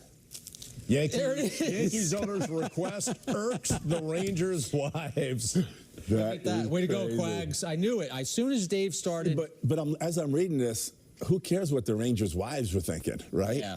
Right. I'm sure they were like, they were probably oblivious. Well, what was his request? Do you remember? Well, I think, as Dave said, to get him out of don't be in that suite anymore. This is a Yankee Stadium suite. Who has ownership of this? That's great. I'm so happy we dug that up. I need to pivot, though, since we brought up Chef. When he was with the Yankees, I was able to get my hands on, and this, nowadays you go on YouTube and everything is there, so you have to understand how hard this was. I had a contact at ABC who was able to get me a copy of the Little League World Series when Sheffield played in it for the Tampa Little League. I think they were called Belmont. Now, I wanted Chef to sit down and watch it with me, so I made a deal with him. First of all, do it on the road when there are fewer reporters around. And I said, if I rent a ballroom at the team hotel, New York Times obviously expensed that baby, would you come down from wherever you guys are staying, watch it with me? And of course, it was a video cassette. I'll give you this cassette when we're done. Yeah. And he said, absolutely. So we sat and watched Tampa play in the World Series, and they lost by 1 run. But, Dave, you're going to think I'm crazy, but he was 11 years old. Did he have it? Derek, he had the waggle. He was catching. He was also the best athlete on the field. You could just see, and the way he carried himself. Derek Bell was also on the team. And they lost, and him watching it, now I don't know how old he was at that point, in his 30s. So him watching this, however, 20 years later, still bringing back sort of the anger that they didn't win the Little League World Series. He thought they should have won. And it ended up being a really cool story. And when we were done, I handed off the VCR tape to him, and he had it for the rest of his time. That's awesome. Great memory. Great memory. Anybody else? Speaking of waggles. Yeah. What do you got? Julio Franco. Oh, the whole stance, the whole stance, the pigeon toe, it's everything. like you probably wouldn't take a young player like in Little League and say, okay, I want you to point your bat to the pitcher, turn your legs in, you know. But I tell you what, you talk about an incredible career from San Pedro de Macorís in the Dominican Republic, the land of the shortstops. He was one of the famous ones. Didn't he play till like he was 47? 46 or something like that? Something ridiculous. Yeah. I've got, that's about it for me. I do have a few Seattle connections. Dan Wilson. Oh, yeah. I have that one. Yep. Want another pack, Bob? I got another pack over here. I don't know. Are we still on the air? I don't even know. I forgot. Let's see. So wait, I have one. John Valentin, obviously very representative, strong career with the Red Sox. When I was a high school senior at Hudson Catholic in Jersey City, he was a high school freshman in Jersey City playing high school baseball. He had a very nice high school career. There was a local coach who wanted him to go play at Jersey City State and said, you'll come and you'll play right away. The guy's name was Larry Babbage. And he said, no, I'm going to go and walk on. I'm going to go to Seton Hall. And this coach said, you'll play. Come here. Division III, I think they were at that time. Said, you'll play with us. He said, no, I believe I'm going to go to Seton Hall.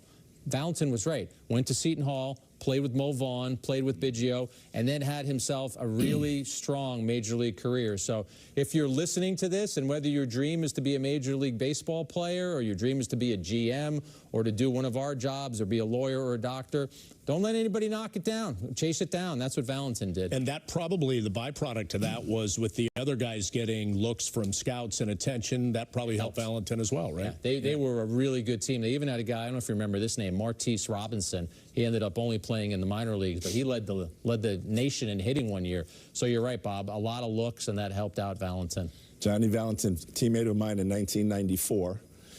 Tough kid from Jersey City. Come on, of course. So it's my first year, and with the Boston Red Sox, and we're on a bus, team bus, and there were some guys playing cards, including Johnny. Johnny's playing cards, and all of a sudden Mike Greenwell comes back, and he said, "That's my seat."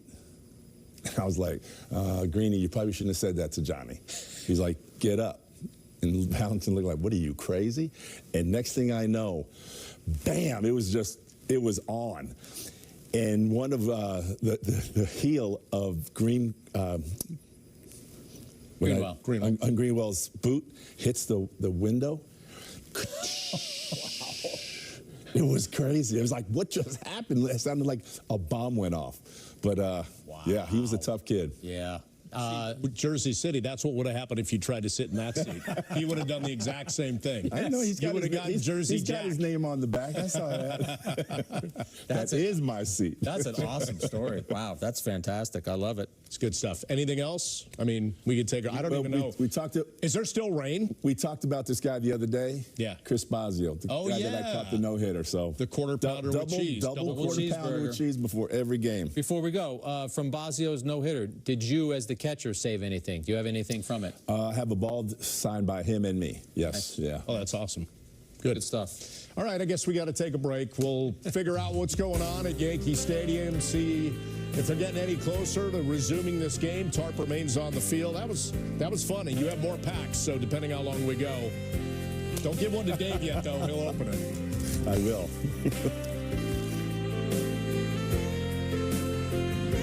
The 3 for Me only at Chili's is now available with the all-new Big Smasher Burger.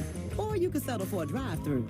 Plus, get fries, a drink, and bottomless chips and salsa for just $10.99. See you later, tiny drive-thru burger. This Chili's 3 for Me is the best $10.99 you can eat. This summer is the perfect time to get away with a great deal on your favorite Hyundai models. All backed by America's best warranty. Plus 3 years or 36,000 miles of complimentary maintenance. Add more joy to your journey. Hurry into the Hyundai Getaway Sales Event. But act fast. The hottest deals of the summer won't last. Get in and get away now. Lease an all-wheel drive Hyundai Santa Fe for only $279 a month.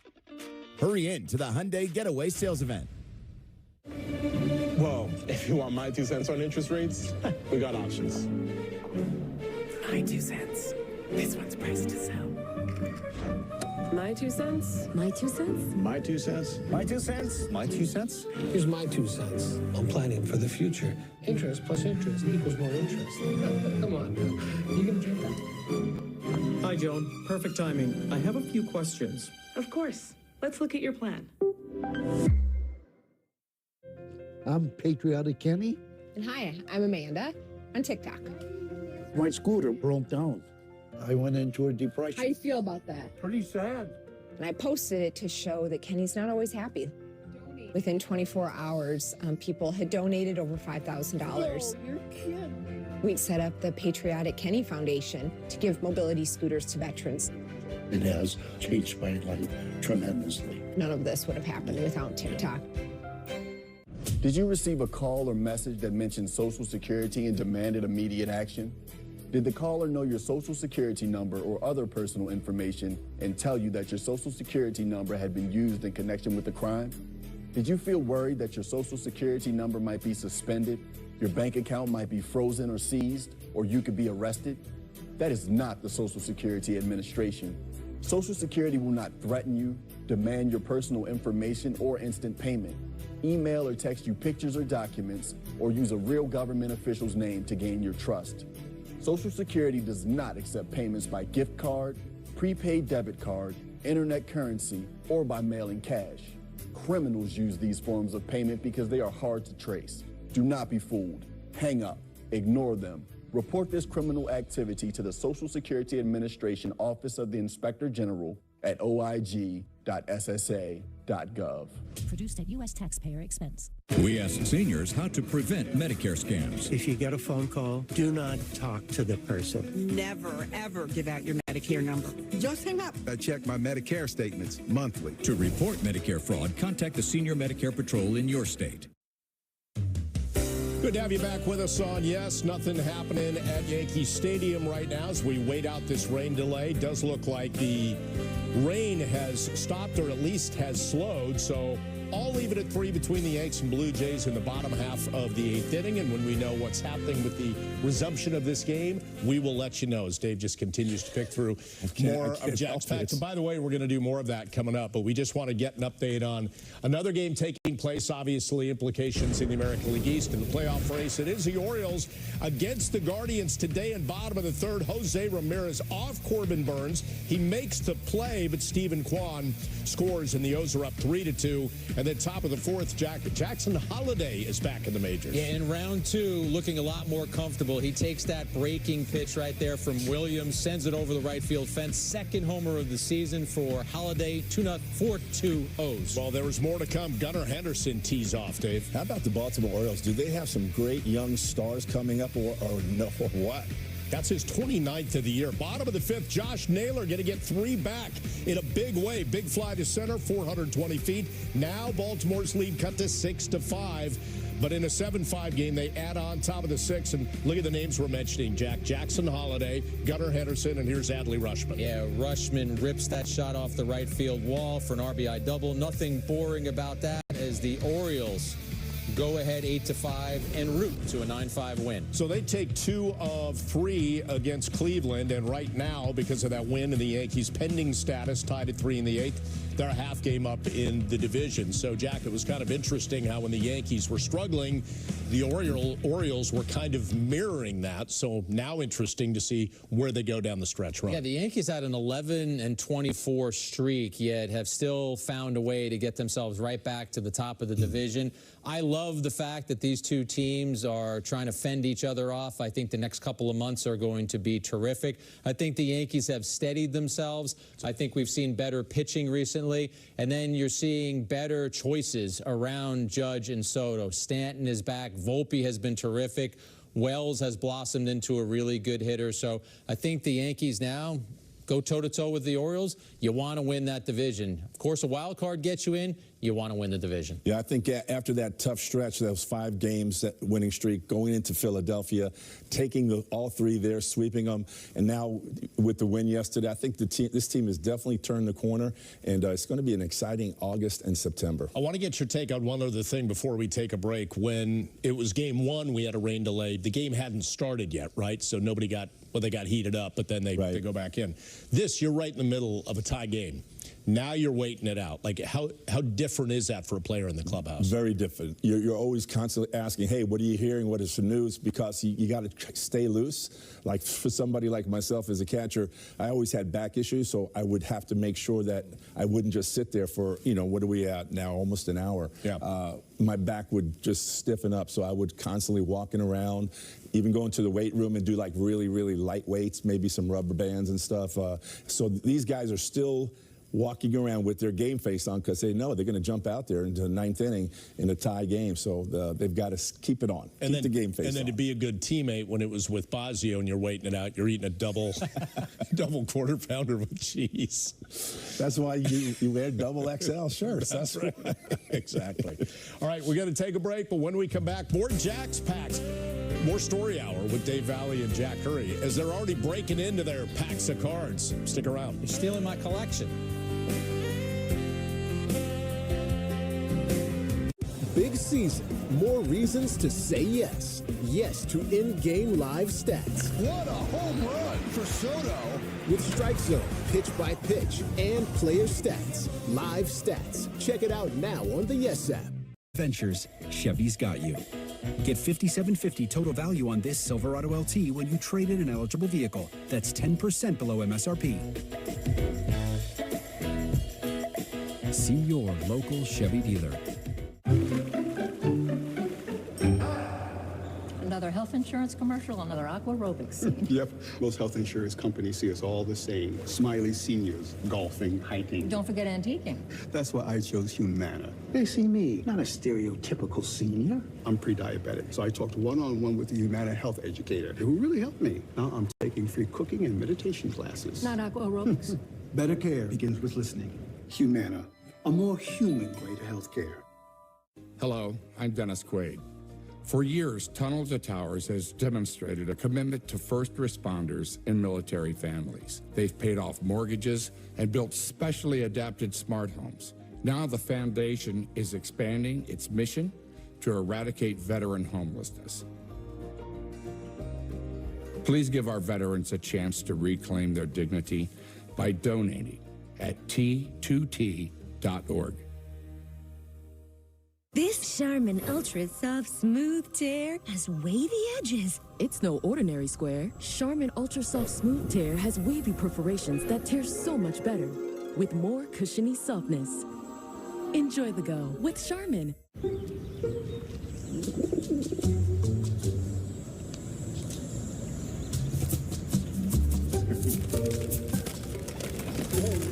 Not every decision you make will be as good as getting a Volkswagen at the Savvy VW Summer Sales Event. 2024 Volkswagen models cost less to maintain than Honda. Get 1.9% APR financing or a $2,500 customer bonus on a new 2024 Tiguan. When I was 19 and I was going to shows, I was not thinking about permanent hearing loss. I wasn't thinking about tinnitus. Sometimes my kids are having a conversation with me and that ringing starts in my ear. They're talking to me and I hear their voice, but I can't focus on what they're saying. The audiologist, he told me that most of his clients are not old people. They're kids that have their earphones in. I have a lot of regret about not protecting my ears sooner. Protect your ears at all times, no matter what. It's not something you can get back.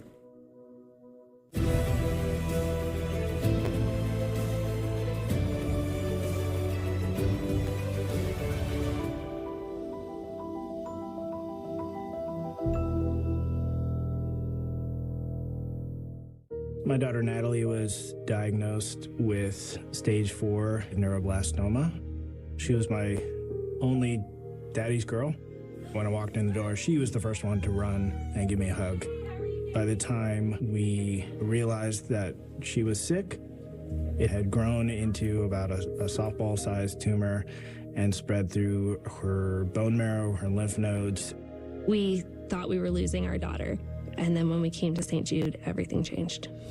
I see these massive jumps in what can happen for children and families from the work that's being done here at St. Jude. And we have doctors here who are working on that research right now.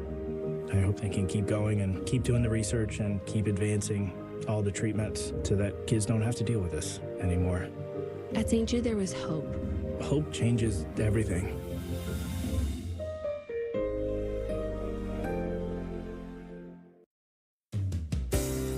The rain delay continues with the Yanks and Blue Jays tied at 3. Still no activity on the field, so we're a ways away from resuming this. When we know, you'll know, and the players will know before that, and they will, as you said, get heated up again. Dave's not even paying attention. He's already neck deep in his next pack of baseball cards. This is my era, 1995. Well, okay, so this is funny because I busted this open. And I've got a 1995 prospects card, and this is an all-time Hall of Fame name that I don't know if you know because he's a prospect in 95. Bucky Buckles. Does that ring a bell? He's with the Rangers. Really? Does that ring a bell? No. Bucky Buckles. Did he ever make it? I don't think he made it. I have no idea. Probably not. Look it up. Hey, everybody, coming up, it's Bucky Buckles. It was a Jess Buckles who played in 1916. I don't think it's the same guy. I had a draft pick by Brian Buchanan. Is that, yeah, Brian Buchanan? Yeah, he was I don't think he ever had any major league By the way, just for our viewers, I have to tell them that with the studio lights and everything, and the tops, they're printed in gold, so sometimes it's hard to read. Get the angle on that. Yeah, I've got Wayne Kirby. Oh, I've got a good one. I'm going to throw this over to Jack because he wrote a book with him. David Cohn. Oh, David Our colleague David Cohn. So here's my David Cohn story, and I could tell 100. Yes, so you said you had enough material for 2 books, so give us the second book. Well, can I do my story first? I don't know if I want to do that yet. We got plenty of time, Jack. Maybe Coney might say, let's do a part 2, and I don't want to give away all the good stories. But everyone knows David pitched a perfect game. In fact, it was 25 years ago this season. I always knew that we needed to write about the perfect game. I couldn't figure out how can I do something different. Fortunately, my wife Pamela, a lot smarter than I, said, why don't you guys just watch the game again? I said, perfect. So Coney drives over to my house. We sit down to watch the perfect game all over again. First of all, he tells me he'd never done that before. So I said, you've never watched this? So he's only seen parts of it? He's only seen clips or highlights. So right away, I said, well, I have something that nobody else has. Then he tells me, as we're watching it, in the 8th inning, after he got through 8, he's got 3 outs left. He went into the Yankee Stadium bathroom, looked in the mirror, and the first thing he said to himself was, don't blow this. And that is so David Cohn, if you know him. It wasn't lift myself up. It was beat myself down to make sure that I don't blow this. But watching that over again with him, even though everyone, the 2 of us, knew the result, you're on the edge of your seat because there were some defensive plays made in that game. Ricky Leday almost dropped a ball. Knobloch, who had some defensive issues, had to go to his right to make a play. When we were done with that and my interview was done and we had watched the entire perfect game all over again, we sat for about another hour and a half. He just gave me even more content because it was almost as if he had relived it and now just had to exhale. So that is one of my really cool memories of David, of working on that book. I loved, we did 42 interviews for that book. Yeah. Wow. That was my favorite. The thing I find remarkable, it was on Yogi Berra Day, the day he came back to the stadium. Don Larson was there. Everybody knows this story. But in an era where we see no-hitters now, like Blake Snell the other night, 114 pitches, David took 88 pitches. 88 pitches. On the day they honored number 8, Yogi Berra. Wow. So, like, just 88 pitches. That's unbelievable. That's getting ahead of hitters. And, by the way, aggressive Expos team that day, too. And a team that chased a lot, and he was getting a lot of calls, and he admits it. His slider, he just, if you're going to give me a little more, I'm going to take a little more. I'm going to keep going outside more. Girardi was smart enough to keep calling that pitch. And what an amazing day to have Larson and Yogi Berra in the stands, or obviously upstairs in the suites watching it, and for it to all unfold the way that it did. And his buddy Wells to have pitched one the year before, really cool to watch it and then to be able to interview him about it. Dave, catching in that era, I mean, you were given the benefit of the doubt if you could frame a pitch outside, and umpires were willing to give you a little more latitude. Were there days like that Jack was saying that you knew the guy behind the plate, you're like, I'm going to go outside a few more inches? Absolutely. So yeah. Bob Tewksbury, a guy that I caught in down in Texas, he would look ahead to find out who was going to be his home plate umpire. And when he knew everybody and how they called the game. He was like, oh, it's going to be a good day for Tewks. Tewks is going to have a good day. Because once certain umpires, if you establish something, they would just continue to give it to you. Nowadays, like you see guys doing this, back then, they would threaten me. Like, you do that again, you wait until you get up to the plate. Like, trying to steal these strikes, like literally would threaten me. So I'll give you a quick story. We're in Detroit, Old Tiger Stadium, and a young hitter comes up. I think he was a rookie. Didn't know, I can't remember his name. But first pitch, Ken Kaiser is the umpire. Big Ken, no neck Ken. Very borderline pitch, but probably a ball. The kid turns around and goes, "That's not a strike." Ooh. And Kaiser takes his mask off and said, "Excuse me, son, get back in the box." So next, right? So I go down in my squat and I feel something pushing me. Like if this is home plate, right here, he's pushing me off the plate. Kaiser is. Yeah. Like, and then he goes out and goes, "Get out there." So I get off the plate about that far. My pitcher throws it. It's at least 1.5 feet off the plate, but it hits my target. He goes, "Ha ha!" He said, "How'd you like that one, son?" But that's how it was back then. Nowadays, the umpires are getting graded and really screened every single night. But that was a funny one. There's a video that I saw within the last week or so that was floating around on Twitter/X or Instagram with Ken Kaiser. He gets plunked right in the face off the mask on the first pitch of the game. I forget who the pitcher was. So he is irritated that he got hit. He takes the ball and rolls it out to the mound to the pitcher. The next pitch is right down the middle, and he called it a ball. It was a White Sox pitcher because the manager was Terry Bevington, and he came out to argue. So your story reminded me of that, where Kaiser just basically said, "You hit me in the face with a pitch? Your catcher couldn't even get his glove up? The next one's a ball automatically." So I've got to share this one, Kenny Kaiser. So we're in Toronto. I'm catching Randy Johnson's on the mound. So he comes out the very first inning. And he goes, "Valley, you got such an easy job." I'm like, "What are you talking about?" He goes, "Anybody could catch Randy." I said, "Oh, really?" He goes, "And anybody can call the game." He goes, "You know what? In fact," he goes, "let me call the game." I'm going, "Sure, of course," because I'm thinking if he's calling a fastball, even if it's off the plate, he's going to go, "Ha."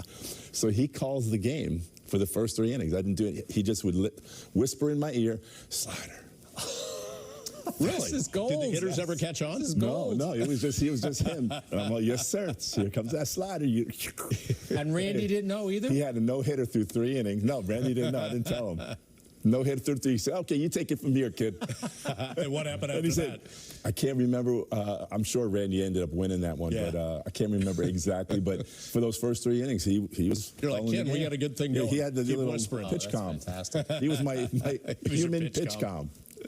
What else you got there, JC? Anything I got a couple of Hall of Famers. Let's go with Fred McGriff. Crime dog. 493 home runs. I think he had to wait as long as he did because he fell a little shy of that 500 home run plateau. Probably should have been in earlier. But Bob, you and I and John Flaherty, who was Fred McGriff's teammate, when we would be covering Yankee spring training, we would bump into Fred McGriff, and what a friendly guy. Yep. So happy to see Flash and to share stories about baseball careers. So I also loved that swing. I think Fred McGriff had the swing we see currently. For most players, Fred McGriff had it back then because it was the uppercut and kind of the whip at the end. I mean, just a little fierce swirl swing. right at the very end when he finished it. Yes, great guy. Him and I had the same agent through our entire career, so I got to know Freddie a little bit. Very good golfer. Okay. Very good golfer and a great RBI guy. Just another one of those. And I agree with you. He should have gotten to the Hall of Fame a lot sooner than he did. It's kind of crazy sometimes how those round numbers, if you fall a little short, you get pushed to the side a little bit. He was also on some stacked ballots. There were some years there where there were some really strong candidates, but you get in, you get in. Whether it's your first year or now your 10th year, or whether you get in through the executive committee or a veterans committee, you're in for good. And I'm glad now that he was voted in, now in an era where people are looking deeper at the numbers, to realize that maybe back in that era that you didn't see the 500 home runs. You're like, can't be a Hall of Famer, but now you do the deeper dive into the numbers and you say, yeah, this guy's legit Hall of Famer. All right, I got Kenny Rogers. Oh. Kenny and I, we were teammates back in Texas in '95. The thing about Kenny, I don't know if you ever got to the ballpark early and watched him during batting practice. He would shag everything as if he was playing. I'm talking about diving. And I'm going, what is this guy doing? He's my starting pitcher, right? And the days he's not pitching, he's out there, he called it power shagging. And he's going up against the wall, just an absolute animal. Phenomenal athlete, too. Yeah. I remember him doing that, and the Yankees had a few pitchers who did that. Mariano Rivera did that. Jeff Nelson did that. My recollections of Kenny Rogers are coming over to the Yankees in '96 and not being as productive or as consistent as he probably had hoped and as the Yankees had hoped. And that was a rough time for him. But then when the Yankees had the parade, if you go look up footage of the championship parade, there's Kenny Rogers waving a Yankee flag at the front of one of the floats, and always a very friendly guy. Always appreciated how tough the New York experience was for him and how he handled it.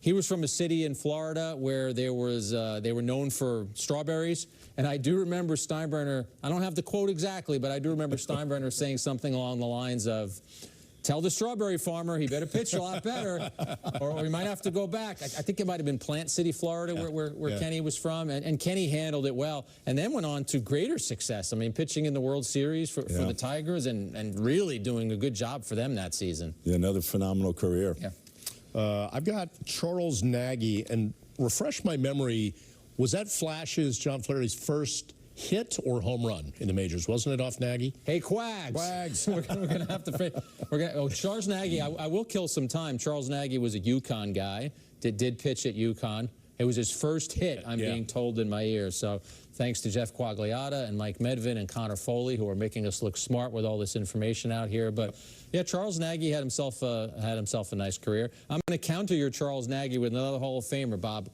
Craig Biggio, who played second base, played center field. He was a catcher. I remember interviewing him about... He's a New York kid, isn't he? He is. He's a Long Island kid who played at Seton Hall. I remember interviewing him about one of his other attributes, getting hit by pitches. Was hit, I have the page right in front of me, was hit in his career 200, I think 67 times, some crazy number like that. By the way, while you look for that, look behind us. It's actually, the sun is out in the Bronx, but it's also, look at the clouds behind. Yeah. That is weird weather. There's got to be, oh, there is a rainbow, actually, over the Yankee Stadium. Letters. So, but there's no activity on the field, so maybe they think another little band's coming through or something. 285 hit by pitches for Biggio. And when I asked him about it, he just considered it part of his game. He liked to be up close to the plate. If you remember, he kind of wore that kazoo helmet. He had that big helmet. And he had the armor on that arm, too. As well. And gosh, if you look at his career on base percentage, I mean, how much guy had a 363 career on base percentage. That was fattened by almost 300 hit by pitches. So talk about somebody who didn't mind getting up there and getting drilled. How about a dude that you, I'm sure, had some battles against, Dennis Eckersley, the Hall of Famer? Yes. Hated facing him because he always came in a safe situation, right? So if you're hitting in the ninth inning, they would say, oh, take a pitch as if he was going to walk you. And he doesn't, he had probably the fewest walks of any reliever during his entire career. So then you go up there, and all of a sudden you start off literally. You should just say, hey, just make the scoreboard 0-1, and it's like good luck after that.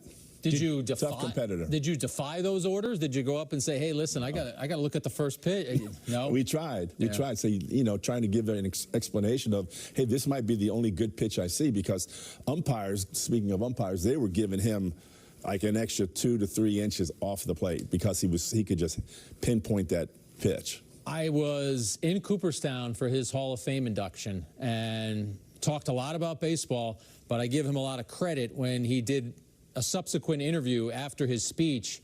He talked a lot about overcoming addiction and how his career became what it became because he had the strength to overcome addiction. And I remember going to that event thinking, I'm going to write about one of the greatest closers of all time and talk about how he became this one-inning menace for Tony La Russa.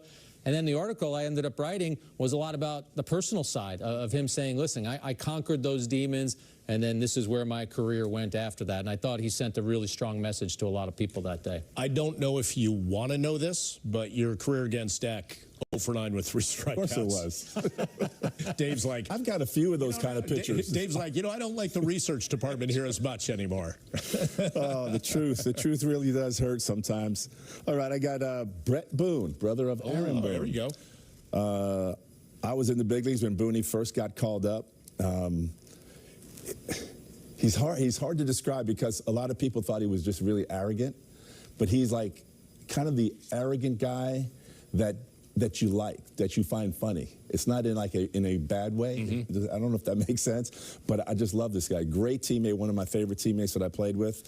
Had some amazing years. I think 2001, Ichiro got the MVP and the Rookie of the Year. Yeah. If you look at Booney's numbers in 2001, they were monstrous. Finished third in the MVP voting, 37 and 141 OPS of 950. Yeah, knocked in 141 runs. Yeah, that's a monster season. I was broadcasting by that time, but I had a chance to watch it every day, and it was special. And he stayed funny. He stayed funny. What's his brother Aaron doing these days? I don't know. We should look at Quags. I got. Let's stay in the. Well, we're sort of in the Yankee family. I've got Gerald Williams, who had a very solid major league career, was also one of Derek Jeter's best friends throughout his major league career, and I can take you back to when the two of them became friends. Jeter was ascending to the major leagues. He was still a minor leaguer and was working out with some other players who were trying to get to the major leagues. And they took batting practice one day. And Jeter, as the young kid, you talked about Valentin earlier in Greenwell, sometimes you are the one who gets hazed. Well, after a batting practice session, there was an older player, an older infielder in the Yankees system who said to Jeter, hey kid, pick up all the baseballs. That's not the way it's done. You watch Aaron Judge take batting practice, whomever it is, everybody picks up the baseballs. Jeter was kind of down that he would be treated that way. Gerald Williams came up to him and said, hey, kid, let's go to dinner tonight. And he said, and by the way, you're going to rocket past that guy. You've got a long career ahead of you. Don't let what happened today stop you. And Jeter told me that story years later. And by the way, Gerald Williams was right. I know the name of the other player. I'm just not going to mention it right now. But Jeter obviously had a Hall of Fame career. And he is so appreciative that Gerald Williams looked out for him when they were young, that they remained close. And obviously Gerald passed away. And if you watched Derek's documentary, The Captain, he speaks very thoughtfully and very solemnly about his connection with Gerald. Just a connection with the Blue Jays, Dante Bichette.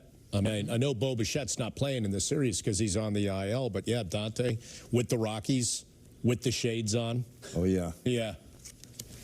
He had the great finish after a home run. Yeah. I just love the way he kind of had that it was kind of a bat flip-ish kind of thing. Yeah, another connection, the guy doing the game for us today, Joe Girardi. Oh, yeah. His son is Dante. They were former teammates. Yep. I'm going to sound with the Rockies, right? Yes. Yeah. I'm going to sound like all I do is watch videos on YouTube. But there's also a video of Dante Bichette giving hitting advice It's this random video. He's in a batting cage somewhere. And it's fantastic, by the way. Exactly, right? Fantastic. Can you paraphrase it better than I? But it's basically his approach, and it's terrific. I don't remember it to that point, but I remember watching it because a former player, Jeff Fry, has on his LinkedIn, he always kind of pulls up these hitting gurus and kind of pokes fun at them. And then he posted it, and that's where I saw it. He's like, this is from a big leaguer. This is what you should be listening to and trying to emulate. It was about where your swing should be. Right. And it was kind of like, you want to get your swing here, and if your swing is kind of up here, you're not going to be up. Look it up. I'm telling you, look it up. Was it him in the cage by himself, or was it with a bunch of kids? He was teaching. To a player. I don't know if it was a minor leaguer. I don't think it wasn't Bo. It wasn't one of his kids, but he was giving instruction to a younger kid. I don't know if it was a high school kid, a college kid, a minor leaguer, but you listen to this and you understand why he had the career that he had. Really, really good info. Yeah. Who else you got? Anybody? I got a former Yankee and former teammate of mine, Mike Stanley. Another guy who had a great career. So Stano and I were teammates in La Romana in the Dominican Republic for winter ball. When he was with Texas at the time, trying to, we were both trying to get to the big leagues. And I went down there and, became great friends. But boy, he really kind of blossomed when he came to both the Yankees and the Red Sox towards the end of his career. Big hit. How many home runs did he hit with the Yankees? Yeah, underrated. I'm glad you asked. 93, he had 26 home runs. 94, which obviously was a shortened season, he had 17. 95 with the Yankees, he had 18, and then he played for Boston in 96. He had 24. But I really enjoyed covering Mike Stanley.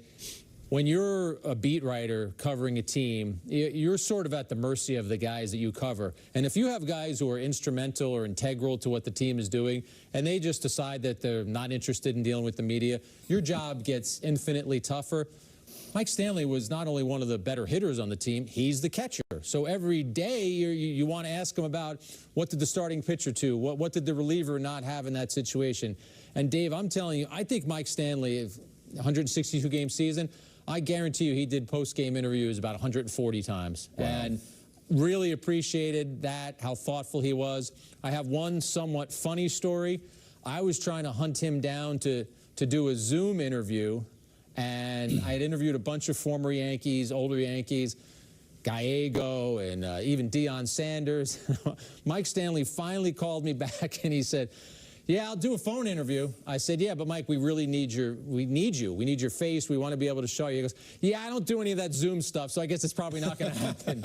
So the interview never happened. I guess I could have done an audio interview and we could have just put his picture up, but he was very upfront and said, yeah, I'm not doing that. Zoom doesn't work in my world, so we didn't end up getting the interview. Got a couple others. Doug Drabek, Todd Stottlemyre. Yep. In this pack. Todd Stottlemyre, who, if we want to talk Yankees, after Andy Pettitte got blasted in Game 6 of the 2001 World Series, the Yankees lost 15-2, and then they end up losing Game 7 with Gonzalez's bloop off Mariano. Todd Stottlemyre in the offseason told his dad, Mel, who was the Yankee pitching coach, how Andy had been tipping pitches, and gave him that little crumb of information. Well, it was more than a little crumb, a big crumb of information. And it was something really subtle, Dave. I wrote about this. It was something along the lines of when Andy brought his hands down, he brought them a little lower for breaking pitches or a little lower for the fastball. I forget which way it went. And it was subtle, but somebody on the Diamondbacks picked up on it. And if you go back, they were on everything. Even the foul balls they hit were screaming line drives. Todd Stottlemyre was nice enough to let Andy know in the offseason. Andy, of course, still hates the fact that that happened to him in Game 6. It's a pitching fraternity, right? Yeah. Especially with Mel's connection. So I first met Todd, he was probably 5 years old, because Mel Stottlemyre was my very first professional pitching coach in Bellingham, Washington, 1978. And Mel always came there with, and all of his kids were running around. So I kind of known Todd a long, long time, and Mel Stottlemyre was kind of like a father to me back then. To have someone I knew who he was. The rest of the guys on the team weren't like Yankee fans, but me growing up here, I was like, Mel Stottlemyre's coming? Like, Coney said, who had him as a pitching coach with the Mets and the Yankees, he said in terms of being a coach, what he liked the most about Mel was positivity.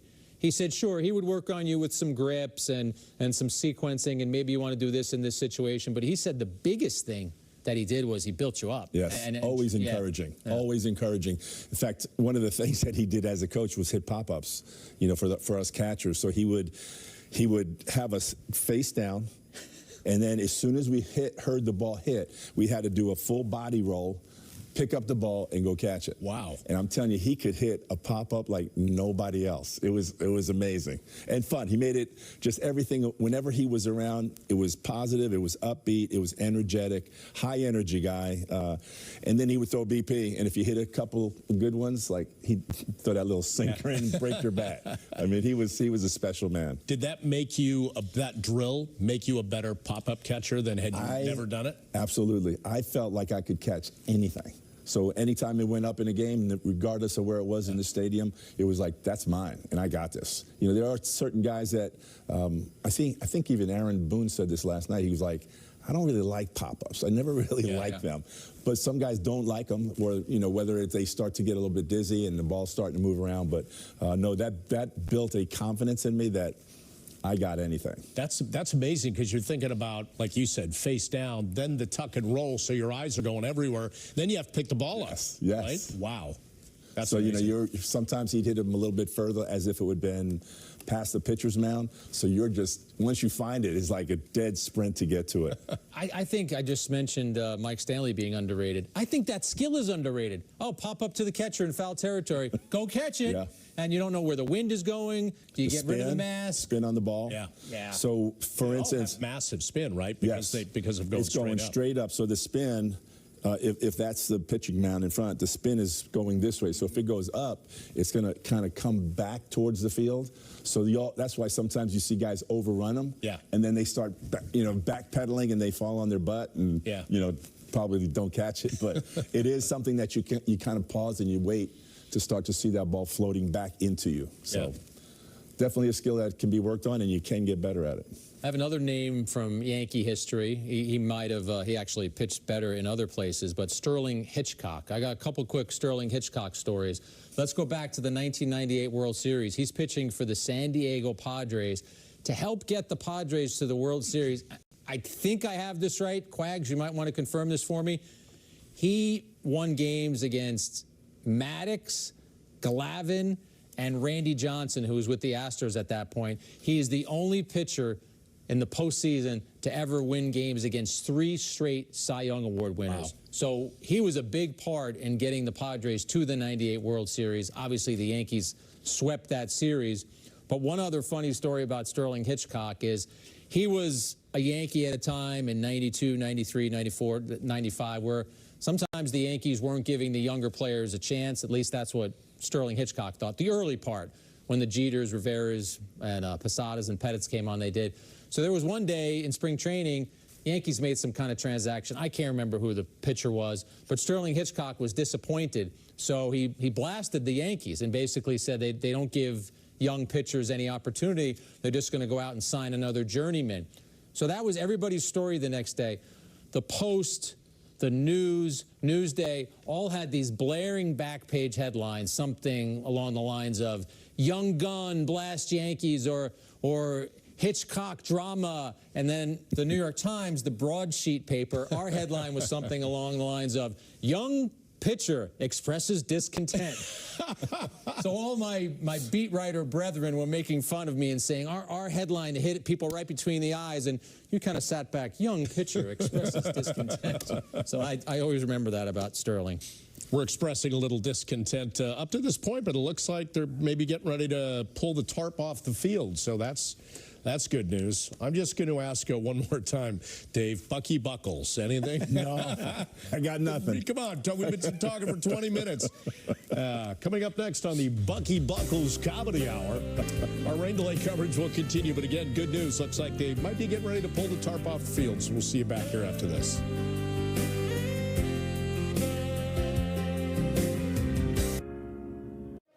That's Aaron Judge. Yeah. Sometimes you get the feeling you're watching a Hall of Famer right in the middle of his prime. The captain is rolling. They're going to need a longer tape measure. A monster Booster Blast. See ya. Wow.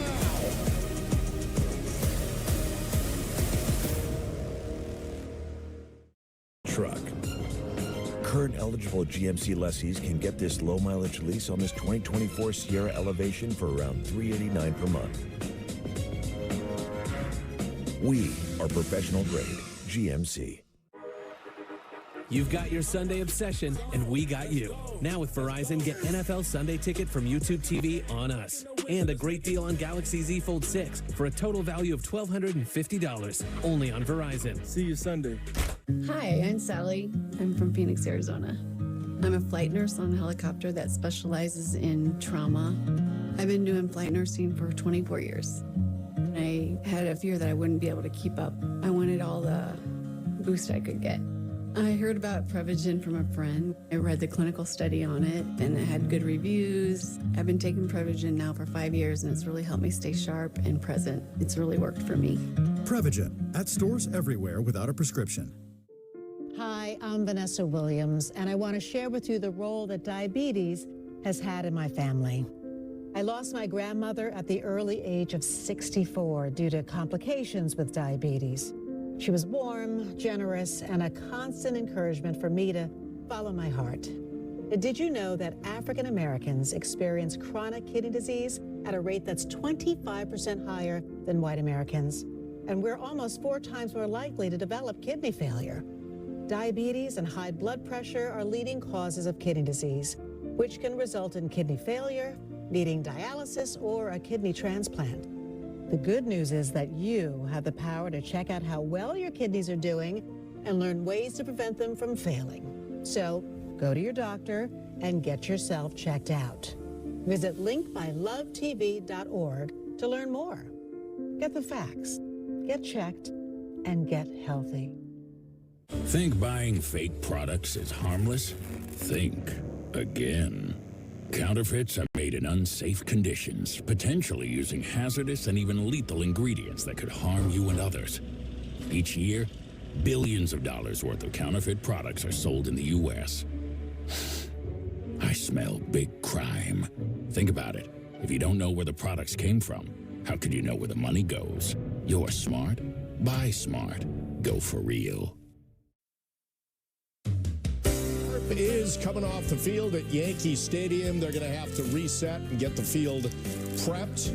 So I guess that means we still have time for stories and opening packs of cards. Dave Valley is cracking another one right now. By the way, you have this is addictive. Follow-up, right? So how about this? This is what opening cards leads to. You hear from one of the players that you spoke about. We told some stories about John Valentin. I knew John from Jersey City. Val knows him from their careers, told a great story, and obviously very productive Red Sox career. So he threw a little shade Val's way. He says, ask Dave if he remembers calling that slider for my first home run at Fenway, a grand slam. So do you remember? I do. That's how scary your memory can be, right? Because I remember Johnny coming around home, and there was a big, the big gathering of all the players, and the next day in the paper was a big picture of him coming across with all guys, and like I was just standing there with my head down. I shouldn't have thrown that slider. But again, I'll take the blame. It's my fault. Johnny, you're welcome. By the way, they're talking about a 6:15 restart here with the game tied at 3 going to the bottom of the 8th. You got anything good in your new Packer? We're up against the clock now. Let's go. Let's move it. What we got? I got a few for the bicycle spokes, I can tell you that from that last pack. So did you guys ever play like knockdown in the schoolyard with these? Yeah. So actually when you do that, you get to... Yeah. It ruined all the cards, but it was nothing quite like getting a new pack with the sharp edges. Yeah. Well, this is a little fortuitous. Just like that. He was with, this is, I got Mark Leiter, and the Yankees got Mark Leiter Jr. That's very He's cool. in the bullpen, yeah.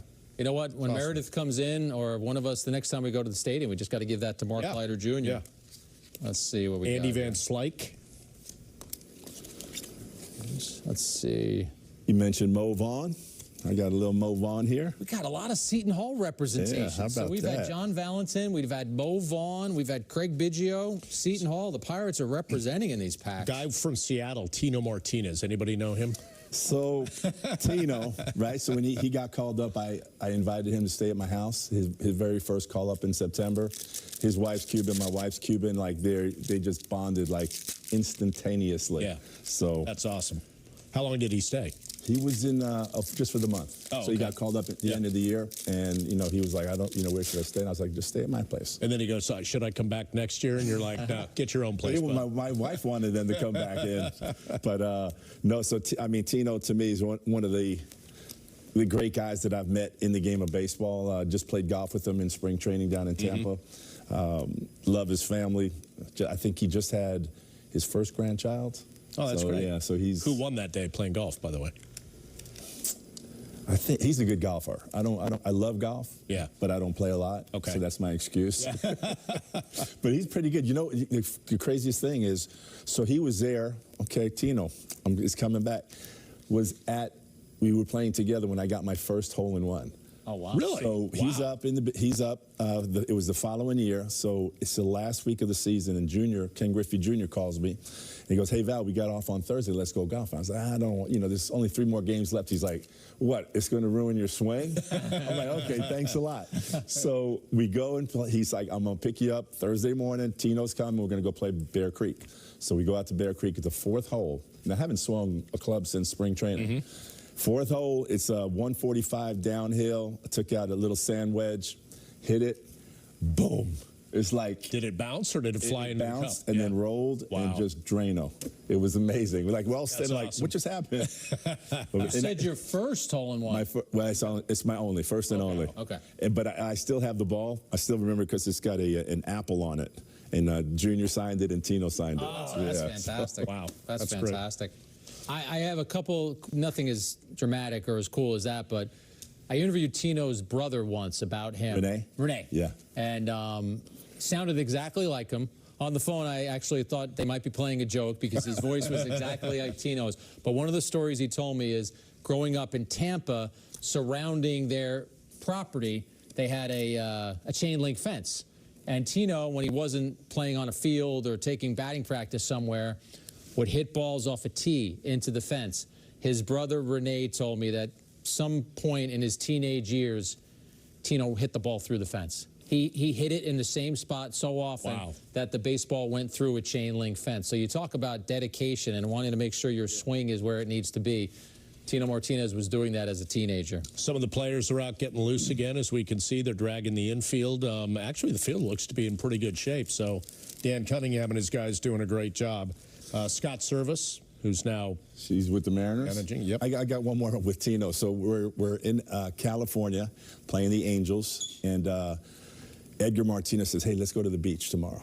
I'm like, man, I got a catch. He's like, no, let's go to the beach. Come on, let's go. So we all go out there. So Tino, Edgar, Jay Buhner. Jay's got the bald head. I had some hair back then. He's wearing like the do-rag on it. We get so sunburned, and we get back to the hotel exhausted, and the bus is in like 20 minutes. So we get to the park exhausted. That night, all 3 of us, Edgar, I think, had 4 hits. I had 3. Tino had 3, and Jay had like 2 with a bomb. And they were like, tomorrow, beach. Yeah, you got to stick with it, right? It's the ocean air. I think that's what it is. And we did it again. Like, I think about that now. It's like, that was just crazy. That's unreal. Riding the waves out there, body surfing and stuff, getting slammed. And you were sunburned, so you're fried. Feeling my forehead, like when I put my helmet on underneath my mask, it hurt. It hurt. But, baseball players are just creatures of habit. If it worked yesterday, we got to do the same thing again. If I ate that meal yesterday and I got a couple of hits, I'm eating that same meal. It's a good place to be. Yes. On the beach. Let's see. Yeah, your old stomping grounds. We got a lot of Tino stories. Tino, by the way, when you go back to 98 and the grand slam off Langston, talking to him about that at-bat, he did feel that the 2-2 pitch was a ball, and he thinks that because the catcher moved his glove, that's probably why the call went his way. Then when he's sitting there 3-2, he said Langston always threw me a cutter. He said he threw cutter 2-2. I knew he was going to throw a cutter 3-2, and I was ready for it. And man, did Tino ever need that? Did the Yankees ever need that? I'm not saying the Yankees won the World Series in Game 1 because there's obviously 3 more wins that you have to get. But for the Padres to have been in position to beat them and for Knobloch to hit a 3-run homer and Tino to hit that grand slam, it was as if the Yankees just punched them right in the face and said, don't dare try and do that in our house, and then they swept them in the series. So before he became a Yankee, right, he went into that offseason. The Mariners were talking about giving him a multi-year deal. He was like, hey, and he told me the number. He's like, hey, if I get this, I'm signing. And like a week later, he gets traded. And he ends up signing, I think it was wasn't it 5 years? I think he signed 5 in the 23 range, something like that. And the Yankees had just moved from Fort Lauderdale to Tampa. I was like, could it have gotten any better for you? Do you remember what you get traded? You get a 5-year deal. Your spring training is in your backyard. Yeah. Like, did he remember what Seattle was floating? What the offer was? It was single digits. Oh, so he really did well. Yeah, he really did Zoom. well. That's great. All right, so we're being told we actually have to do our jobs and talk about the game, which is 3-3 going to the bottom of the 8th. We got a mess to clean up, too, by the way.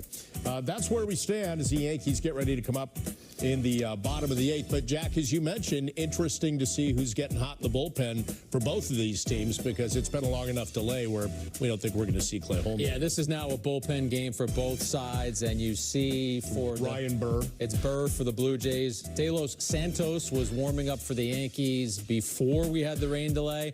And if you look at the Yankee bullpen chart, we'll have to see how long this game goes, but De Los Santos, Tonkin, and Cousins. I think those are the options for Boone right now for the guys that he would use. I'm not sure if he would come back with Mark Leiter Jr., but he might use him on back-to-back days. But you need those arms to be fresh, and you need to get a run, too, if you're the Yankees. Yeah, that's the hope, right? Just throw a quick crooked number up on the board and not have to worry about going deep into the night here. Yep, they got, let's see who they got coming up. They got, well, if it stays the same, Grisham, LeMahieu, and then back to the top would be coming up in the bottom of the 8th with Gleyber Torres, who has a couple hits in today's game, Jack. Can I quickly segue back to do whatever you want. To give one final update, because we discussed this on the air. John Valentin wants Dave Valley to know that, yes, he does have that picture of his first home run framed in his office. Are you in here somewhere? Here, there's a bunch of them. I think you're in there somewhere. Is sad Dave Valley in there somewhere? Or did he cut you out? You better be in there. Wait a second. Oh, you know what? He did. He cut me out, Johnny. Oh, no. There you are. No, it's a series. So here comes the pitch. Okay, there you are. So there, and then that's when they're celebrating. And you're glum. Glum Dave Valley is going to drop out a little bit. I hope you look happier for the post game, Dave. I'll try. There you go. Oh, yeah, that's awesome. Good. You were low to the ground there, too. Stuff. I was flexible back then. You got pretty good moves still. At your, what are you, 78? No, kidding. 74. So we got about 2 minutes before we get it back. Yankees came on late in this game with offense as they scored the 2 and the home run. They're looking for one big punch coming up here. And also, let's be honest about where we stand right now. I know the Blue Jays want to win this game. The Yankees need to win this game. This is a way more important game for the Yankees. Dave mentioned it on the pregame. You want to win a series. You want to keep piling up wins. They're at home where they have struggled of late. 16 losses in their last 23 games, so you want to build some traction. We've been talking about the Cards, and we've been having a great time. This is my best rain fill ever. But for the Yankees, this is serious. You got to win this game. You have to beat the teams that you're supposed to beat. The Blue Jays are one of those teams. Well, you want to win a series. They haven't won a series at home since early June. They've been in one of the toughest stretches that they've ever had in that place at the stadium. But I think it's really imperative for them to get some runs up on the board. And I do want to go back to you, because you had mentioned some stats about Soto, 7th inning and on. Spectacular. Six times 7th inning or on, he's either tied or put them ahead. And the batting average after the 7th inning is over 350 with 7 home runs. Yeah, that's clutch. You know, I know a lot of analytics don't count that, or they poo-poo it. That's the guy who I want up at the plate late in the ballgame. We all agree there's clutch. Yeah. Sometimes the numbers guys say there's no such thing as clutch, but yeah, you have that close and late category, or late and close category, however you want to phrase it. I mean, Soto has been money in that situation, and we showed the home run earlier, but Cabrera is a guy who, yeah, he's given up 4 home runs to lefties this year, but he's not an easy at-bat for a lefty. And Dave Soto just looks so comfortable up there, no matter who the pitcher is. Yeah, we heard Joe talk about the balance that he has all the way through his swing. He's got a very long stride, right? When he's making contact, he's kind of has a little bit of a lean back, but that bat head comes through the zone such a level way, you know, total opposite of Aaron Judge, for instance, right? You know, Aaron's got that little upper swing, where Soto, and I think that's one of the main reasons why he can hit the ball the opposite way, because he just stays through the ball so well. The barrel of the bat travels, and he's got some special power. Ryan Burr's getting ready to come out of the bullpen. Just real quick, Dave, it's not scoreboard watching time yet, but the Yankees do know as they resume play that the Orioles won today. So when do you as a player or team kind of start keeping an eye on what the teams are doing around you? Yeah, they're absolutely watching. Yeah. You know, it kind of gives you a sense of urgency too. And you know, now we're talking about a sprint to the finals, and you've got 2 months, what, maybe 50-ish games left to play. Every single game matters. Today matters. You can't be even thinking about ahead. It was interesting to see when the players left the field, everybody kind of grabs their bats and they go inside. And now, Jack, they're back out there and getting ready to go. So we're going to get you back to the stadium as we see the resumption of play. It will be the bottom of the 8th. Grisham, LeMahieu, and Torres, the scheduled batters. Michael Kay, Joe Girardi, Meredith Marakovitz, they are standing by as we resume the action here momentarily from the stadium. And the Yankees hoping to bust through against Berg, get a run on the board, and then close things out. The question is, who would close it? So we'll find out coming up. Let's get it back to the stadium, fellas. Well, thank Bob, Jack, and Dave. I mean, just yeoman work with the opening up of the baseball pack, so I'm sure you kept the audience entertained. So obviously, this is going to be almost an hour and 40-minute rain delay, something like that. But we will resume here in the bottom of the 8th inning, and Ryan Burr is warming up. He'll have some time to warm up. He could have warmed up out there as well. So Burr's going to face Grisham, LeMahieu, and Torres in the bottom of the 8th of a 3-3 game. And you see the Hyundai scoreboard, 3-6-0 for Toronto, 3-7-1 for the Yankees. And the one was a big one when Grisham made an error in center field to allow Loperfido to get the second. He eventually came around to score on a sac fly. So it was an unearned run, but it certainly counts. Garrett Cole, a long time ago, started the game, pitched into the 6th inning. Now he's just an interested observer like all of us. Yeah, I actually thought he threw the ball really well after the 2nd inning. I thought he found all his stuff, found his rhythm, and pitched extremely well. 91 pitches. You know, he'll get an extra day between this start and the next start because of the off day on Monday. Looked pretty good. And Brad Ausmus is now managing as Aaron Boone got tossed, I believe in the 7th? The 7th inning. And also there was a little altercation that we wondered why the umpires were talking in front of the mound. This is in the 7th inning when Cabrera gives up the home run. After he gives up the home run to Soto. He doesn't like the ball. And he fires into the Yankee dugout and hits Boone. Now, Boone's not thrilled about that. He picks up the ball and fires it in his blue chain. I love it. I love it. And, you know, they say let the boys play. Well, let them play, right? I mean, Hennessy was probably mad that he gave up the home run. Didn't like the feeling of the baseball. And if I'm Aaron Boone, I don't like the ball coming in that hard either. So you see some of the changes. Barger takes over at third. Baroa is taking over in right field. And that's the changes with De Los Santos moving from third to first as Horowitz was pinch run for by Baroa. And the new pitcher is Ryan Burr. So it's a 3-3 game. This is the rubber game of this 3-game set. Leiter Jr. and De Los Santos both ready for the Yankees in the bullpen. I guess it depends on if they get the lead or not. If it's a tie game, they'll go to 1. If it's a save situation, they probably go to Leiter. Yeah, I think they would go to Leiter as well, as he threw 22 pitches yesterday, but he had a couple days off before that, so he should be okay.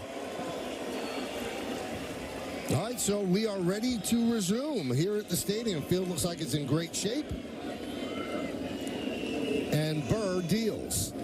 And there's a strike, and we're underway again. Well, he pitched it yesterday, and he's had a few issues with walks. He walked a couple guys and gave up an RBI single in his inning of work yesterday. The rain delay is an official 1 hour and 49-minute rain delay. The only sign of any precipitation during that time is in foul territory on the warning track between third base and left field. You can see it's kind of slippery and slick there, and the fielders will have to watch out if they go there for a foul ball. That's it. The field looks in great shape. Danny Cunningham and his crew do a great job, and they got the tarp on the infield before the rain began, so there was no need to add any drying agent at all. 1-2. 2-2. Yeah, you're talking they got the tarp on the field before it started raining. They took the tarp off and had the field ready to go in like 12 minutes. Yeah. Amazing.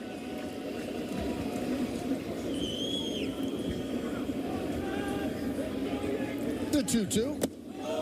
3-2. Yankees would love to get this runner on and then move him around. Well, Burr yesterday walked Judge and Torres, gave up an RBI single to Volpe. 30 years old, 5th big league season. And he's got a 3-2 count on the leadoff batter, Trent Grisham. Grisham's 0 for 3 with an RBI ground out. And the pitch. Ground ball, right side, through for a base hit. So the go-ahead runs on base for the Yankees. Yeah, really good at bat, and he's had some long at bats, and it's what he does, and he gets a fastball here. Burr's about 94, 95. Predominantly sliders, throws at about 63%, but he got an account where he's able to hit this ball in the hole, and I wouldn't be surprised if DJ bunts here, Michael. We've seen him do it on his own. We've seen him do it in the past. Try to make sure that Soto gets up this inning. Well, he takes a strike on the inside corner. Sac fly his last time up. That gave the Yankees a tie in the game. They were down 2-0. That inning in the 6th, they scored 2. And the home run by Soto gave them a short-lived 3-2 lead. Line drive right at Barger. And just a hard out for DJ LeMahieu. Well, he swung the bat pretty good, and that's a good sign, Michael, hitting a breaking ball like that. I mean, that's unfortunate. It was right at him because it's at least second and third if that gets by him. And now giving the scouting report to Juan Soto. There's Gleyber Torres. He's 2 for 4 last time up, lined the ball sharply to the shortstop Clement. Off the end of the bat, fouled back, 0-1.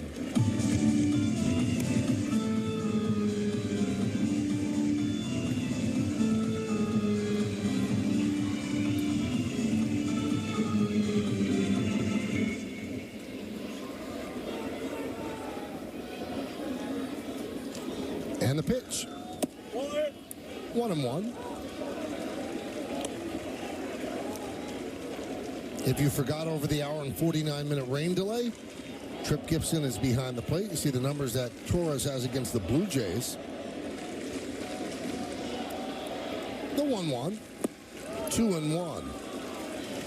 Yeah, he gets himself in these situations where his slider is his best pitch and has had the best numbers. And like a lot of relievers today, they just throw it over and over and over. He's going to throw it ahead in the count, behind in the count.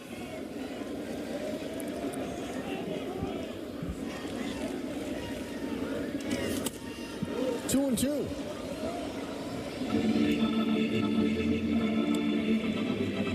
Both teams are off tomorrow. The Yankees obviously don't have to travel. They're in the middle of a homestand. The Blue Jays will head home.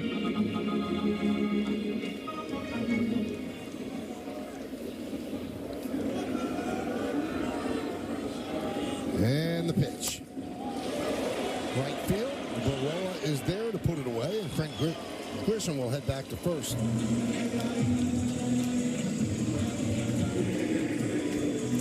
Check out the Verizon projected starters for the next series.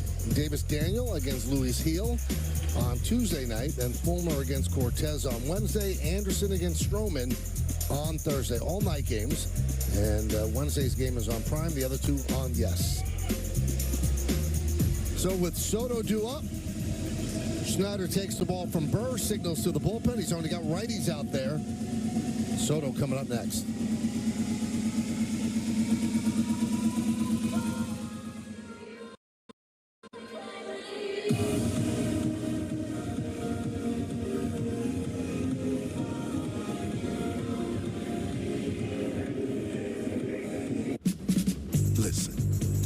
spotted it from the start. Breaking didn't even have a name yet. Bunch of kids from the South Bronx who didn't just knock on the door, they kicked it down. And today, it's your time. It's all about spotting it early. And if you do, no victory is out of reach.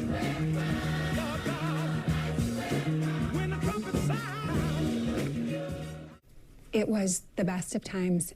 It was the worst of times, but mostly times were just okay. And you know who said that? Susan B. Anthony. Charles Dickens. Susie. We're not teachers. We're connectivity experts. If millions of communities rely on us for fiber, internet, and mobile, you can too. Optimum, where local is big time. Is it possible to be more capable and more practical? Be able to perform here and here. Make a statement while barely making a sound. And command the road, as well as what lies ahead. How we get there matters.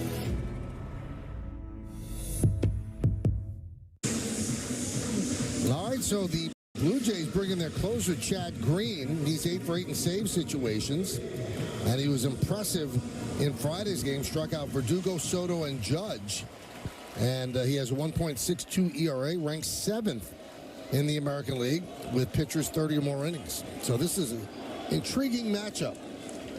Green against Soto. Runner at first. 2 outs. Bottom of the 8th. Michael, I think it's intriguing, too, because Juan Soto's a good high ball hitter, and Chad Green loves to live at the top of the zone with his fastball and then his slider down. It's 1 for 3 off him with a homer and a strikeout.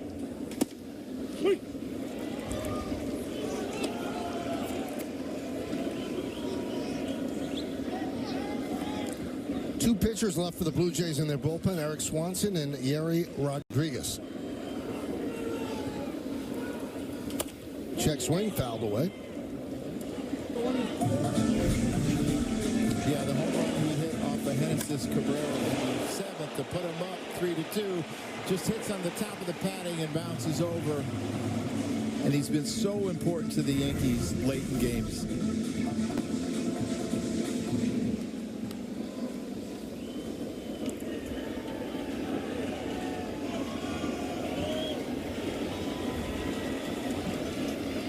And the pitch, drilled down the right field line. It is a fair ball up against the wall.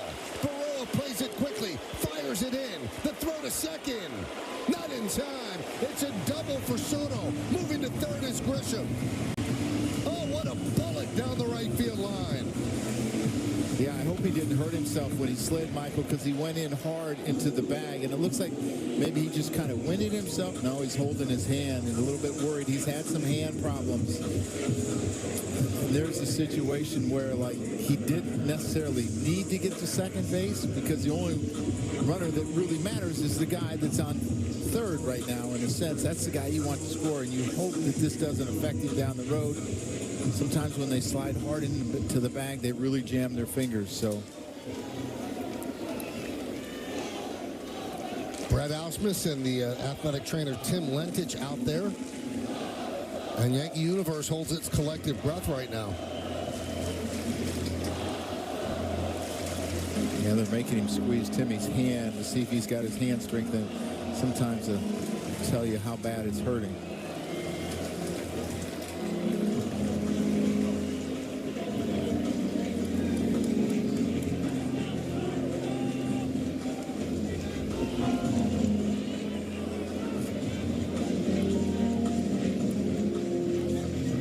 Looks like he said he's okay. Look at this high fastball he gets on top of, Michael. It is absolutely amazing what he does. Man, he just didn't get it high enough, and he sees the throw going towards first base, and that's why he's went to second. And yes, that run does mean something, but you can't afford to make the third out there. And he just gets in there and kind of jams that right hand as he slides. Well, what's left of the crowd cheering as Soto will stay in the game. Started out at 44,237. Many people have stayed through that long rain delay. And, of course, Aaron Judge intentionally walked for the third time tonight to load the bases and the fourth time in the last couple of days. Yeah, they're not going to give him a chance to beat him. So Austin Wells has been very good. He just needs to lay off that high fastball. Wells is going to start getting a complex. I'm not sure who could be behind him where you wouldn't walk him. Right.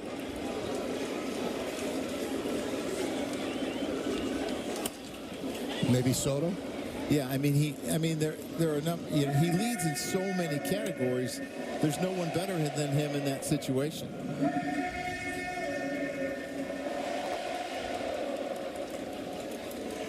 Oh, 2 on Wells. Wells 1 for 3 with a walk. And the pitch upstairs. Three intentional walks today, the most by Yankees since Bernie was walked 3 times in 1999 against Tampa Bay. Can't say I remember that, Mikey. High pop-up, shallow right field. Baroa makes the play, and the Yankees leave the bases loaded, and the strategy of walking Judge pays off. Scoring swag and gift cards with Yes Rewards. What a home run for Soto. Watch, play, earn. Yes Rewards. Check it out now on the Yes app. And here, make a statement while barely making a sound. And command the road, as well as what lies ahead. How we get there matters.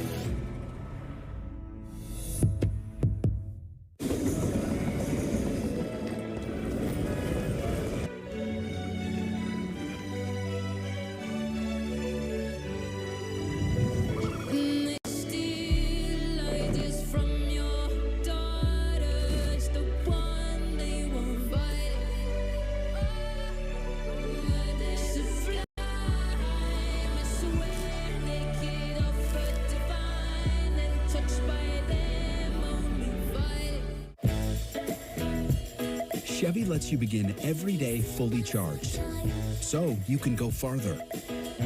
And so can your money. Tow with confidence. Plus, stay connected with available OnStar technology. For summer adventures, Chevy's got you. Get $5,750 total value on this Silverado LT when you trade in an eligible vehicle. That's 10% below MSRP. See your local Chevy dealer. Well, tie game as we go to the 9th, and because of that, we have an extra innings watch presented by Jimmy John's. Yankees would like to avoid that. So with the Blue Jays, their bullpen's running a little thin right now. So the Yankees will go to Enyel De Los Santos. Yeah, he pitched an inning and 2/3 on Friday night of scoreless baseball. Gave up a hit. Relies on about a 95, 96 mile an hour fastball and his slider mostly. Important for him to keep his slider down in the zone. The Yankees certainly have more pitchers available than do the Blue Jays as we go to the 9th inning. It's turned into a lovely early evening after the rain of an hour and 49 minutes. I thought Jack Curry said it very well. The Blue Jays want to win this game, obviously. The Yankees need to win this game. It's certainly not a make-or-break situation, but they've got to win games on the road and win series. And they have to win games that they're supposed to win. And they are supposed to win games against the Blue Jays at home. They just don't. Especially when you have your ace on the mound. Right.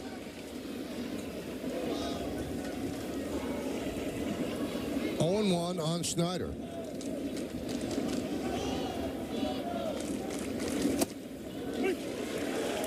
Quickly 0-2. So it's Schneider, De Los Santos, and Clement.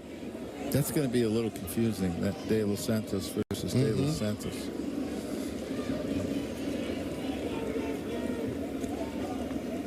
The 0-2.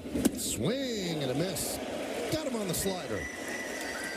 Yeah, really good sequence there. Slider for a strike, and then a fastball on down and in for a strike, and then he goes with this expand slider. Starts as a strike and just runs off the plate. He tries to check his swing. Struck out 3 times yesterday, and here's another one today.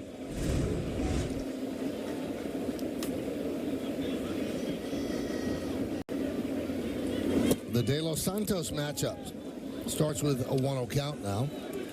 You know, the Yankees have left the bases loaded 3 times. They've left 13 men on base over 8 innings.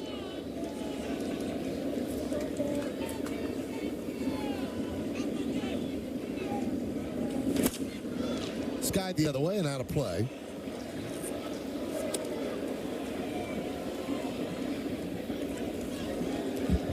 De Los Santos, one of 2 relievers the Yankees got before the trade deadline.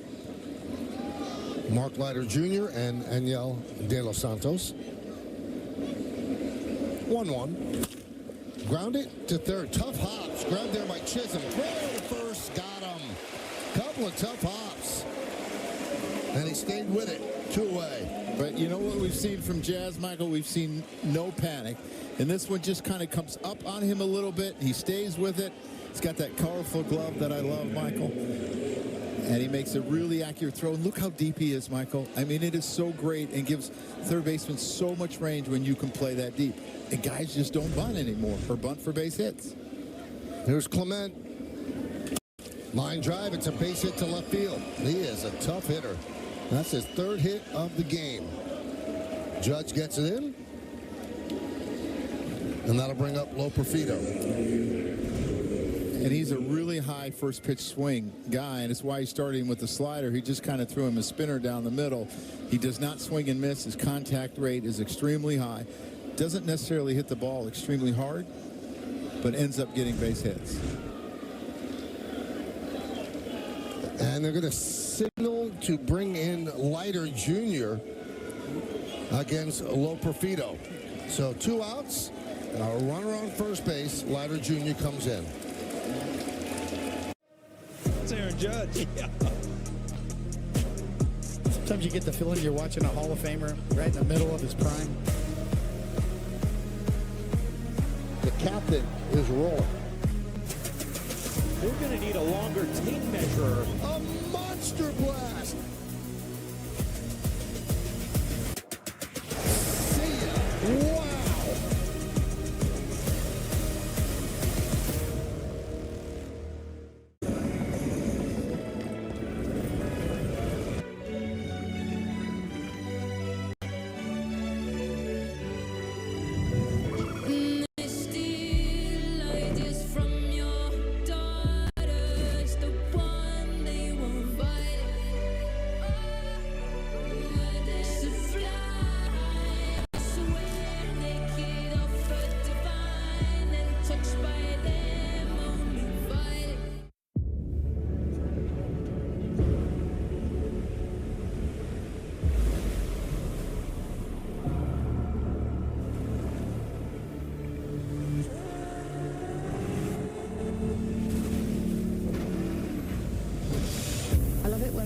Say that something's impossible. I see that as a challenge.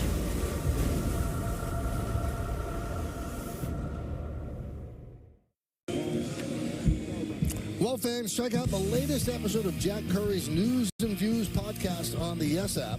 This week, guest is New York Football Giants legend and the thrower of today's first pitch, Eli Manning. Check out the full conversation on the Yes app or wherever you get your podcasts. Eli was with us in the 3rd inning, which seems like a couple of days ago, Joe. He was great. Yeah, was it yesterday or today? It was today. It was today. Mark Leiter comes on. Those are the numbers with the Cubs and the Yankees. Gotta love the strikeouts per inning pitched. 55, 39 innings, and he's been very good with inherited runners this year. And part of the reason is because he has that strikeout potential. And there's a strike to Loperfido.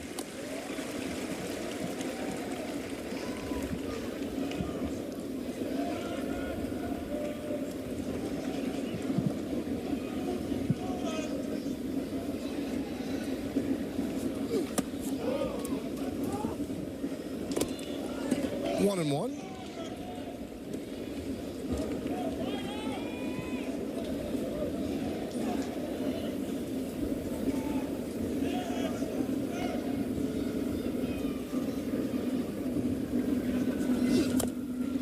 Now 1-2. Well, Clement has 2 stolen bases today, and I was just kind of thinking, Michael, if you run him here and he gets thrown out, then they would have Loperfido leading off in the 10th. If Guerrero's leading off in the 10th, I think you walk in, it's a guarantee. Right, because there'd be a runner at second. Yeah, so it at least protects him a little bit.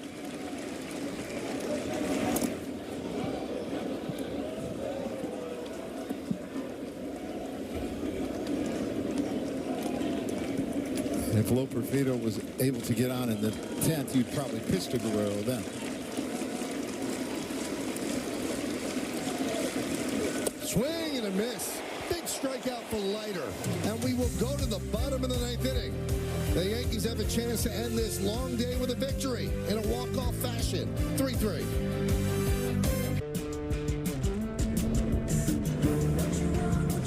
Driving the Nissan Rogue with Google built in is like...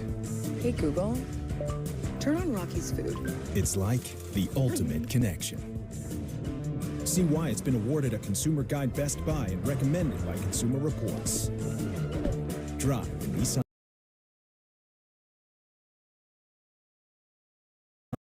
Rogue today. Get the 2024 Nissan Rogue with best-in-class fuel economy. One of 6 Nissan vehicles starting under $30,000. At Spectrum, we know that internet is a vital tool to help you fulfill your dreams. My dream is to become a video game developer. My dream is to get my online college degree. That's why Spectrum has affordable solutions to keep you connected. At Spectrum, we are committed to delivering reliable, affordable internet and unlimited mobile to keep you connected to what matters most to you. This summer is the perfect time to get away with a great deal on your favorite Hyundai models. All backed by America's best warranty, plus 3 years or 36,000 miles of complimentary maintenance. Add more joy to your journey. Hurry into the Hyundai Getaway Sales Event. But act fast. The hottest deals of the summer won't last. Get in and get away now. Lease an all-wheel drive Tucson for $229 a month or get 1.99% APR or up to $1,250 bonus cash. Hurry in to the Hyundai Getaway Sales Event. We go to the bottom of the 9th, 3-3, and we take a look at the Chevy plays of the game. Joey Loperfido leads off the 8th with this ball between Judge and Grisham. 2 center fielders, and there seems to be a little miscommunication. Then Alejandro Kirk in that end of the inning ties it up with this sac fly to make it 3-3, and that's why we're in the bottom of the 9th, still tied. Giancarlo Stanton against Chad Green. And the pitch outside, 1-0. Be a real good time for him, Michael, to make a loud noise with this bat.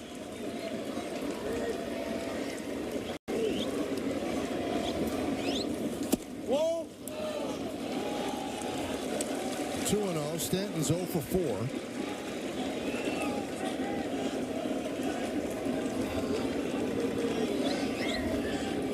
And the pitch. Good slider, 2-1. Yeah, Giancarlo was trying to end the game right there with this slider, and you see him pull off just a little bit. Hard swing, which he always has. The highest bat speed in all of the game. Fly ball down the right field line. Lands untouched in foul territory. So Stan left 2 runners on in the 3rd, left the bases loaded in the 5th, and then left the runner on in the 7th. And also left the bases loaded in the 1st. Everything's been away from him. He needs to cover the outside. 3-2. Well, if Stanton walks, there'll be a pinch runner for him. Probably Oswaldo Cabrera. Yankees 1 for 10 with runners in scoring position. 13 left on base.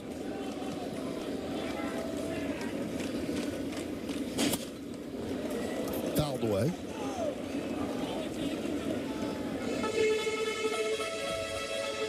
Jazz Chisholm Jr. on deck.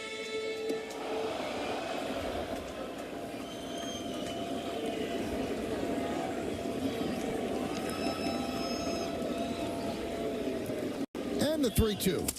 Soft ground ball, broken bat to short. 1 away.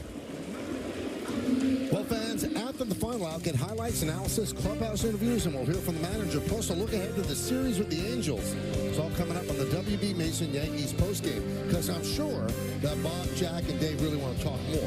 Well, they need to get their so many words in. You know how you get so many steps in? I guess so. But they did a great job during the rain delay, and they'll have a great postgame as well. Chisholm swings and misses. Never had a walk-off hit.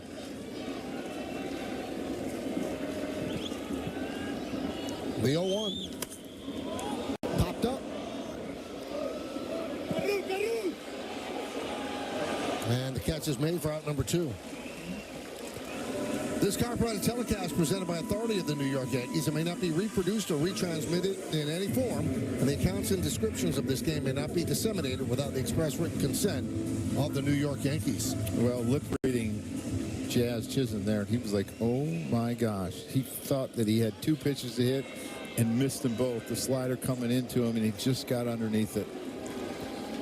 Well, here's Anthony Volpe with 5 home runs in his last 11 games, and he swings and misses. Yeah, you're going to watch Jazz. He really would love to have this pitch back. Just kind of gets underneath it a little bit. Causes it to flare kind of towards third base for a pop-out. Grounded to third. Borgia, the long throw. And the tag on the way by De Los Santos. And Volpe looks like he might be hurt.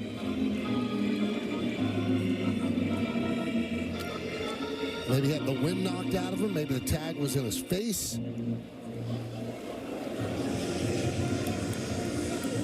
Let's see. Well, in his stomach. Yeah, knocked the wind out of him. Well, we are going to have free baseball. Bonus Cantos coming up in the 10th inning. The game is tied at 3. De Los Santos with the bad throw and tags him right there in the midsection for the final out of the night. No service member who has put on a uniform and served our nation should be without a home in the services they need. I'm Dave Portnoy, and I'm asking for your help. The Tunnel to Towers Foundation promises to eradicate veteran homelessness across the country so that no service member who has served our nation will be without a home in the services they need. That's why I'm asking you to contribute $11 a month to support these efforts by going to t2t.org or calling 1-844-BRAVEST.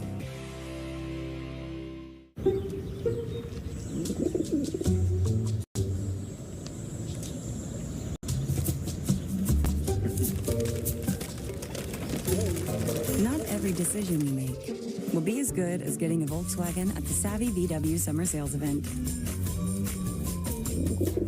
2024 Volkswagen models cost less to maintain than Honda. Get 1.9% APR financing or a $2,500 customer bonus on a new 2024 Tiguan. What a first impression for Jazz Chisholm Jr. Jazz has done it again. Putting on a show. Another Euro step and a no travel. The fans are amazing. The team is amazing. What else can you ask for?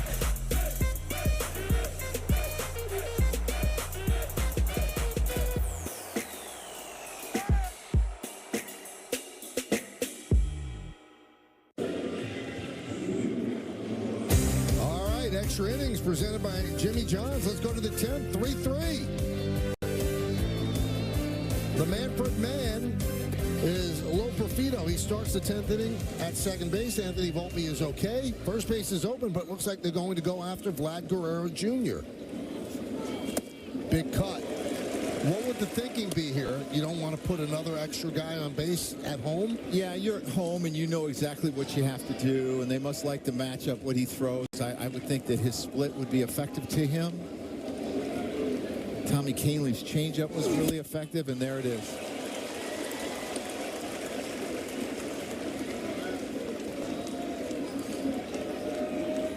Guerrero is 1 for 4 today.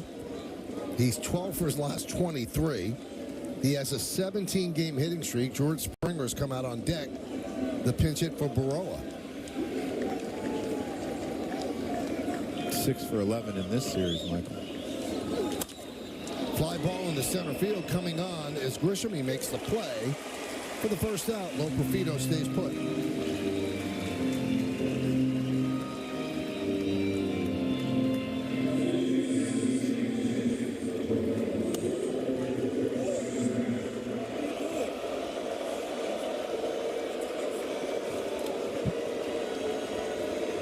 So here is Springer pinch hitting for Stuart Baroa, who would pinch run for Horwitz.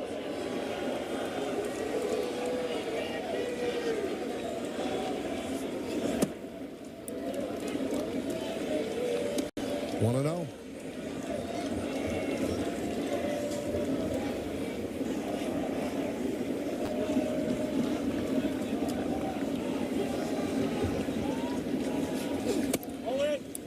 Now you can see what Leiter does. He actually digs into the glove to start with a splitter grip, because that one would be given away if he did it in the glove, and then he will move it if the pitch is different. Yeah, he sets the splitter if he wants to throw it, and he's always moving his hand so they can't pick it up. 2-1. Right there, finger spread.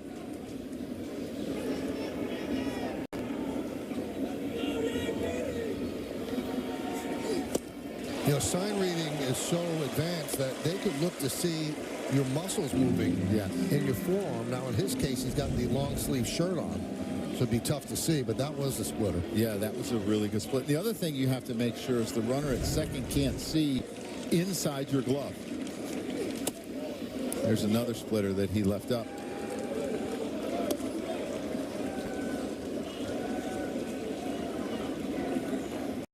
You have to make sure the view that I used to, every spring training, I would stand behind the pitchers like I was getting a lead to make sure that I couldn't see in his glove to relay the sign.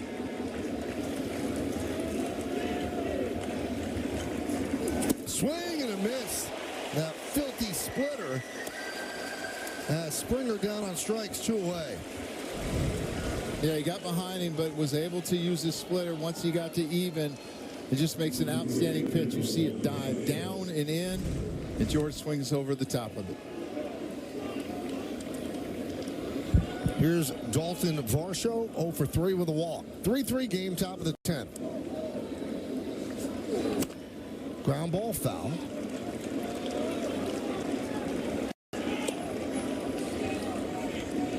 He had that big lead yesterday, and I thought he got in trouble because he came out and pitched different, and I know that he didn't want to necessarily show the Blue Jays what he did, but he didn't use his curveball early in the count. He didn't throw that one either, the high split, trying to get it to drop in, but he pitched a little bit different and got himself into trouble, but he's kind of pitching the way that he was successful in Chicago.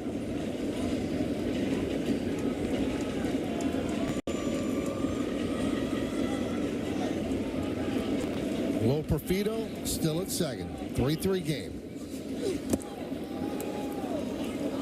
Splitter low, 2-1.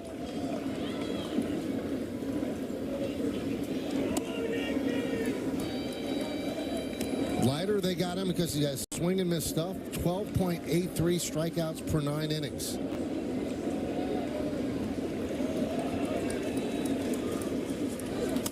Rip foul. And when you look at the Yankee bullpen and a harsh assessment, they don't have enough swing and miss pitchers out there. They've got good pitchers, but contact pitchers. Bowden Francis warming up for the Blue Jays.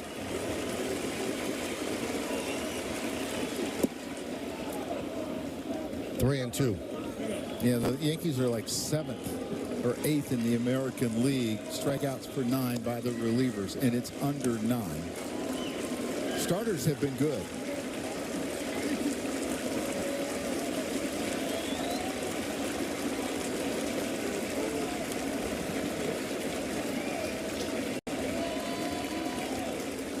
And the 3-2. It gets by Wells. Moving to third is Low Perfido as Varsho works a walk.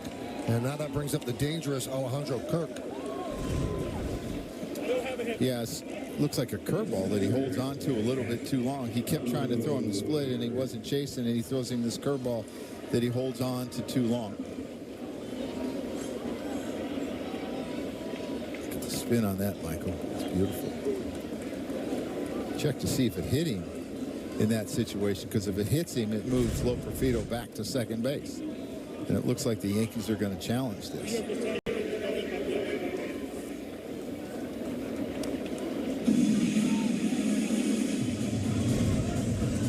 See if it hits the top of his shoe here.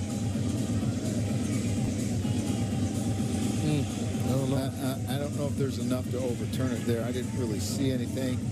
It would have had to nick his pant leg, the back leg. Maybe this one you get a better view. So close, but I don't think so. Yeah, I don't think this will be overturned. I think if it was called a hit by pitch, it would have stayed that way as well.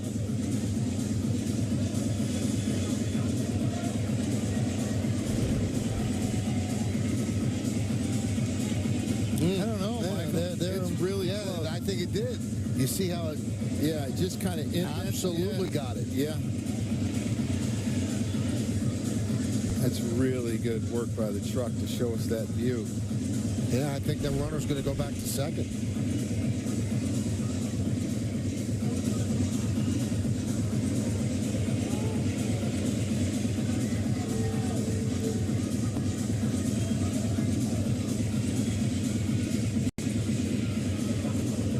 A little closer looking, you can see it definitely hit the pants. The indentation on the pants and the way that the pants move. Amazing camera shot. Would that be super After review, slow-mo? there was a hit by pitch. Batter runner at first base, runner back to second.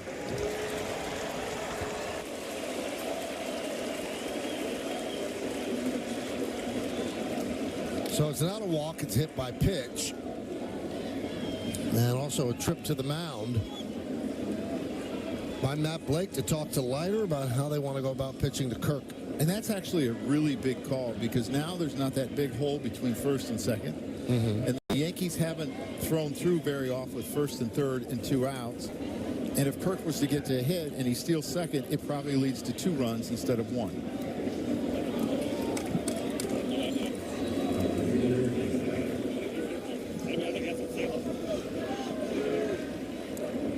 Kirk is dangerous. Had that long sac fly that drove in the run that tied the game in the 8th inning. He's 1 for 3.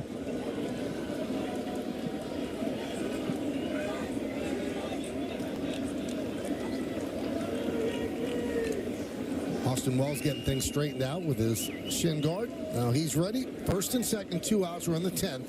A 3-3 game.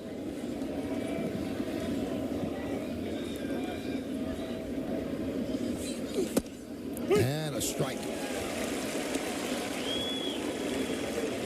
You know, I know we talk a lot about his curveball and his split and a lot of swing and miss on it, but his fastball does have some movement to it, some sink to it.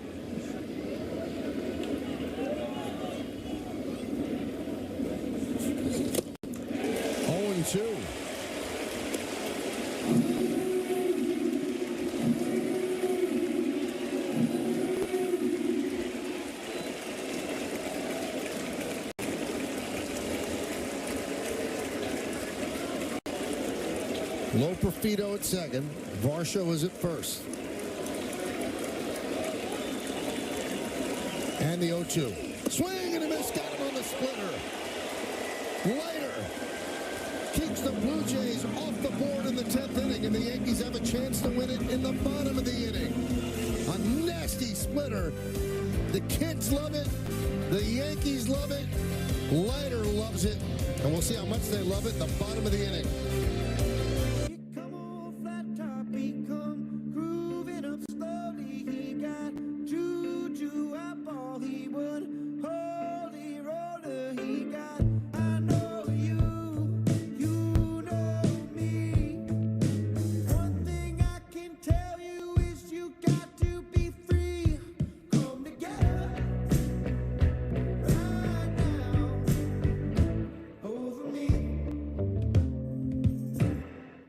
Come together with Unity by Hard Rock and Yes. Enter to win an unforgettable trip to spring training, including a meet and greet with Yes announcers. Oh, yes! One grand prize Winner and a guest will receive round-trip airfare, 4 nights at the Seminole Hard Rock Hotel and Casino Tampa, plus a $500 resort credit towards entertainment, dining, and more. 1,500 entrants will score a free 1-month subscription to the Yes app. To enter, sign up for a Unity by Hard Rock account and join the global loyalty program to earn rewards all over the world. This summer is the perfect time to get away with a great deal on your favorite Hyundai models. All backed by America's best warranty, plus 3 years or 36,000 miles of complimentary maintenance. Add more joy to your journey. Hurry into the Hyundai Getaway Sales Event. But act fast. The hottest deals of the summer won't last. Get in and get away now. Lease an Ioniq 5 for only $189 a month or get 0% APR for 60 months or $7,500 EV bonus cash. Hurry in to the Hyundai Getaway Sales Event. So Mark Leiter strikes out Kirk with the go-ahead run at second base. Man, this is a pretty nasty splitter, Joe. Yeah, really good, and that's been his bread and butter, and his ability to strike people out is what made him really attractive to the Yankees as they're trying to get some more swing and miss in the bullpen. He was third coming in today in all of baseball in inherited runners scoring. Ghost runners kind of like an inherited runner, and he did a fantastic job again. All right, so Anthony Volpe will start at second as the Manfred man, and Bowden Francis, who started at Baltimore Monday, pitched in 17 games, but 4 games started this year, and they're going to go to him out of the bullpen. They had 2 other relievers out there, but they decided to go to Francis here in the 10th. Yeah, and he's not a big strikeout guy, and a tough job for the Toronto Blue Jays third baseman because you got to worry about Volpe stealing and the bunt. You got to cover them both. And the pitch is high to Grisham, 1-0. And if you charge too quickly, Volpe will take off, and then you got to make the read to see if Francis, the pitcher, can get the ball. It's a tricky position to be in. You see him picking at the base runner. And there's a bunt toward Francis. Going to take the out at first. A nice scoop there by De Los Santos as the winning run is moved to third. Yeah, a really good bunt by Trent Grisham, and he almost threw it away. And this is a nice play by De Los Santos to pick this. Pitchers a lot of times aren't real accurate throwing to the bases. It's not something they do a lot, but picked up by De Los Santos. It's been a tough year for DJ LeMahieu, and he has a chance to walk it off right here in the 10th. The infield is in, and John Schneider wants to go out and talk to Francis. He's calling in an outfielder to have 5 infielders to cut off the ground ball that will go through. Going to call in Loperfido. Well, DJ has hit the ball on the ground almost 58% of the time this year, and that's why they're doing it. Had he been a fly ball hitter, I think they would have just left the field the way it was. Well, they're going to put Loperfido at first base. We'll see where they actually put De Los Santos. He's changing his glove. He gave the first baseman's mitt away, and now Loperfido is going to get the first baseman's mitt. And we'll see where they want to put De Los Santos. I would think, I mean, okay, I haven't seen this. Does he have to play right behind the pitcher? Because aren't you supposed to be even with the infielders? Like, I wonder how this was addressed. Because it doesn't make a lot of sense to be right behind the pitcher. Right, and that looks like that's exactly what he's going to do.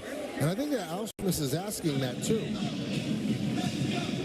Does he have to be on one side of the bag? Yeah, because he's not a shortstop or a second baseman, so what side of the bag? And now, Trip Gibson's going to ask Las Diaz what exactly is the rule here.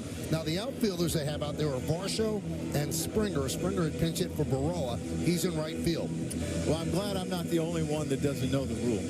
You know, that's something that I should have known.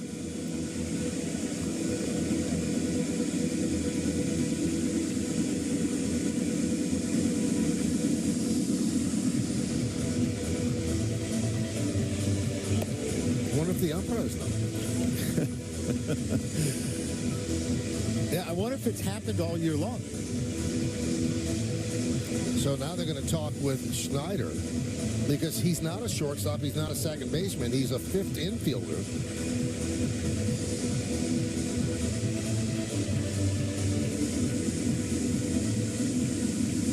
Or maybe he has to be in the outfield grass to start. He has to pick a side, it looks like.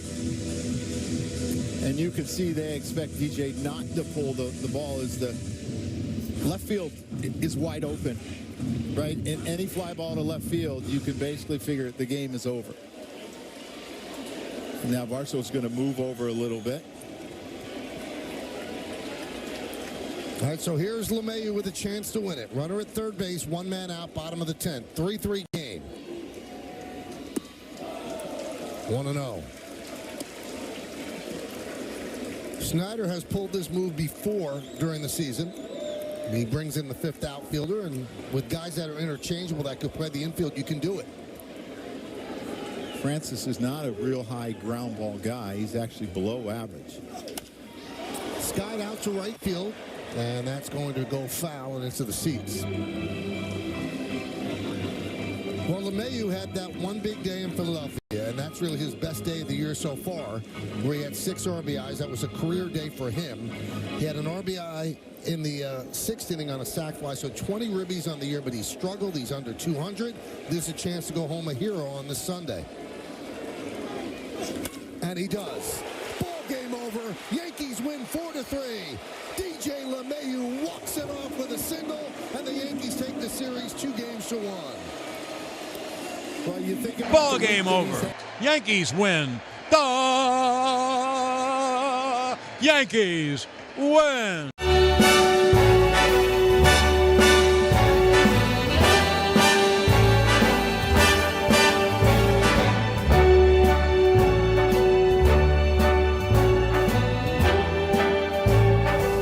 Start spreading the news. I'm leaving today.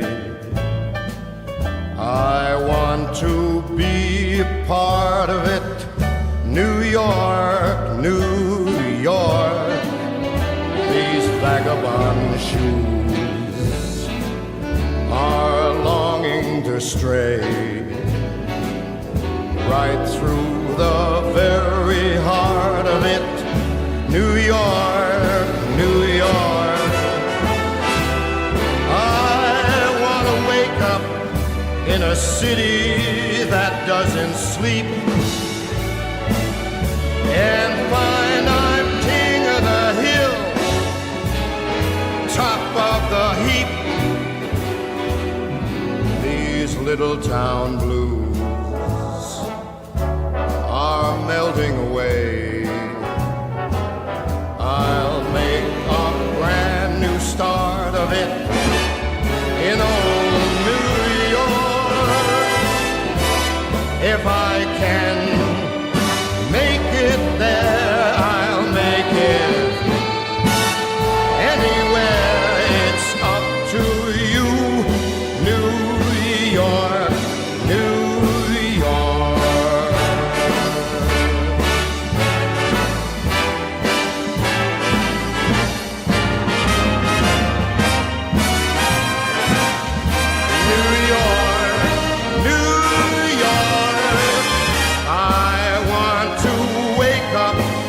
In a city that never sleeps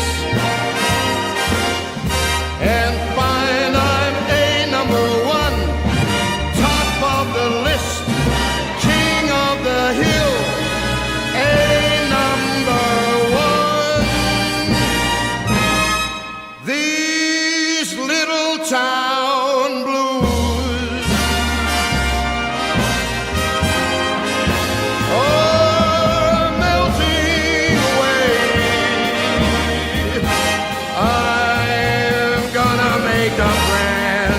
start of it in old New York.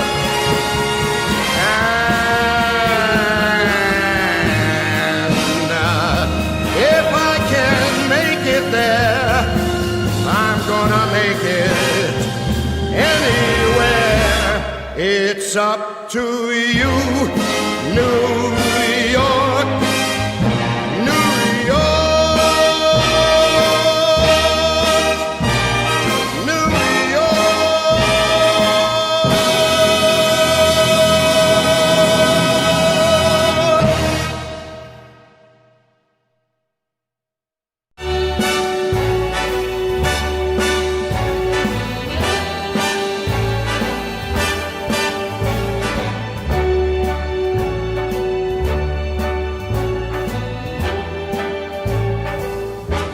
Start spreading the news. I'm leaving today. I want to be part of it. New York, New York.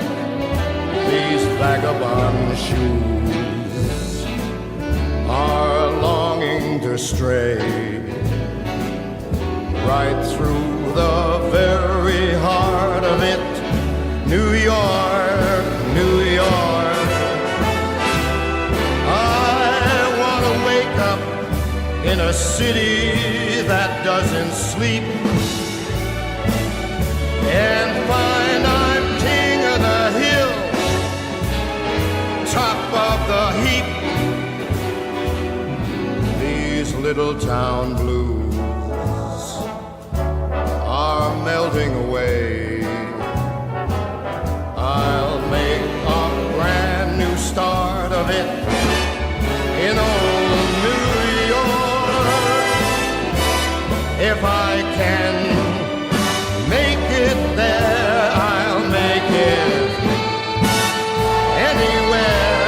It's up to you, New York, New York.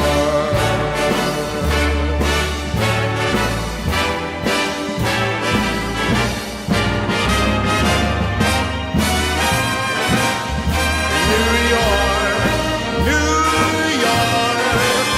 I want to wake up in a city that never sleeps and find I'm a number one, top of the list, king of the hill, a number one. These little town blues are melting away. I'm gonna make a brand new start of it in old New York.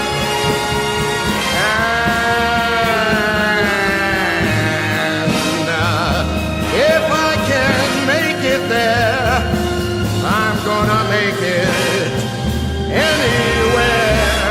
It's up to you, New York, New York, New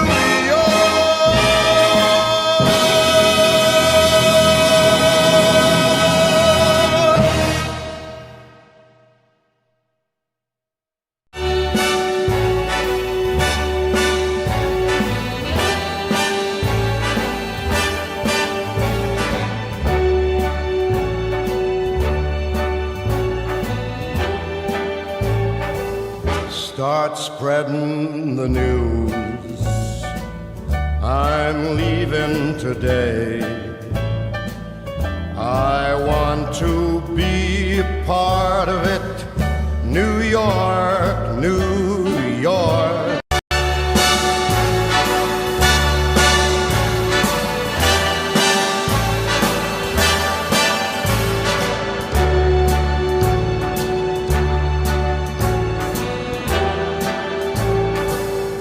Start spreading the news. I'm leaving today. I want to be part of it. New York, New York. These vagabond shoes are longing to stray right through the very heart of it. New York, New York. I want to wake up in a city that doesn't sleep and find I'm king of the hill, top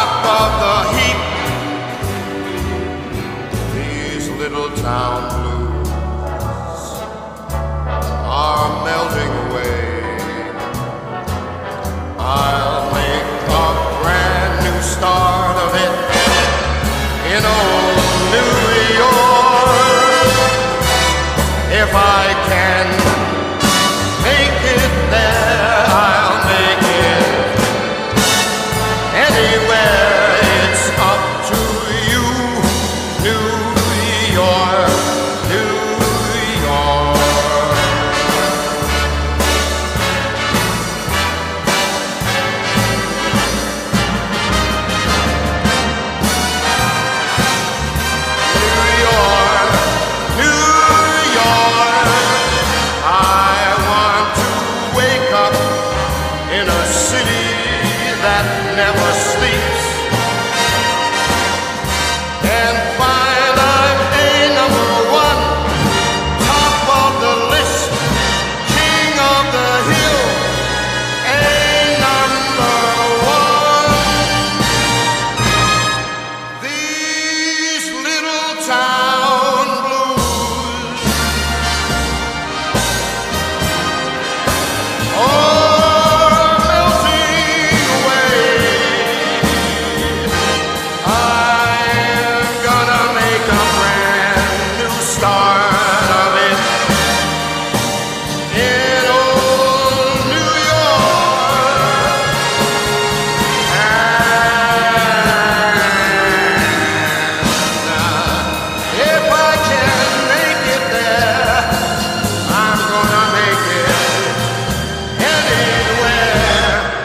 It's up to you, New York, New York, New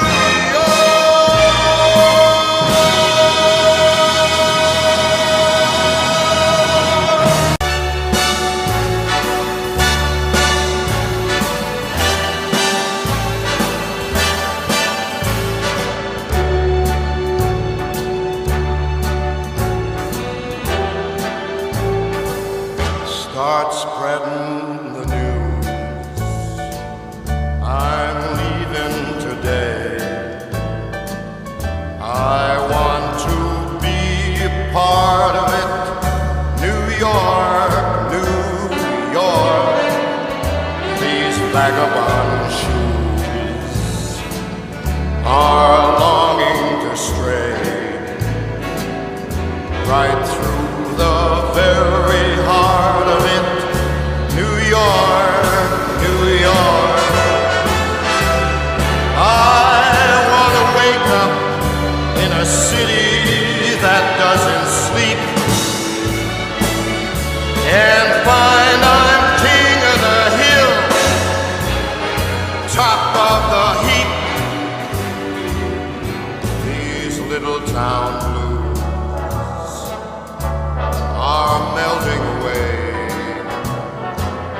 I'll make a brand new start of it in old New York. If I can make it there, I'll make it anywhere. It's up to you, New York, New York.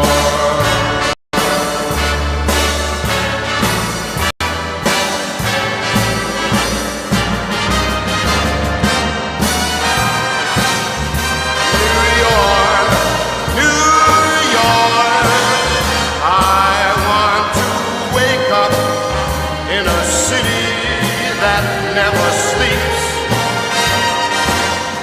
and find I'm a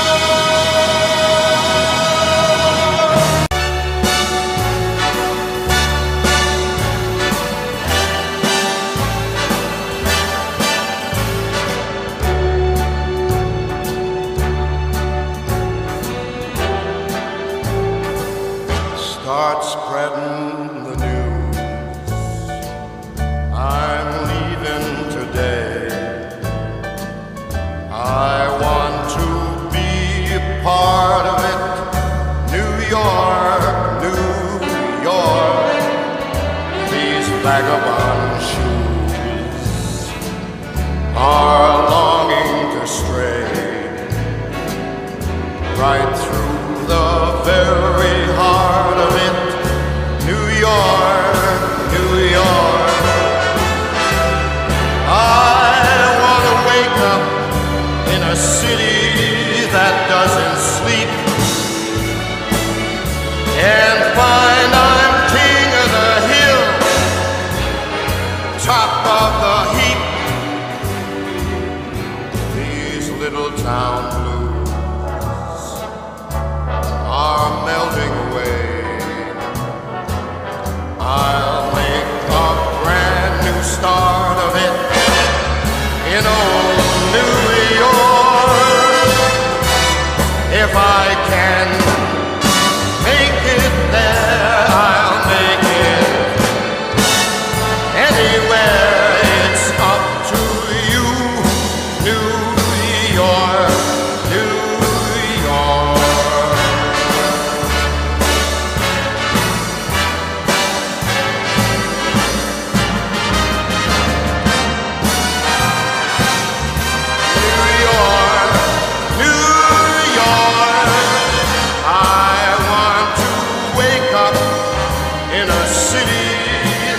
Never sleeps and find I'm a number one, top of the list, king of the hill, a number one. These little town blues, oh,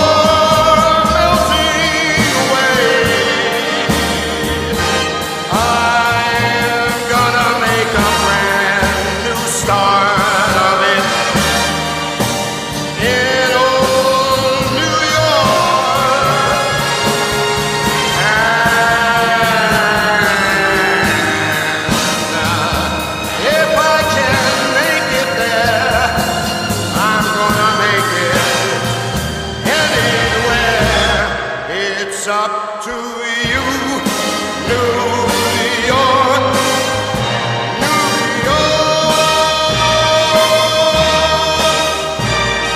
New York.